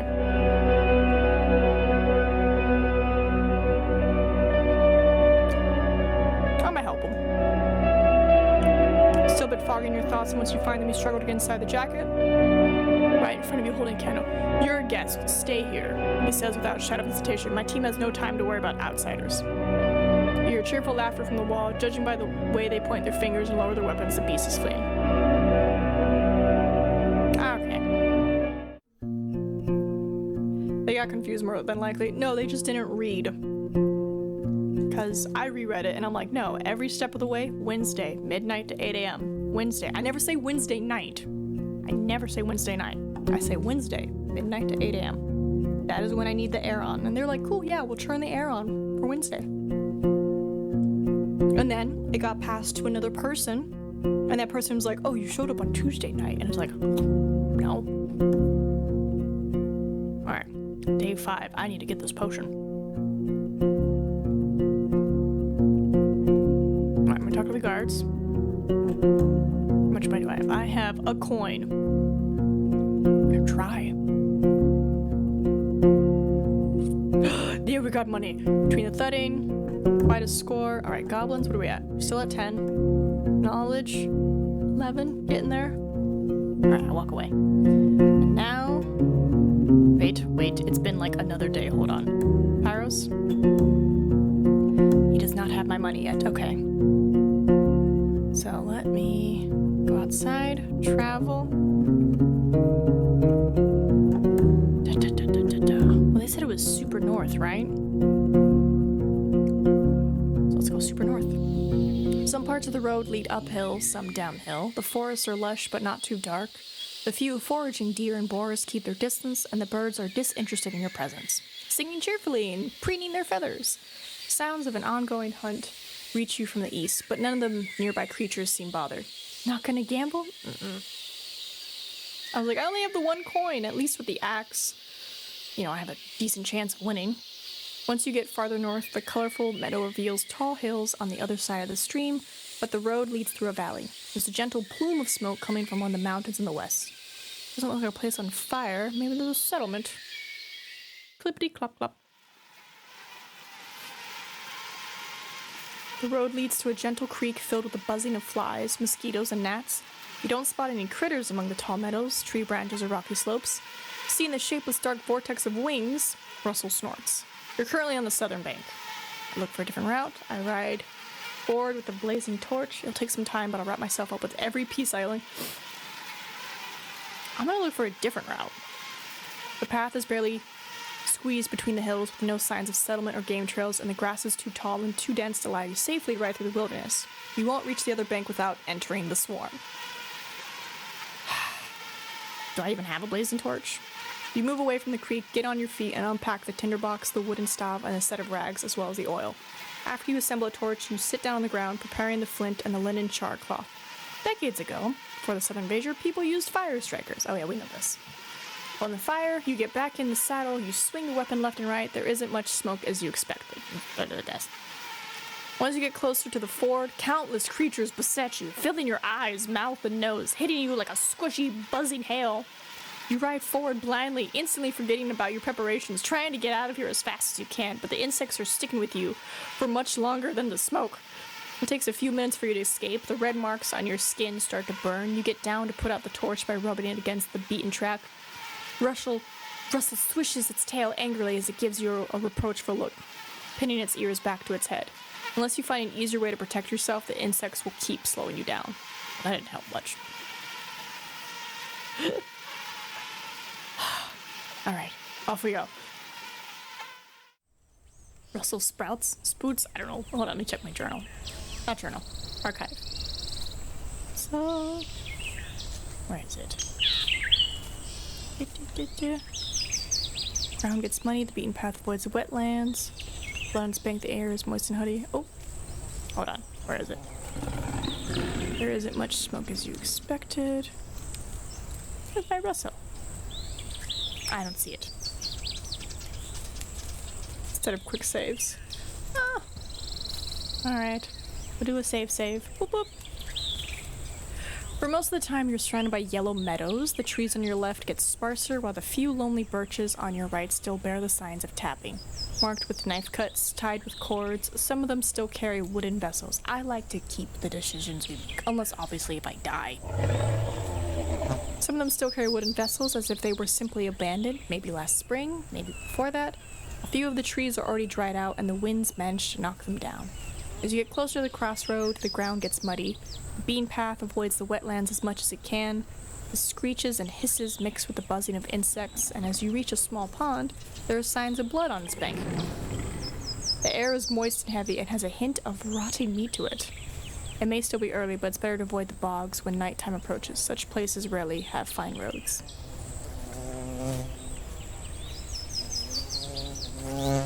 Bogs are darker than forests. The local creatures start their hunt up to an hour earlier. Would not recommend dying. It gets boring. 3 out of 10 would not die again. Okay, so I have 8 hours. The trees and bushes are sparse here, growing from the barren grasslands. Some of them bear late summer fruits. A group of wayfarers is spread around the broken signpost and the abandoned cart.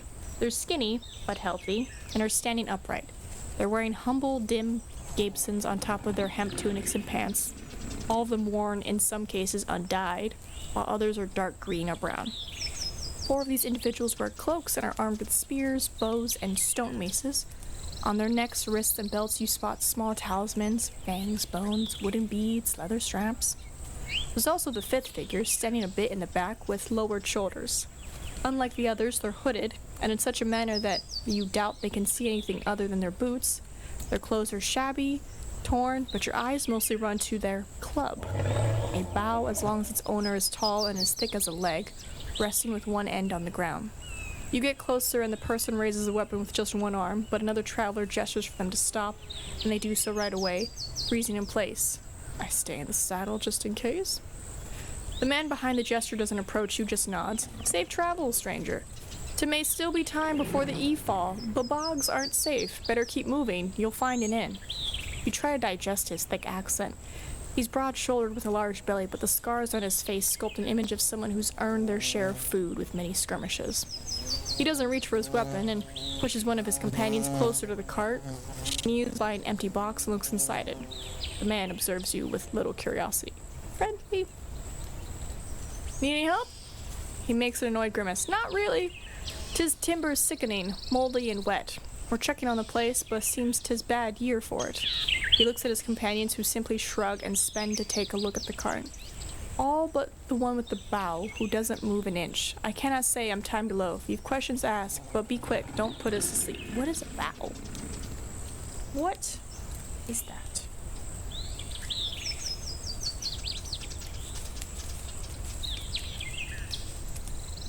A main branch of a tree. Okay, so it's just a big tree branch he has. Are you from around here? Is this your cart? I look at the hood person. What's up with this one? I'm gonna just save. From around here? Very much so. Are you new to these woods? You know our home? Maybe. What do you think the name of their village is? White Marshes? He straightens up. True, 'tis there. He looks at the crossroad leading east. I thought it's already forgotten, but you're clean here. How could I reach it? 'Tis not so hard. If you have bones or food with you, ride down the road, turn left, take a gift to Thyrus, the warden of our peat field, to open the creepers for you. Seeing your look, he carries on. They're on the right path. One that'll take you to the village. Anything dangerous? Water hides Surians. Don't let your horse drink. Just stay on the road all the time. One of the women chips in. And don't follow voices or lights. Weird beasts lure humans into death. And don't touch the creepers. What's a creeper? I'm looking for a place to trade. We don't welcome any traders, nor hope to see more of them, especially adventurers. And we need all the lumber we can cut. Or herbs, I guess. What can you bring? Are you needing food? How about some animal trophies? Iron, copper, weapons. You think you're nothing to catch in the bogs? We're mostly for what we need, other than iron, steel, or bronze. Bring those, we'll welcome you. Okay, cool. Is this your cart? In a way, my neighbors. You then hear one of the women proudly claim that it belongs to her uncle, but the man doesn't allow you to dig into this topic. We used to carry wood and plants from here to the village, but eventually there was not a thing to carry, and 'twas left for another day. 'Tis trash now. Thought it may be connected. After your short tale, the man moves his sealed lips left and right. Finally, the same woman interrupts. Must be the robbers. The man nods. True, what she said. He then stretches out and gets closer to the signpost using his spear as a walking stick. Well, stay safe, stranger. He raises his voice and addresses his companions. We wasted too much time on tis froth. Time to get back. The others prepare their own weapons and join their guide. The one with the bow stays silent until a gentle gesture commands them to follow. They keep up with the rest of the group, dragging the club behind them with remarkable strength. I'm gonna look for wild plants. Most of what you find are large apples, not as sour as the wild ones, and some wild strawberries. Picking them takes little effort. The short meadow hides nothing more dangerous than rats, rabbits, mice, and grasshoppers. And with the help of your mount, you can reach the higher branches. I pack them into nets and bags. And keep on traveling. Hold on, what am I at? I'm at 9 hours. Okay. This way? This way? You're not used to the sense of the bogs, but you weren't expecting him to be so gentle. The humid air makes you think of smoked wheat, and even though you ride by a few rotting carcasses and animal droppings, just as often as you cross tiny meadows of pink, yellow, and red flowers. The noises tell stories of never-ending wars between the swarms of insects, frogs in their hideouts, snakes lurking among the purple grasses, birds patrolling both the water and the sky, and the Surians preparing to strike from beneath the surface. You can't separate the sounds of the living from those of the dying, if they're even different at all. You reach a boulder in the middle of the road on the edge of a large pond. The road splits from here in 2 directions, but the only smoke you see is to the southeast. I see no creatures standing in my way. Alright, south. Southeast? South. Southeast. Ah! God damn it. The road takes you to the edge of the woods. A few trees have found lucky scraps of soil towering above the water, while others, shorter and not as lush, have roots sunk into the pond. Some of the plants were felled with tools, so the route itself isn't so dark, while the few sunbeams getting through the weaker branches on your left are surrounded by darkness and swarms of insects. Help! Help me! Help! The sudden cry, as well as screams of pain, reaches you from between the trees. A woman or a child. It may be a trap, and even if it's not, I can't help them. I try to spot anyone. Among the green and red leaves, you don't see any usual colors. Come to think of it, there's but a few creatures in sight, other than the flies and mosquitoes. The dark-winged birds are quiet. The sparse toads loud sporadic tense croaks. It might be a trap, Nina. Just dismount. You lean toward the pond. It's cleaner than in the other parts of the bog, allowing you to see the bottom. Parts of it are still more than knee-deep, and the sulfuric odor makes you step away with a frown. The brownish color can't hide all the bones and plant remains that are sticking out of the bed. What? No! Oh, I'm gonna die. Oh, I'm gonna die. No time to waste. Take off everything. Yeah. You undo your boots and buckles, then hang your pants on the saddle. As your naked skin touches the water, you expect it to be more like slime, but nothing of the sort happens. God damn it. Only your eyes and nose notice the difference between this place and a regular pond. The cold water makes you shiver. The voice doesn't stop. You gather your bravery, move forward, disturbing the sediment so much that it forms a cloud of mud around every step. You run into the trees. I'm gonna observe the tree crowns. You move deeper in. Damn it, no! You don't spot anything peculiar among the branches until your eyes land on an unusual gray bird, which seems to open its beak just at the same time as you hear a painful shout. A dark shape is ascending towards you from the very same tree. I don't have pants on. I'm gonna be fighting monsters' pantsless. I catch it, I strike it, I jump it away, I examine it. I can't catch it. You reach out to it and the hit lands on your chest. You plunge into the water, getting pinned down to the mud by massive paws. You're choking, hearing only splashes. I need to get out of the water. You try to roll away, and while the creature is heavy with large paws and strong legs, you're strong enough to knock it off yourself. You bounce from the ground and dash through the shallow water, getting back on your feet, still holding your blade. I gasp for air and look for the beast. The cat's legs are bent. Get bent! Ready to jump, wide and muscular. Its eyes staring at you without a blink are round and yellow, with pitch black irises in the center. It's waist high, with its chin hanging just above the water, and a jaw that could bite off your limb in a heartbeat. Rip, just relax, we're gonna get out of this. It has short hair and whiskers and a nose as big as your hand. Even without the dirt, it's almost black, with glimpses of yellow that form a rose-like pattern on its side and dots on its head. You can't see the creature's paws through the now clouded water. The cat lets out a growl, like a saw cutting a log. It's unscathed, confident. It's not a real human voice.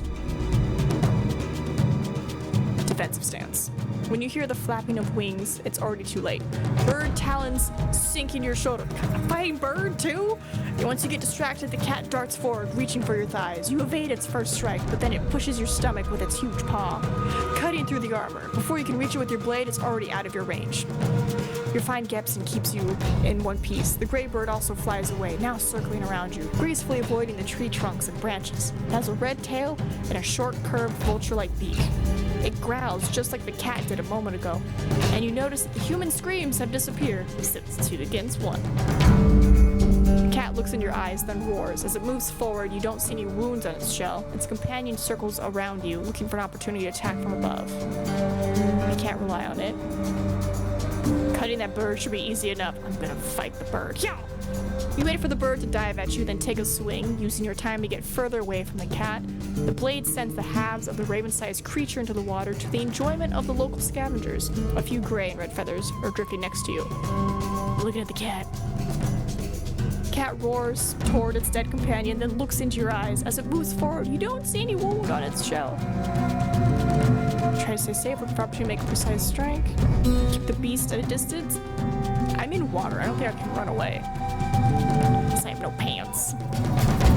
Alright. You do your best to evade the cat's attack, then to strike as it charges at you. You somehow avoid its claws and teeth, and your sharp axe gets right into the beast's back. Get away from it quickly and prepare for the next clash. Cat roars. As it moves forward slowly, its blood mixes with a cloud of dirt. Playing for time. You keep your distance, then duck as the beast jumps at you. So far, your reflex is beyond reproach.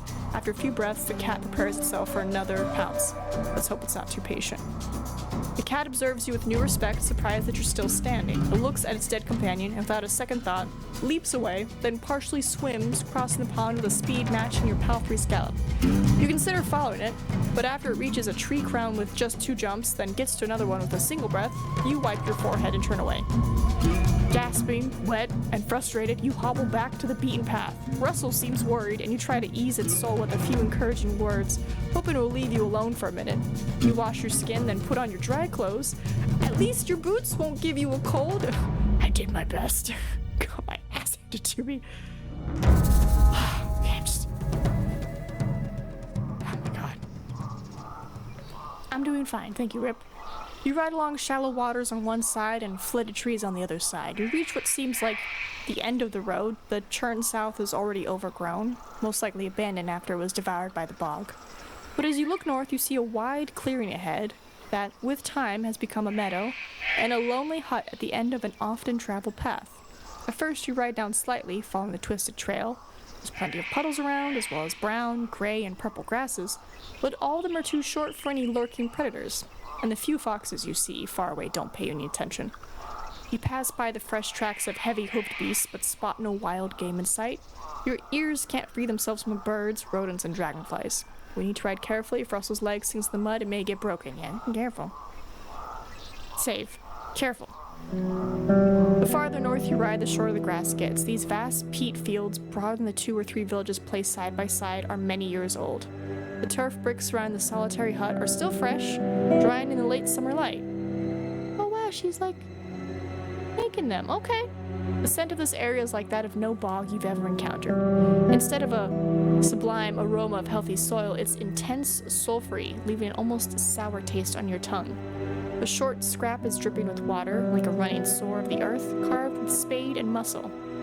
The house, made of birch wood, dried tough, and a blanket of soil, is a structure you're not too familiar with, but you imagine its interiors are much smaller than they appear to be. The walls are a few feet thick to keep in the warmth, and such roofs tend to get soggy until they collapse after a decade or so. The only soul on site is sitting on the bench, stuffing his mouth with fistfuls of green leaves that he takes out of a small basket placed on his knees.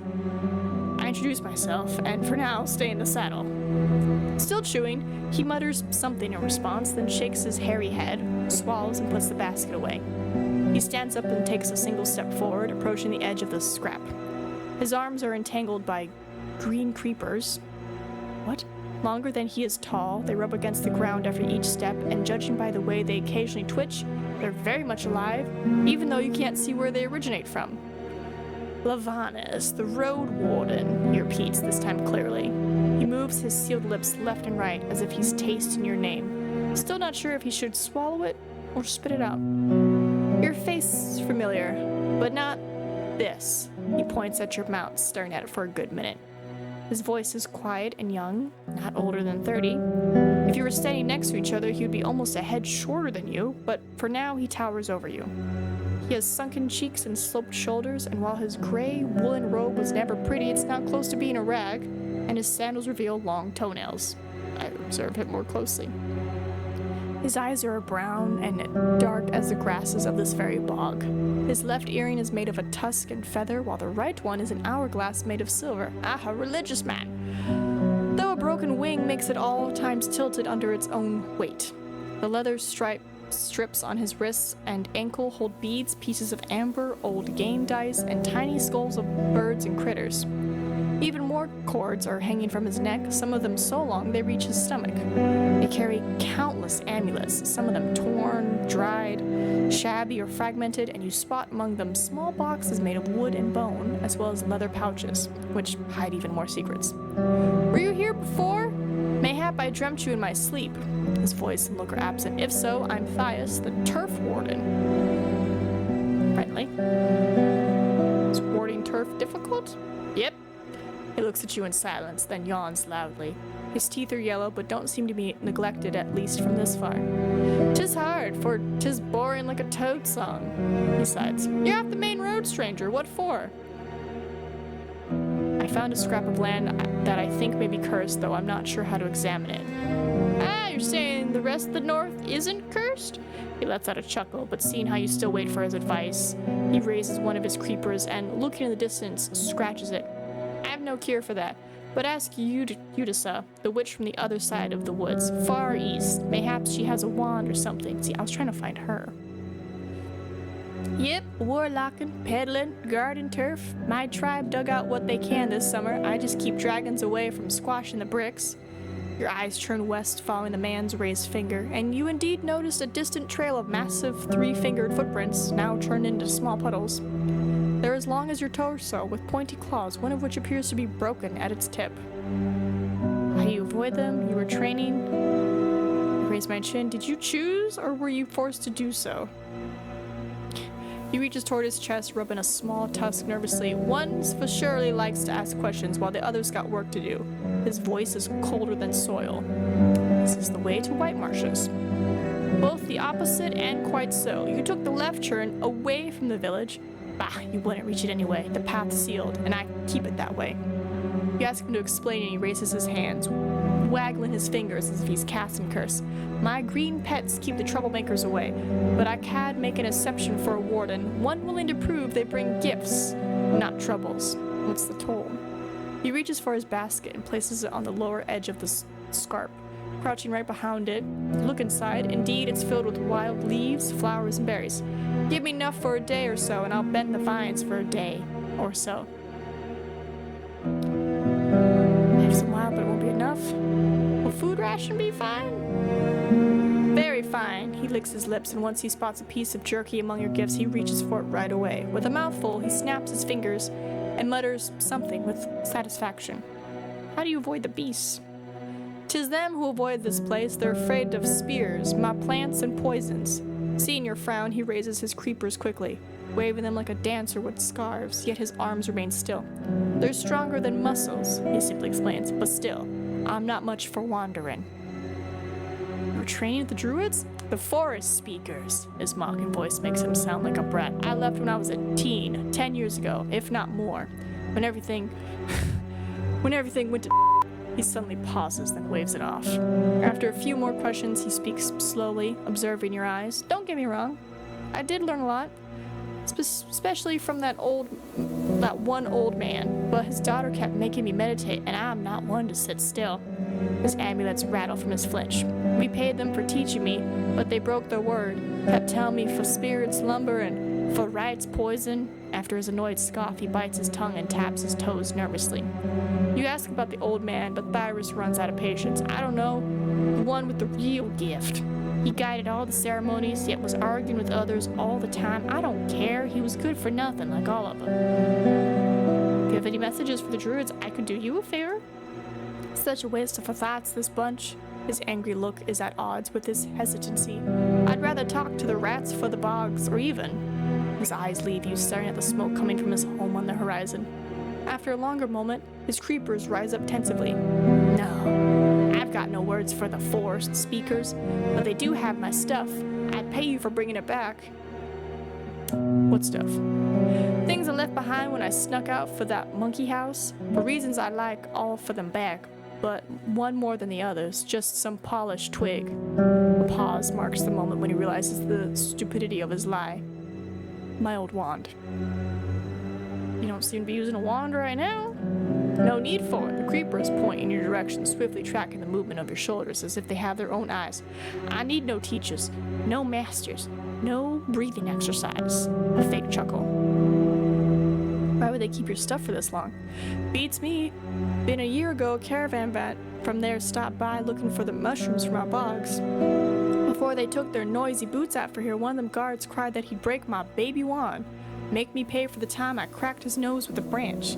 He plays with his amulets as his eyes avoid yours. 'Twas a mistake. I was still learning. Oh, what do you need the stuff for? He rubs the ground with his heel, observing his dirty toes. It's mine. His voice gets quieter. I deserve it. Is that why you were sent to the druids? You couldn't control the pneuma? Not much talent for spells in our blood at White Marshes, he says nonchalantly. With no one there to guide me, I heard a few kids before I figured things out. Seeing your raised eyebrow, he continues but cautiously. Some tribes are just like that, young ones especially. Give us 2-3 generations more and a mage or two from the outside. Art needs to grow. Pay me with what? Ain't people like you, he says with little kindness, in need of healing potions at all times? I could brew you a small one, or I could spare you a few coins instead. Let's say 1 for riding to Howlers, 1 for talking with the druids, 1 for bringing my stuff back. He raises 3 fingers. How was it in Hallerstadt? I left, didn't I? Or rather ran away. Can't handle their looks, their tone. They think they're better than us here, and didn't let me forget that. Any tips? Can't tell you how not to talk with them. Don't laugh. Don't look at them. Don't tell the truth. Just bow down and repeat how honored you are. They're sparing you as much as a glance. All right. Okay, buddy. Is Pete really worth constant overseeing? He looks at the nearby bricks and frowns as if he's seen them for the first time. Sure. Kind of, I think. You ask him to tell you about them, but he admits it's the others who harvest it. I'm meant to pile it up into rickles. He points at a small dolman-shaped structure, but I'm always so busy. He grins. You ask him what turf is good for, and he starts to tap his toes. You can build with it, you can burn it, add it to the soil, and it's great for smoking meat. We used to dig it slowly and barter for stone and timber, but we changed our ways. What you got to sell? He eagerly smiles and steps away, reaching to the doorknob with his right creeper. Odds and ends? Want to buy a hook? Ventures love 'em. I got it for cheap. He doesn't give you time to respond. Well, on most days, I brew and mix stuff for poisons and medicine. If one's desperate enough to cross the box for it. I've got one that withers plants, and one that kills worms and bugs, and one that keeps flies away for better health. Flies? 3 connected bones meant to be used as a grappling hook, a poisonous yellow dust that withers plants, a jar with an ointment that keeps insects away, a jar with a bug-killing ointment.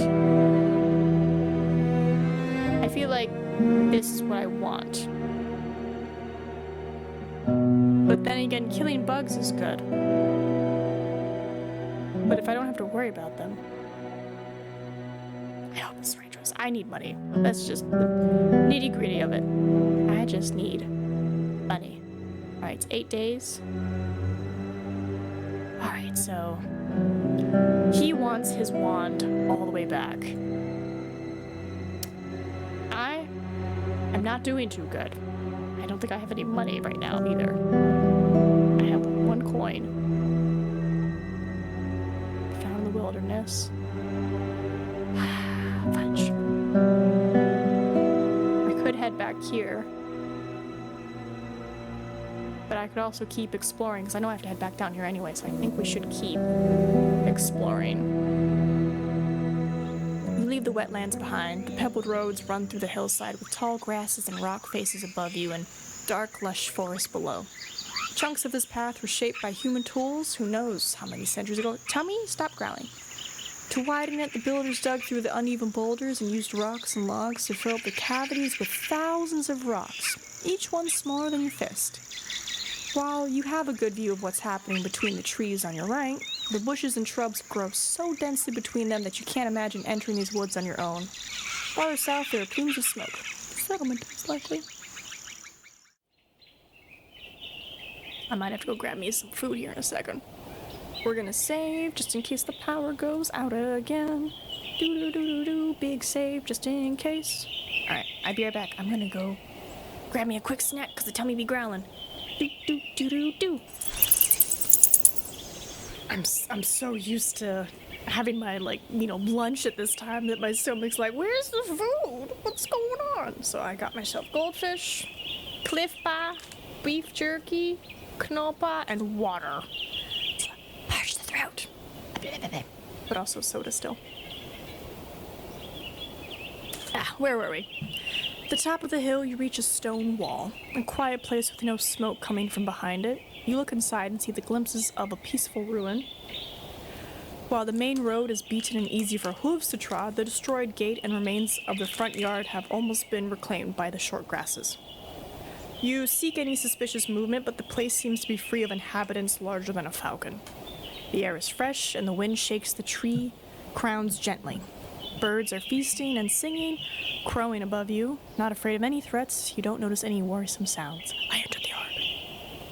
The hamlet could be a hunter's shelter, a military outpost, or a storehouse for trader, but you spot no fresh human trails. The damaged door and gate are years old, soggy and moldy. Judging by the squirrels, I just dropped some, and the animal feces you see in the grass is places but a part of the wilderness. The roof collapsed only a few years back, turning into food for mushrooms. The outer wall looks generations old, but it used to be maintained. Some of its materials come from different times and areas. Go behind the building. Where did I drop? Got it. Oh! What happened?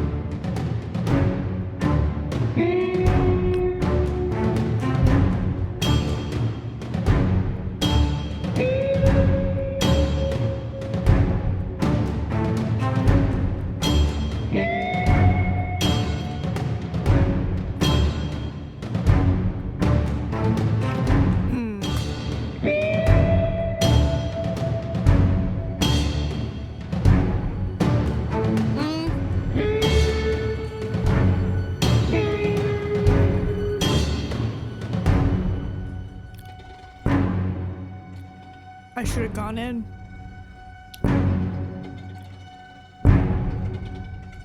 I don't even get this option.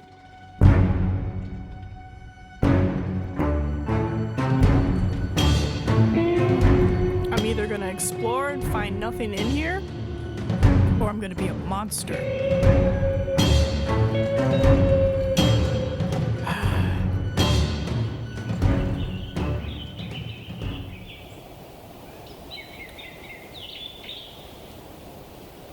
Yeah, there's no reason to bother them now. You squeeze between the hills and the forest. The only larger beast you spot is a single saurian basking on a boulder, lazily observing you from a safe distance. Your ears catch the howls coming from the north, long and loud, and as you keep an eye on the rock ledges, you almost miss the drastic shift in the landscape. The forest turns into a lake, and the few plants growing next to the road mostly bear fruit. The road is not as reliable here as it was in the hills. Parts of it are a bit muddy, and the puddles disturb your ride. Maybe the locals will maintain it before it gets swallowed by the lake.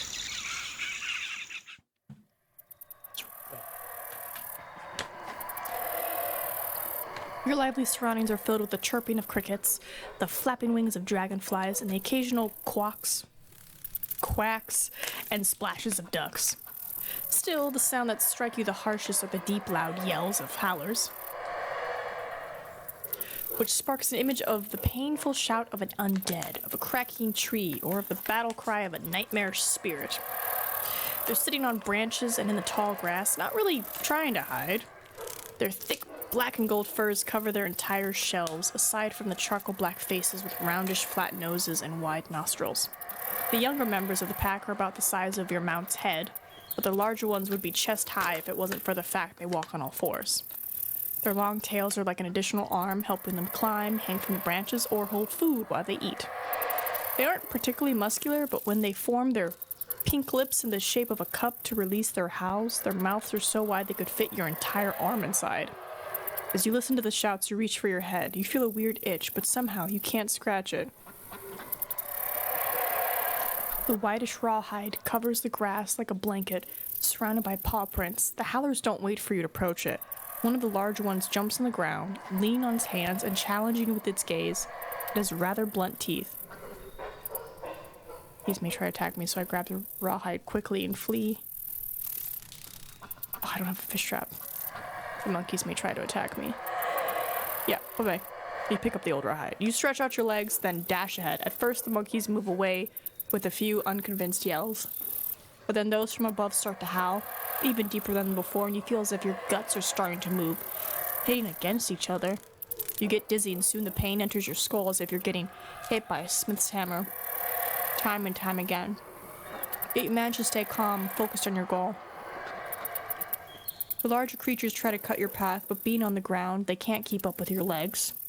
Without stopping, you grab the rawhide, then carry on, waiting for a few heartbeats before you change direction rapidly, now getting closer to Russell. By the time you reach the saddle, the beasts have already abandoned their pursuit. You take a few deep breaths, then inspect the rawhide. The wet, torn blanket is now worth as much as a bread crust. Still, it's not rotten. If the owner's around, they may recognize it.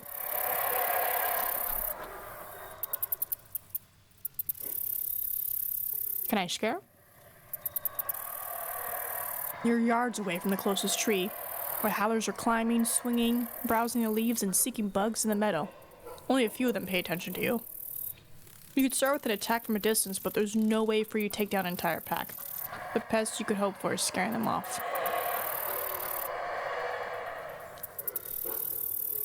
I feel like the rocks aren't gonna scare them.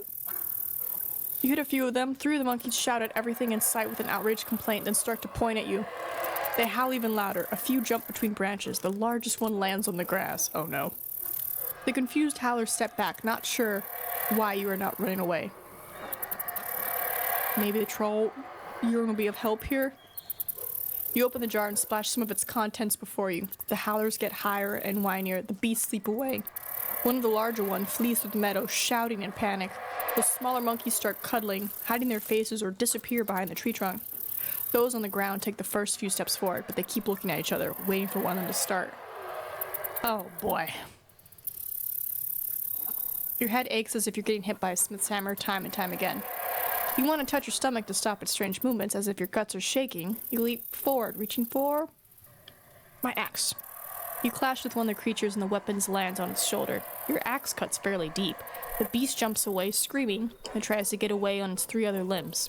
You make a few dangerous swings, keeping the other beasts at a distance, then try to surround you, but you manage to keep up with them. You're not sure you can protect yourself from all sides at once, especially without a shield, but for now you're in control.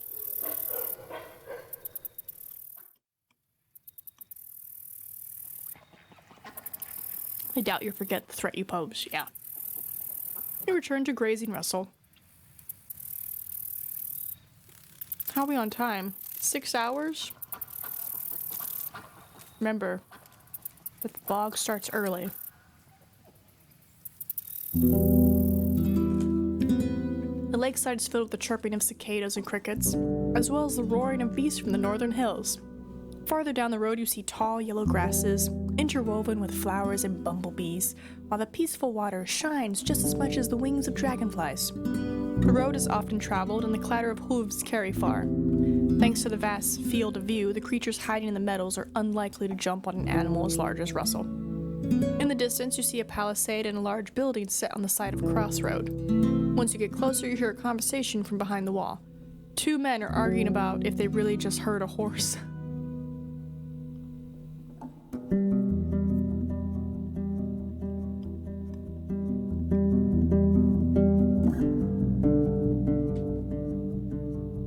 Russell carries you toward the open gate on its own, welcoming an opportunity to rest by pushing out the air loudly through its nostrils. A nearby wooden pen won't offer much space for a horse, but should be enough for grazing and a nap. As you dismount, 2 men get up from the front stairs. Their clean-shaven faces reveal they're in their early 20s. The first one is taller than you, broad-shouldered, and wears light brown pants and a darker jacket, both of them made of leather. With an inviting smile, he gets up and moves to open the enclosure. His steps are heavy and slow, but every movement is marked with care, ensuring he won't knock down anything or anyone. The second man looks as different from his colleague as the sun from the moon. He's unusually short and wears a heavy cloak made of black fur, so large it could cover his entire shell. He opens the door of the building, hides his hand, and peeks into the room. "Foggy!" His voice is shrill and unconcerned. "A messenger! Come!" A hanging barrel sways in the wind, marking the place as an inn or a tavern. The building resembles a merchant's house from Havana. Whitewashed and with oiled, elegant wooden beams, the fragile walls are high enough to avoid floods and snow, but you have no doubt that a troll or even a peddler could easily break through them. The palisade is short, has hardly any support, has no walkway for crossbowmen, hardly enough for even a makeshift hamlet. Yet, it's the open harbor that makes you uneasy. Aside from the fish, any creature, aquatic or not, could just walk into the yard undisturbed. The path is covered with paw prints and claw marks. Better not to leave Russell outside during the night. A black and white bird swoops into the water and flaps its wings and takes off with a silver twitching creature in its talons. The large man clears his throat. "And what have we here? Coming from afar, friend? Are there now horses and howlers?"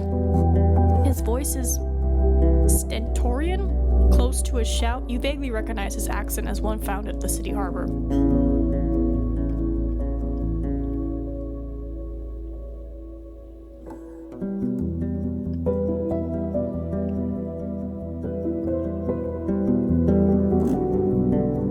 Sorry, I was eating. A woman shows up in the doorway and looks at you from the top of the stairs.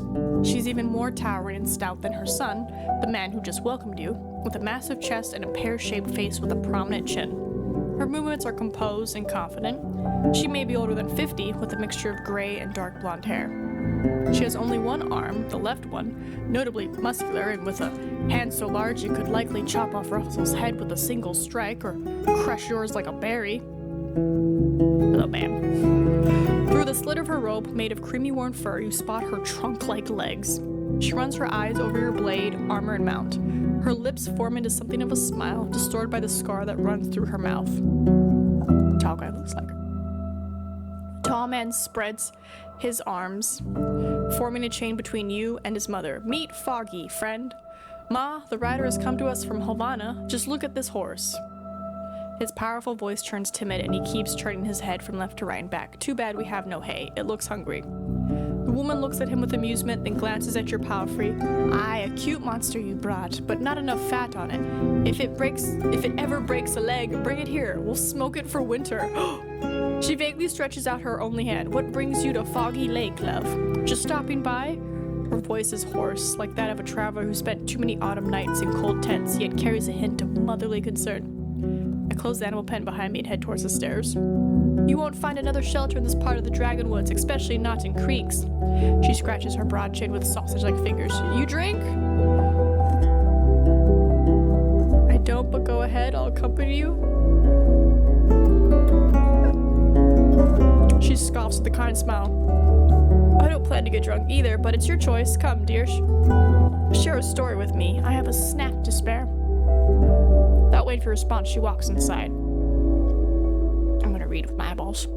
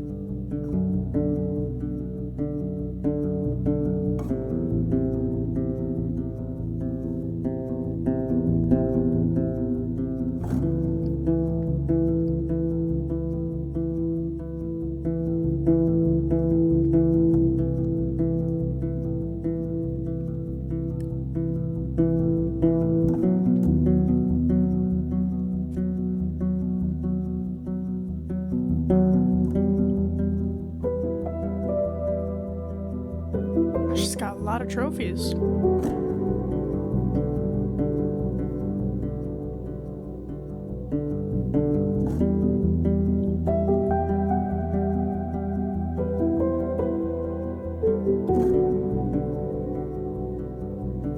I'd rather dress birds in the yard, but the blood lures beasts. Sometimes the folks from creeks bring us meals, but we need to take care of ourselves. She throws the bloody cloth back into the bucket, making a splash, then sits down on a stool, making it look like it was made for a doll. She rests her elbow on the table and looks you in the eye. Her voice is warm, yet intrusive. So who am I dealing with? The bottle removes its seal seemingly by itself. The wax floats in the air briefly, then lands on a table gently. Without a word, she pours a thick liquid in the cup with her only hand, but doesn't offer you any snacks just yet. Looking for a Styrian? She looks at you for a longer moment without the slightest movement. And how do you think he's here? I'm not saying that I do, but maybe you know where I can find him. Is he here? Her face darkens as she scratches her knee. Don't upset me. Oh! Right now I suspect everyone, but I'm still looking clues. He could have been swallowed by a toad for all I know. I'm just asking for help. He might have been here, wounded or ill. I'm not trying to lure you into a game. Every soul's got a game, though some are not ready to admit it. But no, I don't think he was struggling with health last time I saw him. When was the last time you saw him? She glances at a window. Same as the others, in the late days of spring. We were waiting for his return, me and all the villages, then moved on. I have no idea where he went. All of them. She turns towards you with the fierceness of a bear. That's what I said. Did he do any jobs for you? She presses her tongue against her cheek and lips. Well, I'm not sure. He was bringing me news or delivering my messages. Sold me some stuff. Sometimes bought a thing or two. His life wasn't really that riveting, just another mug guzzler sitting in the corner, patching his clothes. Can you tell me about him? She rests her only hand across her stomach, which you identify as her version of crossing her arms. A customer and an errand runner. What's there to say? Traditional questions don't get many more answers. She brings up the man's looks and equipment without adding much to what you've already learned from Tulia. He was paying with dragons, rarely bartered. That's what a city folk do, aye? Seeking riches and locking themselves in a chamber, prisoners of their might. I smile. It's not really what I'm aiming for. Well said. Her chuckles makes you think of a wolf's growl. Smell you anything unusual? She stares at you without blinking. Such... what? Something that hints to where he went? She frowns. I'll tell you if I think of anything. You don't sound especially bothered by his disappearance. You seem as someone eager to make friends with a vagabond. I'll take it as a compliment to my skills as a tavern keeper. Folks come and go, their faces disappear, friends die in my arms. She pauses. Families fade away. There was a different road warden years ago, and there is another one now, but there's only one Foggy in the north and one Halan, that slow son of mine, and one Creeks. I have only so many tears to spare. We'll return to this later. Maybe, once our souls are too restless to stay quiet, but now go ahead, have a snack. The flesh of the pear is still white, the carrot is firm and crisp, the plums can't be from here, the place lacks a stove, so they were brought here from another settlement. They have a smoky aroma of burnt hazel twigs, smelling like winter food. Such snacks would be fitting even on the plates of the merchant guild. Foggy leans forward with an elbow resting on the table. Well, for me it's a lazy day. At least the rains spare us. So nicely holding until the evenings. Can't be more than a few years old. What brought you north? Yeah. It's our third summer under the roof of Foggy Lake, but the palisade is older. Used to be a camping spot for the bird catchers from creeks, and there are fish here that don't swim in our streams. When we were but newcomers in the north, these lands were hard to bend, but the beasts got used to us this time. A melancholy crawls into her eyes as she observes the meat in her cup. You reach for a snack. Every year or so, we added something new. The rocks for a campfire, some stools, a fence, a firewood shed, a boat. At one point, we brought the lumber from White Marshes and built a cabin, like the one at the Eastern Road. More folks started resting here, even traders from Gale Rocks and Old Pagos. Plenty fine spot for an inn, aye? Her smile is warm. I'm building my home from nothing, you could say, and not for the first time. How about you? Does any of it sound tempting? That's the dream. A place far away, somewhere where I can rest after a day of work without an aching back. Yeah, that's the dream. You speak my own words, love, my own words. We have a good home here in the north. Not a safe one, not a fun one, but there's plenty of food and plenty of things to build. I'm already luckier than most. She looks at the place where her missing arm used to be. How do you stay safe? What brought you? How do you stay safe? Quick legs, love! Her brief yet thunderous laughter makes you flinch. We don't leave any food outside, but our cauldron smells. Every now and then something scary shows up. We lock ourselves in here for days if we have to. Our windows help us keep an eye on the yard, better than leaving the hamlet to goblins. You mentioned that having no wall from lakeside is quite a risk. She nods in agreement and reaches for a dried plum. We don't bring children and old folks around, but this part of the peninsula is not so bad, at least in sunlight. Not much food growing or running around unless you can live on fish and birds. And the folks of the creeks are great hunters, greatest around. But isn't there a harbor in the city as well? How do you keep the creatures away? Make it too dangerous, mostly stay, waiting for trash or drunkards. Between the boats or even enters the streets, people learn to run away and leave to the soldiers. There are casualties. It's actually the flying beasts that bother us. I'll go at the bridge. Chilling. One day we had such a thing here. During our first summer, 2 adventurers got drunk and went to watch the lake after dark. We'll hide if anything shows up, they were saying. In the morning, the water was red and their rags were covering the rocks. Any interesting beasts you hunt for? Oh, I hunt for nothing, she smirks. Not since I lost my arm, and the boys outside are not made for it either. They're no drive to fight, you see, and grew up to be wimps. They sometimes club down a hare, but then we're all about foraging and bird traps now. The folks in creeks do the real hunting, she adds after a pause. Runners, mouthlins, rats, sometimes a buffalo or a saurian. We have no soil for fields, so game meat is all we have. She stretches out, getting even taller. Do you hunt often? If I'm about to starve, I don't enjoy killing. Sometimes I set up traps. I don't risk facing big game. Rats, I do. Makes me feel alive? What? No. I was like, sometimes. That's hardly a hunt, is it? She leans forward, chuckling. Picking up a dead bird from a loop is not the same as pushing away a warm corpse that was just pinning you down to the ground. She looks toward the open window shutters. Not the same, but probably smarter. A friend of mine was a real huntress for a year or so. Once you burn enough dead friends and relatives, clean tables start to look plenty tempting. She leans forward and takes another look at her bottle, sealing it with an approving nod. My ma and pa are both big and strong. One time, they saw me sitting on this kid, twisting his arm, so they started to teach me. Staff duels, running, lifting barrels and rocks. Thankfully, the army chieftain said I wasn't disciplined enough. She rubs the scars on her forehead. So I did a lot of things. Escorted some merchants, joined a group of adventurers, hunted for bounties, guarded a village temple. The last memory makes her voice gloomy. Not all of those things make me proud of myself.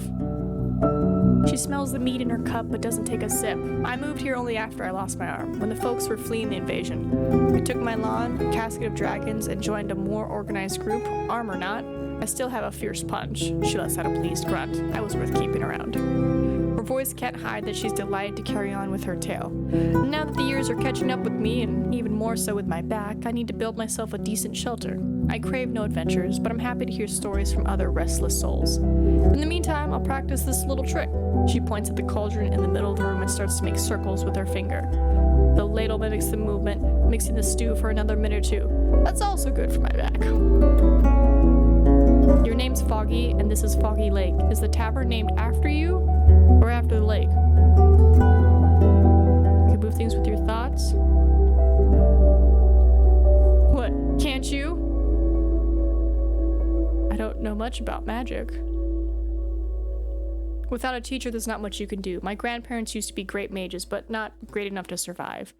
The plague, her scarred lip forms a grimace. My mom got no talent from them. After a year of training, she was hardly able to move a feather by a foot. I always knew I had a strong pneuma in my blood, but there was no soul there to teach me how to use it. She examines her cup. I'm trying to figure it out by myself, but I may not have enough summers left. This lake? Ah, the lake has no name. She moves her cup away and leans forward, resting her elbow on the table. Her voice is playful, warm. Yet, I mean. But there will be stories about this place, believe me, and about passing by the lake while getting at Foggy's. I may not be a dragon slayer or a holy woman, but one way or another, my soul will live on in my name, tied to these walls. She looks at you in silence, then bursts into laughter. You could swear she makes the jars shake. I'm plenty fine being vain. We all want to be remembered. Not everything that's vain is wrong. It's probably better to stay humble. We all want to be remembered. My pa used to say memories of ours live in the blood of our children, but guess what? Kids die as well. All my brothers and sisters, gone. She pauses, but there's no sadness in her eyes. Stories have a better reach, aye? We can tell each other about strangers who lived centuries ago. There's magic in that. What happened to your arm? She leans back, moving her shoulders and chest up and down as if she's having a soundless chuckle. Not one I'm going to share with a newcomer, dear. Stay alive until next autumn. I'll open a cask of cold cider and tell you quite a tale. It has treason, treasure, monsters, and dark spells, but I'm way too sober for it now. She grabs her cup. Her wing turns into an awkward blink. What's gonna happen next? Will you build a real wall? Why not? Then grow my connections in the villages, buy more hard drinks, build another shed, a cabin, even, and hire a private warden for these roads. You know, for my guest. She sips from her cup, looking at you. But it's all in the distant future. We, at Creeks, need to take care of the eastern route, clear it for the traders. Without trade, all I have is the locals, and they don't even use dragon bones. But how do you care, dear? Are you planning to stay around? At least for a few years. I hope to spend a longer time. I hope to stay on the road, visit other parts. Is that so? All the tales I've heard make me glad I now have a place of my own. The trails grow greener and thorny, the villages turn empty, the cities lose their reach. She leans forward and stares into your eyes. If that's really your plan, it won't end well for you. What will you do without roads? Seemed like expensive drinks. The pricey ones are gifts I received, or treasures I found when I was young. I also bought a few. I like to offer something unusual to the wealthier or more promising guests. She tilts her cup and grabs a purple carrot from the snack plate. I dabbled with some recipes myself. I'm plenty of brewing tools, though I can, name maybe half of them. Still, from ales to hard drinks, I had some successes. I must say, love, I rarely meet folks with that many questions. She gives you a warm look. What hides beneath them? Getting to know you better, I was hoping to learn something useful. She bursts in laughter. Can't say now if you're more of a trader, seeking a chance, whatever they are, or one down-to-earth traveler. Find a good opportunity. The latter. Both. Her grin is worthy of a wolf. Safety and risk don't go hand in hand, I'd say, but I look forward to seeing your results. Looking for work? She grins. I somehow doubt you're here to forage for me, love. Not that I have any room for another soul. Let me think. She runs her eyes over the shelves and the trophies, but it's the rocks surrounding the fireplace that catch her eye. The folks at Old Pogos are weirdly quiet. They were supposed to drop 2 wagons of rocks in my place. Can you check on them? Just find out if they're fine. You mentioned the payment. It won't take much work from a rider. You can get there and back in less than a day. Just ride west of here until the road takes you south to the crossroads. Turn west again. You'll find the village. I'll give you, let's say, a dragon bone. You say that's not much, but she waves it off. A road warden should get familiar with all the villages anyway, right? Just do it when you have a chance. I'll have more coins for you once you prove you can be trusted with the simpler tasks. What can you tell me about Old Podgos as I eat this knopa?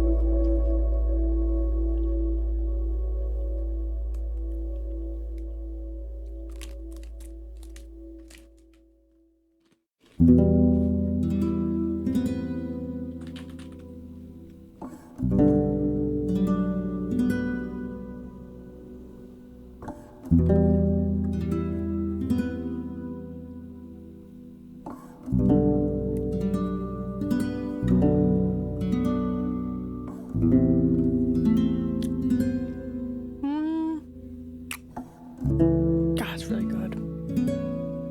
Let's see. Pelt? Rather renowned for our waiting in the past. Buy yourself some food. Leads a group of big game hunters.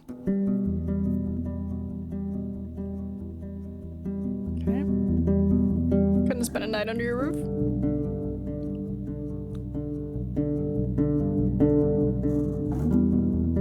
I don't work to feel no by a lot of folks to lie down there for free. But that's about it. If your horse stays outside, it'll lure the beast to us, but if we move it here, it'll leave droppings on my floor.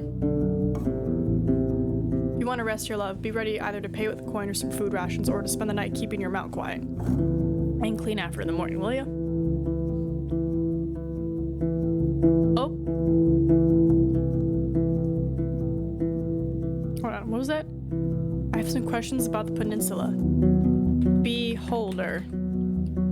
The dark thing, this beholder, gives me chills. The druids told us it's been here longer than any human, but I don't know why they keep such dark magic around. I heard that it eats souls, but you know, gossip gets cruel when it's about pagans. And tell me about pagans. I haven't heard of such a place. Okay. Bandits in the north? What can I tell you, dear? You know how it goes. Lost soul needs a new path after an awfulness finds them, but the years go by and it doesn't get any easier. One day they take a pile of firewood, another one some bread and clothes. After they start hurting folks, there's no way back, even if they're not at all cruel. You ask her some more, but she's reluctant to give you straightforward answers. You don't have to worry about Glaucia's band. They hunt, sometimes take this or that, scavenge after folks who get jumped by beasts, but she's never tried to threaten my place. You're safe here, and why would they try to bother a road warden? Sends its soldiers here, she may face consequences for supporting the outlaws. Some bandits are just desperate. Starts right at the table. Anything about the necromancers? I don't like what they're doing one bit, but I can't blame them. The folks at White Marshes struggle, and they don't know how to protect their kids, their elders. Or in Titus, their priest, she cracks her shoulders, a quiet man but preaches like a zealot, always looks like he's on the verge of crying. She opens the door with a wave of her hand, letting in some fresh air. She looks at the lake. They used to trade in lumber, those for marshes, until Hallorsden started selling their own trees for better prices. The trade to marshes died, and so came the hunger. She looks at you with an unclear grimace on her lips. You may judge them, but at least their preacher gave them hope, even if it's tied to black magic. That's fair.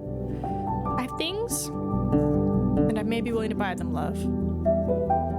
Okay. What do you have to sell? Now you're talking. Well, I could serve you some of my cooking, not food rations, mind you. Need that, we can save for the winter. Let's say you give me a dragon in return, I'll cook for you 4 times. You just need to ride up when you're hungry, and other than that, you won't take any wood or stone, are you? Seeing you shrug, she waves it off and heads toward the trapdoor. After a minute, she shows you with the sack that clangs after every step. I can sell you some scraps. She pulls out a couple of iron clasps, nails, and broken steel blade. A value trash. We found them while foraging. We don't have a furnace creeks, but you could sell these bits and pieces to someone else. She observes you for a moment, then shrugs. Let's discuss the price. Let's take a look. I could buy 4 meals in advance. I only have 1 coin left. But she could feed me. But how much will it feed me? Is it 2 or is it 4? I have 4 meals prepared in advance. Alright, I like to eat. Okay, gives me 2. Give me a moment. You sit down. Keeper brings you baked cold pheasant and a raw eggplant. Mentions that you've already paid for another 3 meals. Perfect. Okay, so what are we at? We are at 4 hours and 30 minutes. Save. Time for me to go. No, wash myself in the lake. You enter the bridge and move to its edge. Somewhere below you, you notice a glimmer. Hey you, step back, run! Without even thinking, you leap toward the yard. A long, teeth-filled mouth breaks through the water surface, splashing in every direction. It bites the empty place where you were just standing, while the front limbs, thick, scaled, and ending with claws as large as your fingers, land on the wood. Once the saurian's yellow eyes notice that you're outside of its reach, it nonchalantly slides into the lake. You hear laughter coming from the yard. The large forager who's wearing leather was running with help, but now stands with hands on his thighs, cackling without rest. The man in black fur, on the other hand, looks at you with worry. You see a hand kept beneath his cloak as if he was reaching for something. What are you doing, The lake isn't for outsiders. I gasp for air, thank them for the warning. I'll stay away, don't you worry. He just nods and gestures for his companion to cut it. They both move toward the gate. Once the man in black hears your steps, he nudges his companion and nods towards you. They put away the old noose trap they were trying to fix, proper for hares and small birds. The tall one spreads his arms, thundering his loud voice. His loud welcome. A road warden, eh? I guess we're gonna see each other a lot. I'm Lon, and this shorty here is Civvy. The man in black fur looks up, frowning. There's also the one-handed man you saw in the attic. Unlike the rest of the staff, he has an unkempt beard and worn clothes made of blue fabric, patched with scraps of flour sacks. He's looking down to examine a trap, but his shoulders are slumped, eyes absent. Lon doesn't introduce him. Lavanis, nice to meet you. Lon smiles. Were you at Pelt of the North yet, friend? He blushes. How's Dillet doing? She's well, seems to keep the whole crew together. His voice gets drowsy. Her soul is young, but everyone listens when she speaks. She's always so bored, that one. His smile turns into a grin. Better say hi to her for us. Her boss was looking for hard drinks and healing potions. I wish I could have helped her. He glances at his companion, who's currently observing a column of ants running alongside the palisade. They were offering good prices, and she was really good at dice and told us about so many monsters. Civvy adjusts his black cloak. Our traps won't fix themselves. What brings you to us? Lon frowns at this interruption, but says nothing. What's your plan? I could use some work. Nods and voice gets even louder. Glad to hear that. There's hardly any fruits left around here, and even fewer mushrooms, so we're planning to do some bird catching. A hunt without killing. Maybe not today, but in 5 days, maybe a bit later. How do you say? Would you just let them walk into the traps? Glances at the cords used for snares. These won't do. We want to catch a runner this big. He raises his muscular arm and stops it maybe a foot above his head. And bring it here alive. We want its meat for later. The man with one hand interrupts him. His voice is weak but disdainful. Beasts ought to be dealt with, not tamed. Bonding with monsters brings only death. Yeah, has the accent of the city folk, same as yours. Will bring us full bellies in winter. How much do you pay? I mean, it may be a scary trip, but it won't take that long. Just show up here at noon or before it. We'll be back in a few hours. You'll get 5 dragons, 2 if the bird dies. That's a good price for one afternoon. Can't leave my horse behind? Oh, I wouldn't worry about it. Lon waves a hand just like his mother. The idiot will take care of it. The one-handed man starts to object, but a harsh shut up from Civvy makes him sigh. His shoulders sag. Lon goes on. He's a loony and would stumble over his own feet on a trip, but does what he needs to when told to. And you know he won't steal it. He hates animals. What are you gonna do with your catch? We'll tether it to the palisade for a day or two and then take it to the creeks. Our tribesfolk have enough space to look after it, though, Autumn. Maybe you'll drop a few eggs. Even if not, it's fresh food. Is there a problem with supplies? They exchange looks. Maybe, but not big enough to make us pay you more. Ian grabs a rope and shakes in front of you. We'll catch its neck. Your part would be to keep it from running. Don't hurt it, just make sure it's busy enough for us to surround it. I feel like I could use better equipment. Well, you shouldn't need weapons for it, friend, but you may look for something worthwhile in Howler's Den.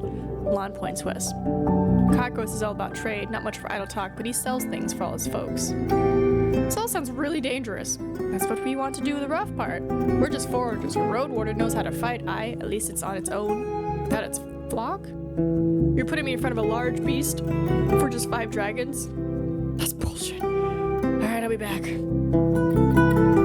Do so. We still need to prepare, and you better do so as well. Don't make us wait for long. Let's not test the bird's patience. Just come back one day before afternoon. Do you know Tulia?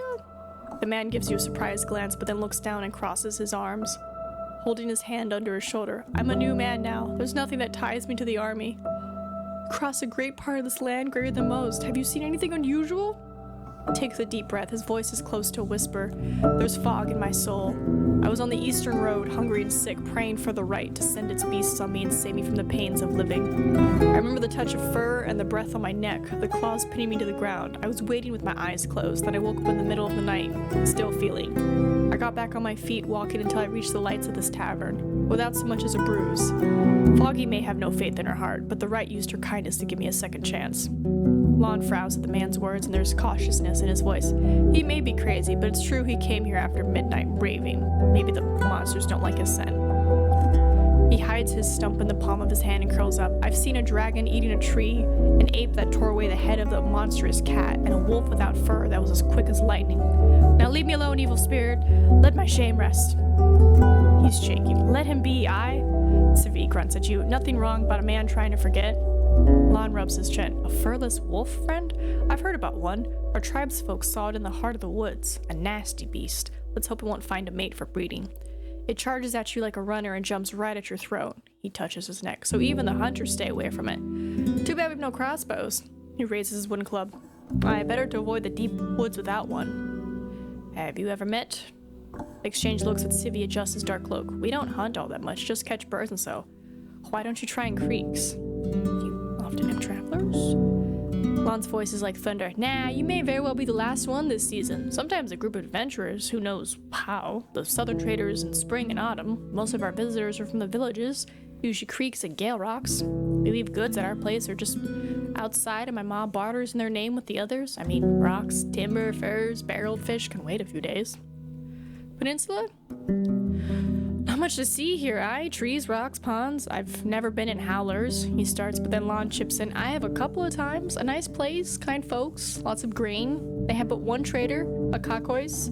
He pays poorly, but at least doesn't waste one's time. Gets straight to the point, see? He thinks for a bit. And they're all so tall. Twice as tall as he is, points at Civi, who frowns and squeaks back at him. What, does he just squeak? Or would it be? You gossip for the next few minutes, but the things they share with you are of little use. They end up saying that you should talk with Foggy instead. She used to travel a lot and speaks with every visitor. I walk away. We have 4 hours and 30 minutes.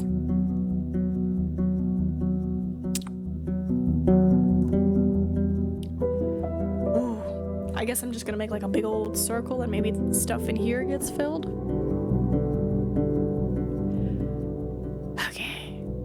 Guess we'll go this way. You follow the road spread between the hills and lonely trees until you reach a solid wooden bridge, not older than a generation. You ride uphill, but Russell manages to keep up.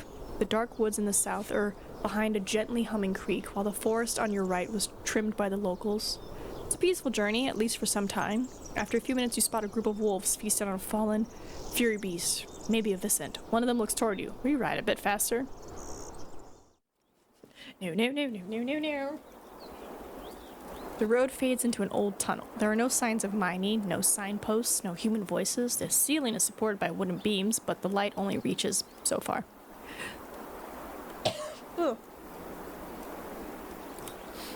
The chilling wind mercilessly bends the few lonely trees, while the shrubs oppose the weather patiently. The distant songs of birds are the only sign that this area is not fully abandoned. The side path leading west is somewhat maintained, and you find both boot prints and cart tracks. It leads higher into the mountains. Sweet water. I tether Russell the tree, then enter the tunnel. Your mount observes the area anxiously, so you stay for a moment to give it a good scratch under its neck and say some confident-sounding rubbish. You unpack all the things you need to make a new, simple torch, a log, some old rugs, a bit of oil. You grab your tinderbox and sit on the ground for a couple minutes, preparing the flint and the linen, and then, a piece of fire is not the best, but it's enough to make up for. The loud, flickering yellow light unevenly hits your cheek with heat. You raise the torch, but hold it at an angle, letting the oil drip on the ground. Let's see where the tunnel leads. For a few minutes, you follow a fairly straight corridor. The timber supporting the ceiling is decaying, but you don't spot any signs of collapse. The floor is littered with bones and rotting food, most likely dragged in here by wild beasts, but there are also signs of soot around above you and boot prints left on the dried mud. You reach the crossroads and stop in place. There's no sconce in sight, so you'd have to constantly carry the torch or lose it for good, and it won't last for long anyway. The draft is hardly noticeable, so looking for an exit in the dark would be dangerous. I go outside. Ooh, the lantern. The lantern. What are we at? We're at 3.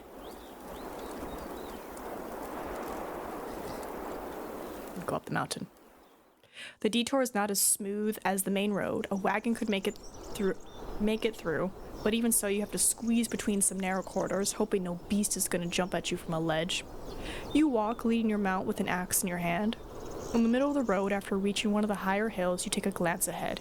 Even from here, you see the sun reflecting from the ocean, but there's also a pillar of smoke coming from the distant west.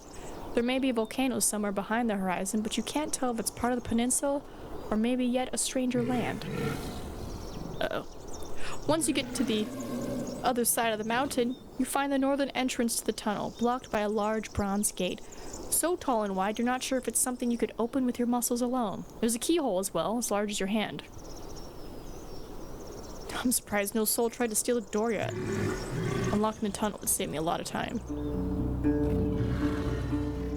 Oh my god, did I really unlock it?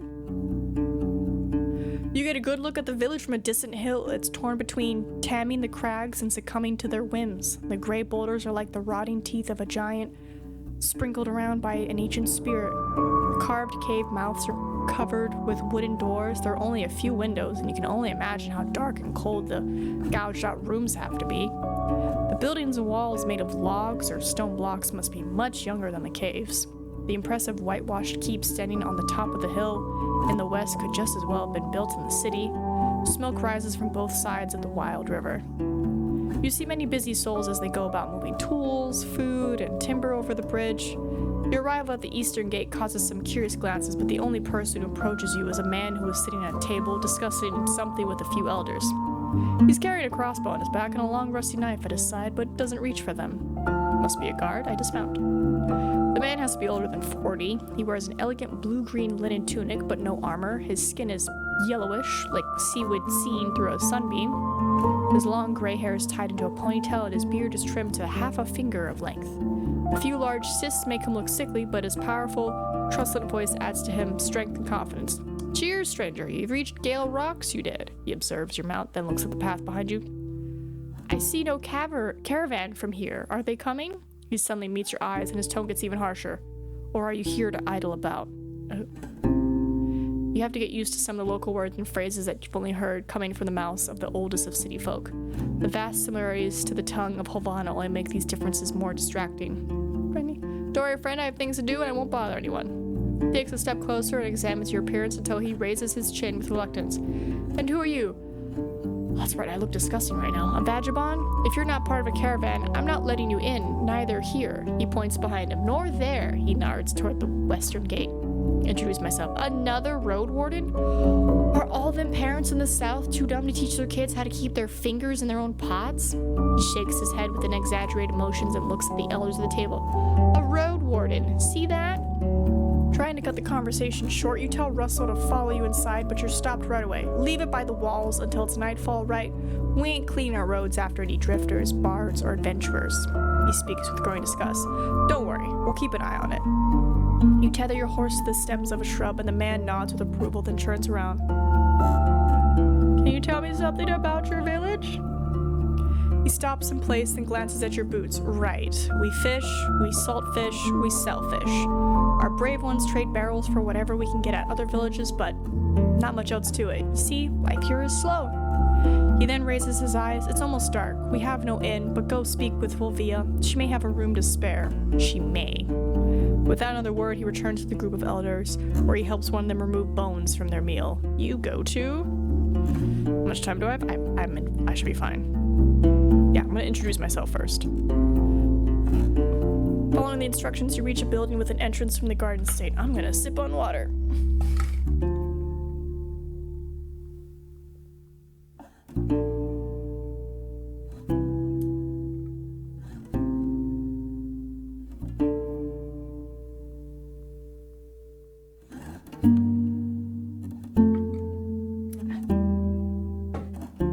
One feature that hasn't been mentioned by the locals are her eyes, gray, asymmetrical, partially closed, and unfocused. Once she gets closer, she turns her head, gazing into the rock and pointing her left ear at you. Her steps are confident, and her hands keep touching the walls on both sides. She's old, wrinkled, and pale, but her voice remains strong. Your first instinct is to nod, only then realizing it won't really help you much. She repeats, "You smell of a horse. Room?" "Yes." "Right." She simply walks down the corridor between the few humble chambers, some of which are inhabited by sleeping souls. After just a few steps, the light coming from the entrance helps you no more. You follow the sounds and boots of the smell of rosemary perfume. Then suddenly hear a rock hitting something made of metal. The lit candle makes you sigh with relief. "What color?" After a quiet moment, she tries again. "The horse coat." "Mouse done?" "It has white and black stripes." Ooh. Let me check. Do I have a description? Hold on. No, I don't really have a description. Bay, black, gray, like my cat. She lets out a surprised grunt. So far from the Groin Mountains, I guess there are some gray hills around here. The room is far from comforting. The ceiling's only a head above you. The walls are rounded and bare of any decorations, and the only chest looks more like a crude crate. At least the dried grasses covering the sleeping pallet are bug-free and smell of freshness. "You don't have to share it," she says with amusement. "How much for this delight?" She chuckles, still turned to you with her profile. "Don't worry, you won't be cold, and we won't let anything mold in here. I have a nose for it." She demonstrates with a loud sniff. "You can work for the village for merely a few hours in the morning." "Oh, hi, baby Russell." "Oh, hi." "Move some weights around, or you can pay me 2 coins. I won't take less, for I need none at all. I'll just throw it to this Servina's chest in a few days." Alright, she needs a moment to think. Rufina's sister? Last time I spoke with her, she was but a small lass. Okay, cave. A harpy is circling dangerously low above the village. The guards are running around trying to keep up with it, while the children are being told to hide indoors. You go to... Maybe there's some locals looking for a match in the other village? Grab my son, he's demanding pets. Yeah. Oh, you unplugged me, Russell. Silly boy. Silly man, you unplugged me. Where are you going? Oh, he's so silly.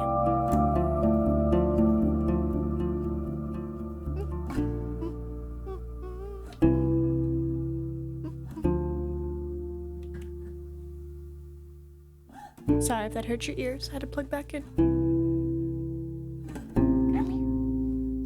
While the vast majority of the locals see this place as their home and even feel indebted to their families and neighbors for looking after them, Paulus seeks a different path. He isn't even 20, but trained to work on the beach. He is strong, slim, and a bit loud. "I can even hunt fish, if that's the only work left," he admits when asked about his plans for the future. "Just not here. Not after all them neighbors turned a blind eye toward my harpy of a mother." He reveals the scars on his back left by willow withies. You mention religion and he shrugs without a second thought. "I can do whatever, bearing wicked spells." You make sure he means necromancy and blood magic. Right, all I want is a companion for the mornings and evenings, a woman with a kind soul, and if good winds allow us to be the mother of our children, I'm ready to work for them till I faint. He flexes his muscle. I'd gouge my arm for that. Silly man. Marina is a few years older, but much shorter, paler, with dark circles under her eyes. While she hopes to find a wife or husband, she won't leave the village. Of a 6-year-old, his father went into the fogs on a foraging trip. I'd love to have more kids, but my forebears have been living in this village for longer than anyone could tell, and I'd rather not make our blood too thick. You ask about what sort of traits she's looking for. Someone kind, loyal, serious, and diligent, no matter if they're a watch carrier or an artisan. My own back is weak. It suffers after standing for long hours. I help with fish smoking, cleaning, foraging. Whatever there is to do. When asked about her convictions, she looks at you as if the question is beyond absurd. I won't lie with a latter lass. It's a stranger to right teachings. Paulus. He asks you a few additional questions, some of which are centered around Timo's face and figure and spoken with embarrassment, then flashes you a wide smile. Right, she sounds dreamy. If she's in, I'm in. Let me know what she thinks about me. Speak with Cassia. Finding her takes quite a few minutes. The other guards claim that she's patrolling the grounds around the village, but you find her sitting against the western wall. Once she sees you, she straightens up, greeting you with spread arms. An outsider! In our delightful village! She shouts. Her shouts makes you stop long before you reach her. And how can I be of service? Do you need help with bloodthirsty beasts? Are the treacherous bandits chasing after you? Have you lost the taste of life? Her sudden laughter makes the pigeons fly away. Speak! Speak! The heat heard you like to be a huntress? Splendid. As long as you can promise, we'll head to Porcia for a filling dinner first. I'm ready to leave first thing in the morning. Her voice remains loud, adding to her confident gestures and cheerful stance. She's wearing a decent gabson, but it's lazily put on, without tightening the straps and cords matching her loose, dirty blonde hair. She's large, both tall and wide, but has a prominent stomach. The only weapon she's carrying is a club longer than your arm, and she swings it with enthusiasm. Her dark yellow eyes are as large as dragon bones, but you can't read much from them. So tell me about your talents. Where do I start? She raises her club above her head. I can crush, I can smash, I can catch, I can dispatch. She takes a wide swing and steps forward. I tore out the first harpy head when I was 8 bare hands. She shows you her open palm, twice the size of most humans. Troll hand, sister called me, until she hits the air between the two of you. She hits the air between the two of you. Oh, I guess until she punched her. But the wilderness takes cunning. You catch the glimpse of her hesitation when she narrows her eyes, but she soon returns to her loud self. Are you this eager to hear the tales of my deeds? Want me to tell you how I lifted the curse, blocking the mountain trail? Or how I led all them saurians away from our pier? Without me, this place, she kicks the wall next to her, would have fallen long ago. Are you not satisfied with living here? Great home, great people. She assures you great fish and salt. But the beasts, the space to grow? She moves her right hand in front of her eye, holding the thumb and the index finger just slightly apart. Tiny. Before I ask you to go anywhere, I want to hear what your tribe has to say about you. Suddenly, she looks down and clears her throat, then points at you with her weapon. Ahem.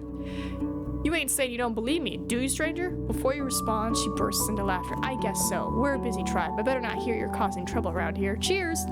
She says the last few words while being turned away from heading to the top of the nearest hill. Okay. A bunch of kids laugh loudly as they carry buckets of vegetables over the stone bridge, calling someone who may very well be minutes away from them. You go to... Why is the gatekeeper... odd. The guard you met when you first arrived at the village is leaning against the wall, observing both the gates and your mount. Whenever Russell snorts, the gatekeeper reaches for his axe. He sighs when he notices your gaze. What? Were you ever working with Cassia? He stops you with an annoyed grunt. What did she do this time? Getting no answer, he waves it off. Right, I give her orders sometimes, but she's a tough rock and won't get polished easily. More often than not, she's the first one to run away, saying she'll get the others. Give me a break.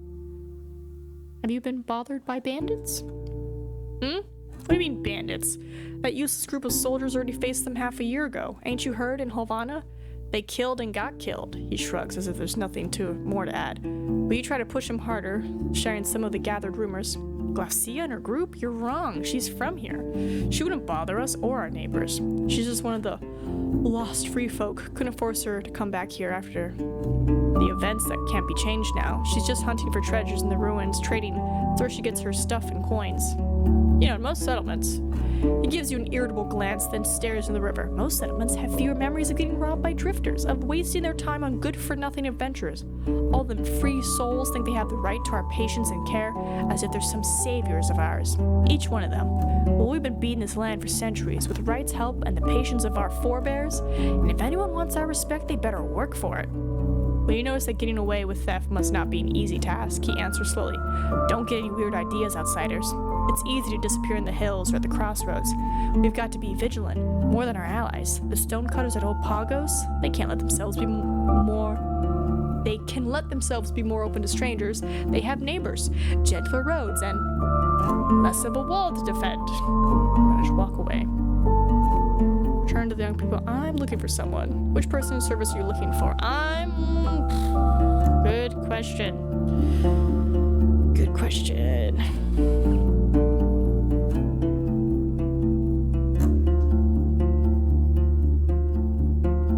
Do I want to? Yeah, let's take a little gander, little peek.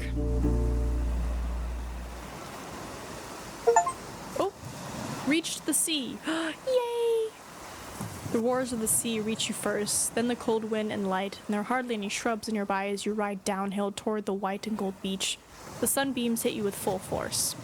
The sea here is not like the one from Havana's port. The harbor and waters most people see during their busy days are full of life. Ships, warehouses, traders, dockers.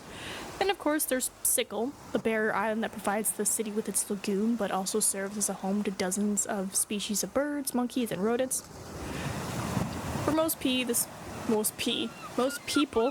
the sea is never silent. But if one travels to Sickle and looks west, or embarks on a boat and sails away, there's yet another view, a very different one. The never-ending blue, the emptiness, the humming waves, the monsters swimming to the surface just to take a breath, not even interested in the wooden vessels. Many say that if one jumps off a ship with a heavy stone, they will drown before they reach the seabed. Touch the seabed. Here, however, the water can't be separated from the rocks that cut through it, like a swarm of mushrooms in a dark forest. Their shapes and sizes vary, but it's their number that makes them unusual. If you were to name each one, you'd have to make up at least half of the names. There's no doubt where the name of Gale Rocks comes from. The stones piercing through the surface of the water are shaped like beast fangs, as if they're asking the ships to dare and test their strength. Where it's possible I keep up the greener parts of the beach, sand is awful for wolves. 1 second, I'm checking on something. Ooh. You follow the sharp turn to the right. The road remains broad enough for carts and wagons and avoids the sands, letting Russell trot without disturbances. The grasses to the east and south are short, and hardly any shrubs have managed to oppose the harsh winds. There are no boats, nets, or fishers in sight, but there are countless boot prints and footprints in sight, both on the road and next to it. You reach the end of the beaten path, getting to the stone-made pier just next to a small dolmen-shaped shed. Only the door seems to be fairly new, and you don't doubt that both the structures have been repaired many times in the past, crumbling under the touch of the waves. I leave the pier. I lead Russell back to the road. Can I wash myself in the ocean? Don't you die. The water is freezing, and after you're done, sand makes you wait for a while before you dry up enough to put your clothes back on. The unpleasant touch of salt covering your skin will travel with you. I won't get any cleaner in the ocean, but you know what? Now you know. Now you know. You know what? You made it to the pier. What is that? Safe water source? It is safe, but it's not that safe. As long as this place remains unexplored, you have to take a detour. Oh, that's right. I went around it.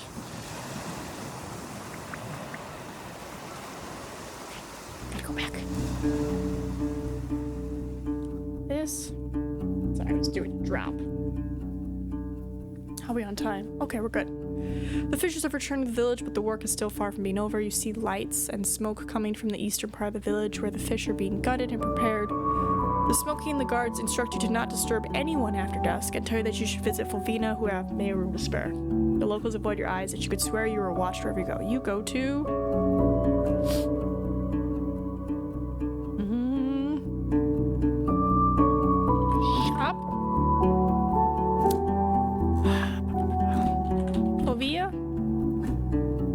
call her. After she leaves the dark tunnel, she says nothing, waiting for you. Okay, I could just sleep whenever now that I'm here. Let me check my journal. There's a lot of quests.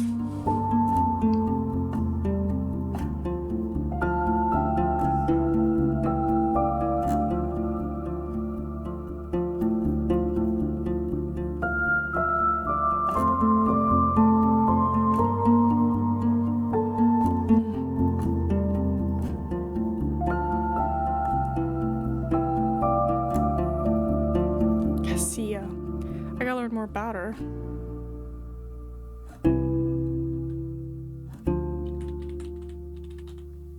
Right, your wandering friend? The guard you speak with doesn't hide her contempt. He ain't been here for many days, almost since the start of the season. You ask where you could find him, but she gives you a broad shrug and walks away. You ask other folks as well, but they don't have much more to say. He did some small jobs for a few of us. Says a salt worker without meeting your eyes. Too busy with throwing firewood into a basket. The last soul. He suddenly freezes and looks around. We're the last people to ask. I mean, you try to push him into sharing more, but he finds an escape when an overseer shouts at him to get his ass moving. Overseer? Sia? She gets on her feet and starts to patrol the village. I don't know who else I would try to find, because I'm like, they're not here. I don't know, let's try Delit. Yeah, no. Alright, we're gonna go to bed, I guess. Labor. Wow. I have no money, so labor. Take my labor. As you repair your belongings, you realize that the days are getting noticeably shorter. The closer you get to autumn, the less time you'll have before the beasts of the nights leave their lairs. I better make sure not to waste too many hours. I'm trying not to. After Fulvia blows out the candles without considering if you're ready for it, you are in complete darkness and you only now realize how quiet this room is. The thick walls block the humming of the wind, birds, the river. The keeper heads to her own room and you only occasionally hear the whispers or snores of other dwellers. Darkness, and it takes me a while before I can calm down. I grow anxious and I focus my breath in on the beating of my heart.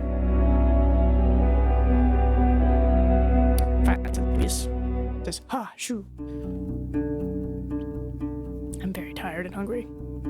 The days are getting shorter. You wake up surrounded by darkness. The keeper is sitting outside next to the open door. The fishers are getting ready. They are. Go ask someone where you can load the wagons. She says slowly, as if you're meant to repeat those exact words. You're freed from your duties after a few hours of work before you get a backache. You sit on a bench, the locals avoid your eyes, yet you could swear you're being watched. Pillars of smoke start to rise above the buildings. Many of the workers have already left the village. The remaining adults are either outside carrying timber, wood, or other wares, or in their workshops, the largest of which are open air. The sounds of work muffle the conversation, so you mostly hear the shouts of children and overseers. I don't know. Load the wagons? Yeah, okay. I figure I'd try. Alright. So that is Gale. It's foggy. I'm trying to find the other place, so let's go this way. I should also eat, shouldn't I? Oh, I can't use my inventory right now. Never mind.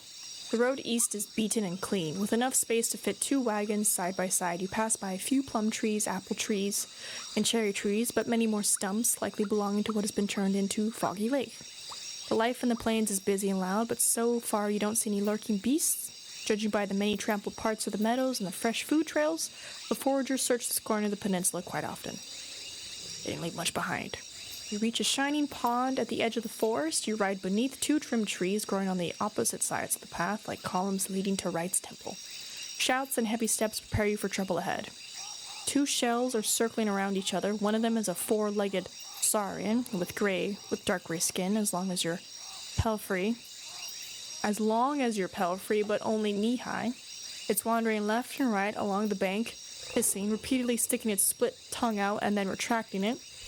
The stout monster doesn't look like a born hunter of humans, but its long tail is swinging like a whip, for now only threateningly so, but you don't doubt that getting hit by it would likely break your bones.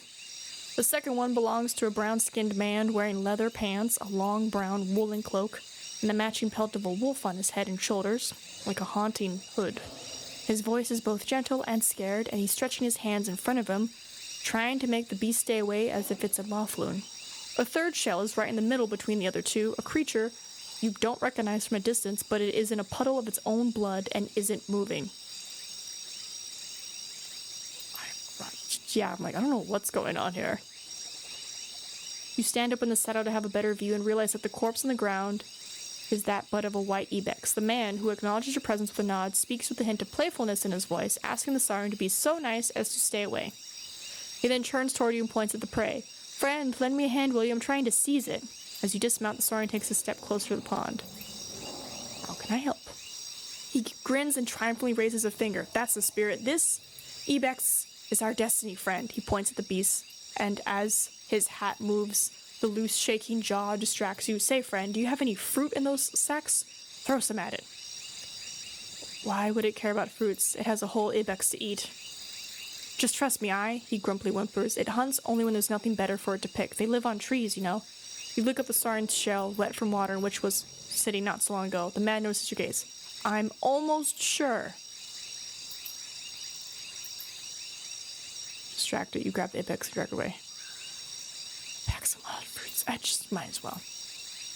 You throw him a sack and he eagerly nods. Perfect, go ahead, throw them. You grab apples and pears that don't look so appetizing and toss them towards the beast. They land just next to it, and while it walks left and right, moving its tongue in and out rapidly, it only crushes some of the fruits with the frites. Maybe more would do it. Without asking for your permission, the man grabs a few more plums, throwing them right at the beast's head. They land and the creature cuts the air with its tail, hissing angrily, but other than that, nothing changes. You know what? I think the fruit eaters have those yellow dots on their backs. He starts but clears his throat after he meets your eyes.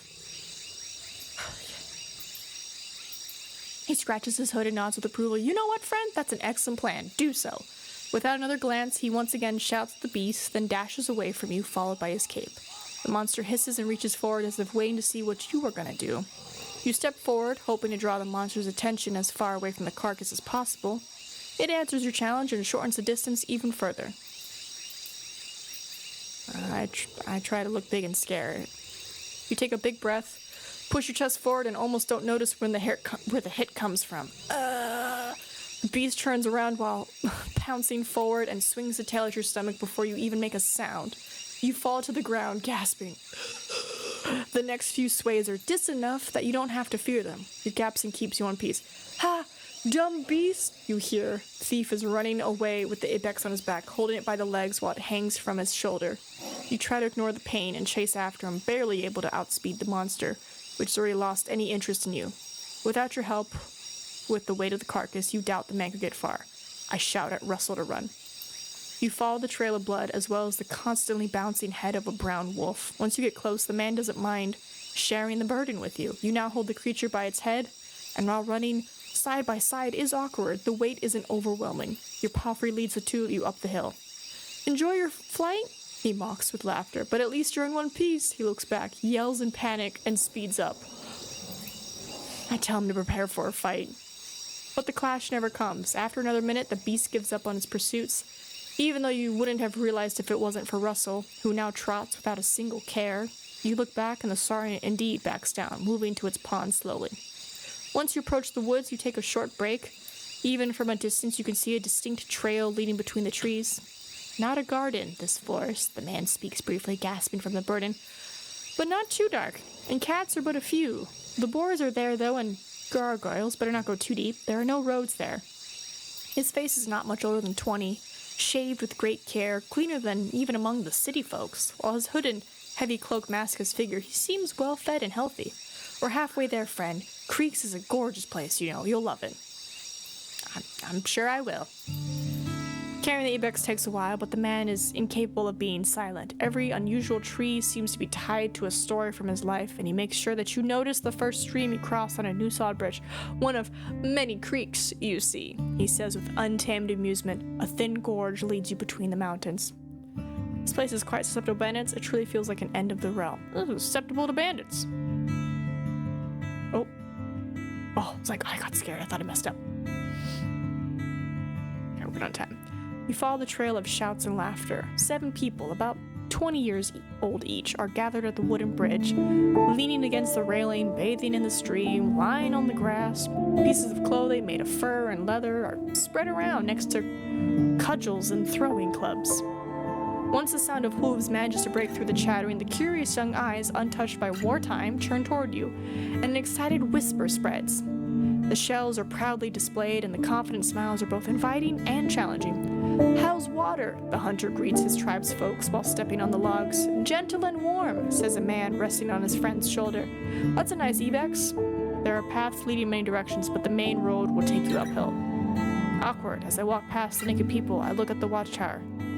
There's no reason for me to be embarrassed, I look at them. The light dances on wet hair, both of their heads and crotches, luring your eyes just as much as the revealed chest and muscular arms. You've interrupted not just their bath, the soul who's speaking with your guide is embracing another man as he's sitting behind him, while one of the women is keeping her arm around the waist of yet another man. You hardly see any wounds or marks caused by sickness. The harshest days of this group are still ahead. As you move your eyes from one person to another, they greet you with kind nods, but you notice that the ones standing on the bridge are holding their breath and leaning away. You notice your own scent, and once you step off the logs, the hunter chuckles. "Seeking warmth, eh? Don't worry, you can always wash yourself in here." A nod to the group, then follow the man. It's just like, "Sorry guys, I've been hunting." The palisade is as tall as trees, but being placed on the top of the crags makes it look impassable. "What? Why is the gate closed?" The hunter turns to the watchtower and repeats his question, only louder. "Maybe call Elah? Too blind to see we have a guest, eh?" A hardly visible guard with a female voice leans from the tower.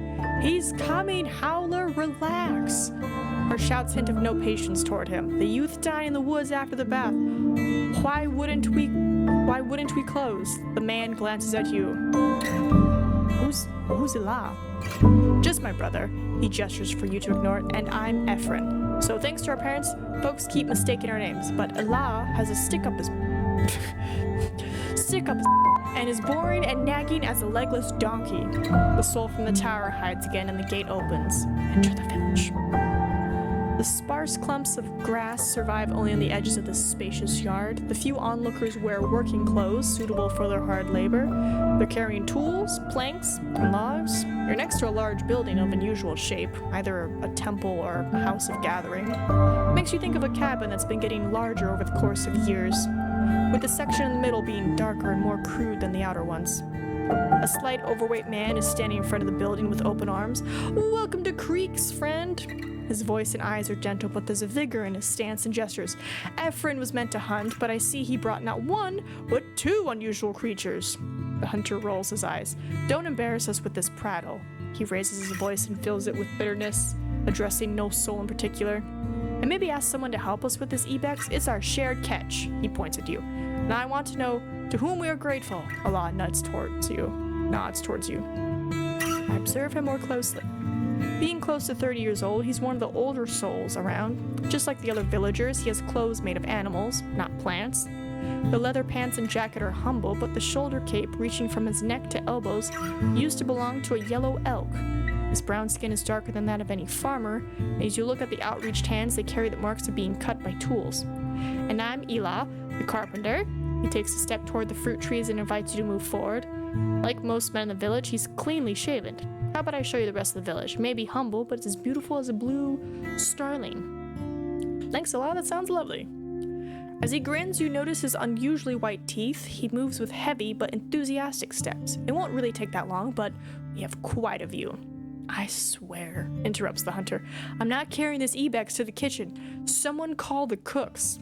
After dropping the carcass on the ground, he springs away, fretting at the blood on his hands. "Let's take a stroll then," says Elah as he leads you forward. "Your mount can drink at the creek here. Come, Russell." Yeah, we're good. You tether your mount to a tree next to a drying laundry. Elah points at the land behind the bridge proudly. "Our newest addition to the village. The hunters grow old, so we're taking steps away from meat and fruits." You spot only 2 people working in the field, or rather a large garden covered with cabbage, carrots, onions, and garlic, indistinguishable from the wild plants growing in the woods. On the path between the 2 halves of the field, an elderly woman is sitting on a stool, looking in your direction as if you're interrupting her contemplation. Old Hava there will turn this place into a proper farm one day. She has little strength but keeps precious memories of her trade.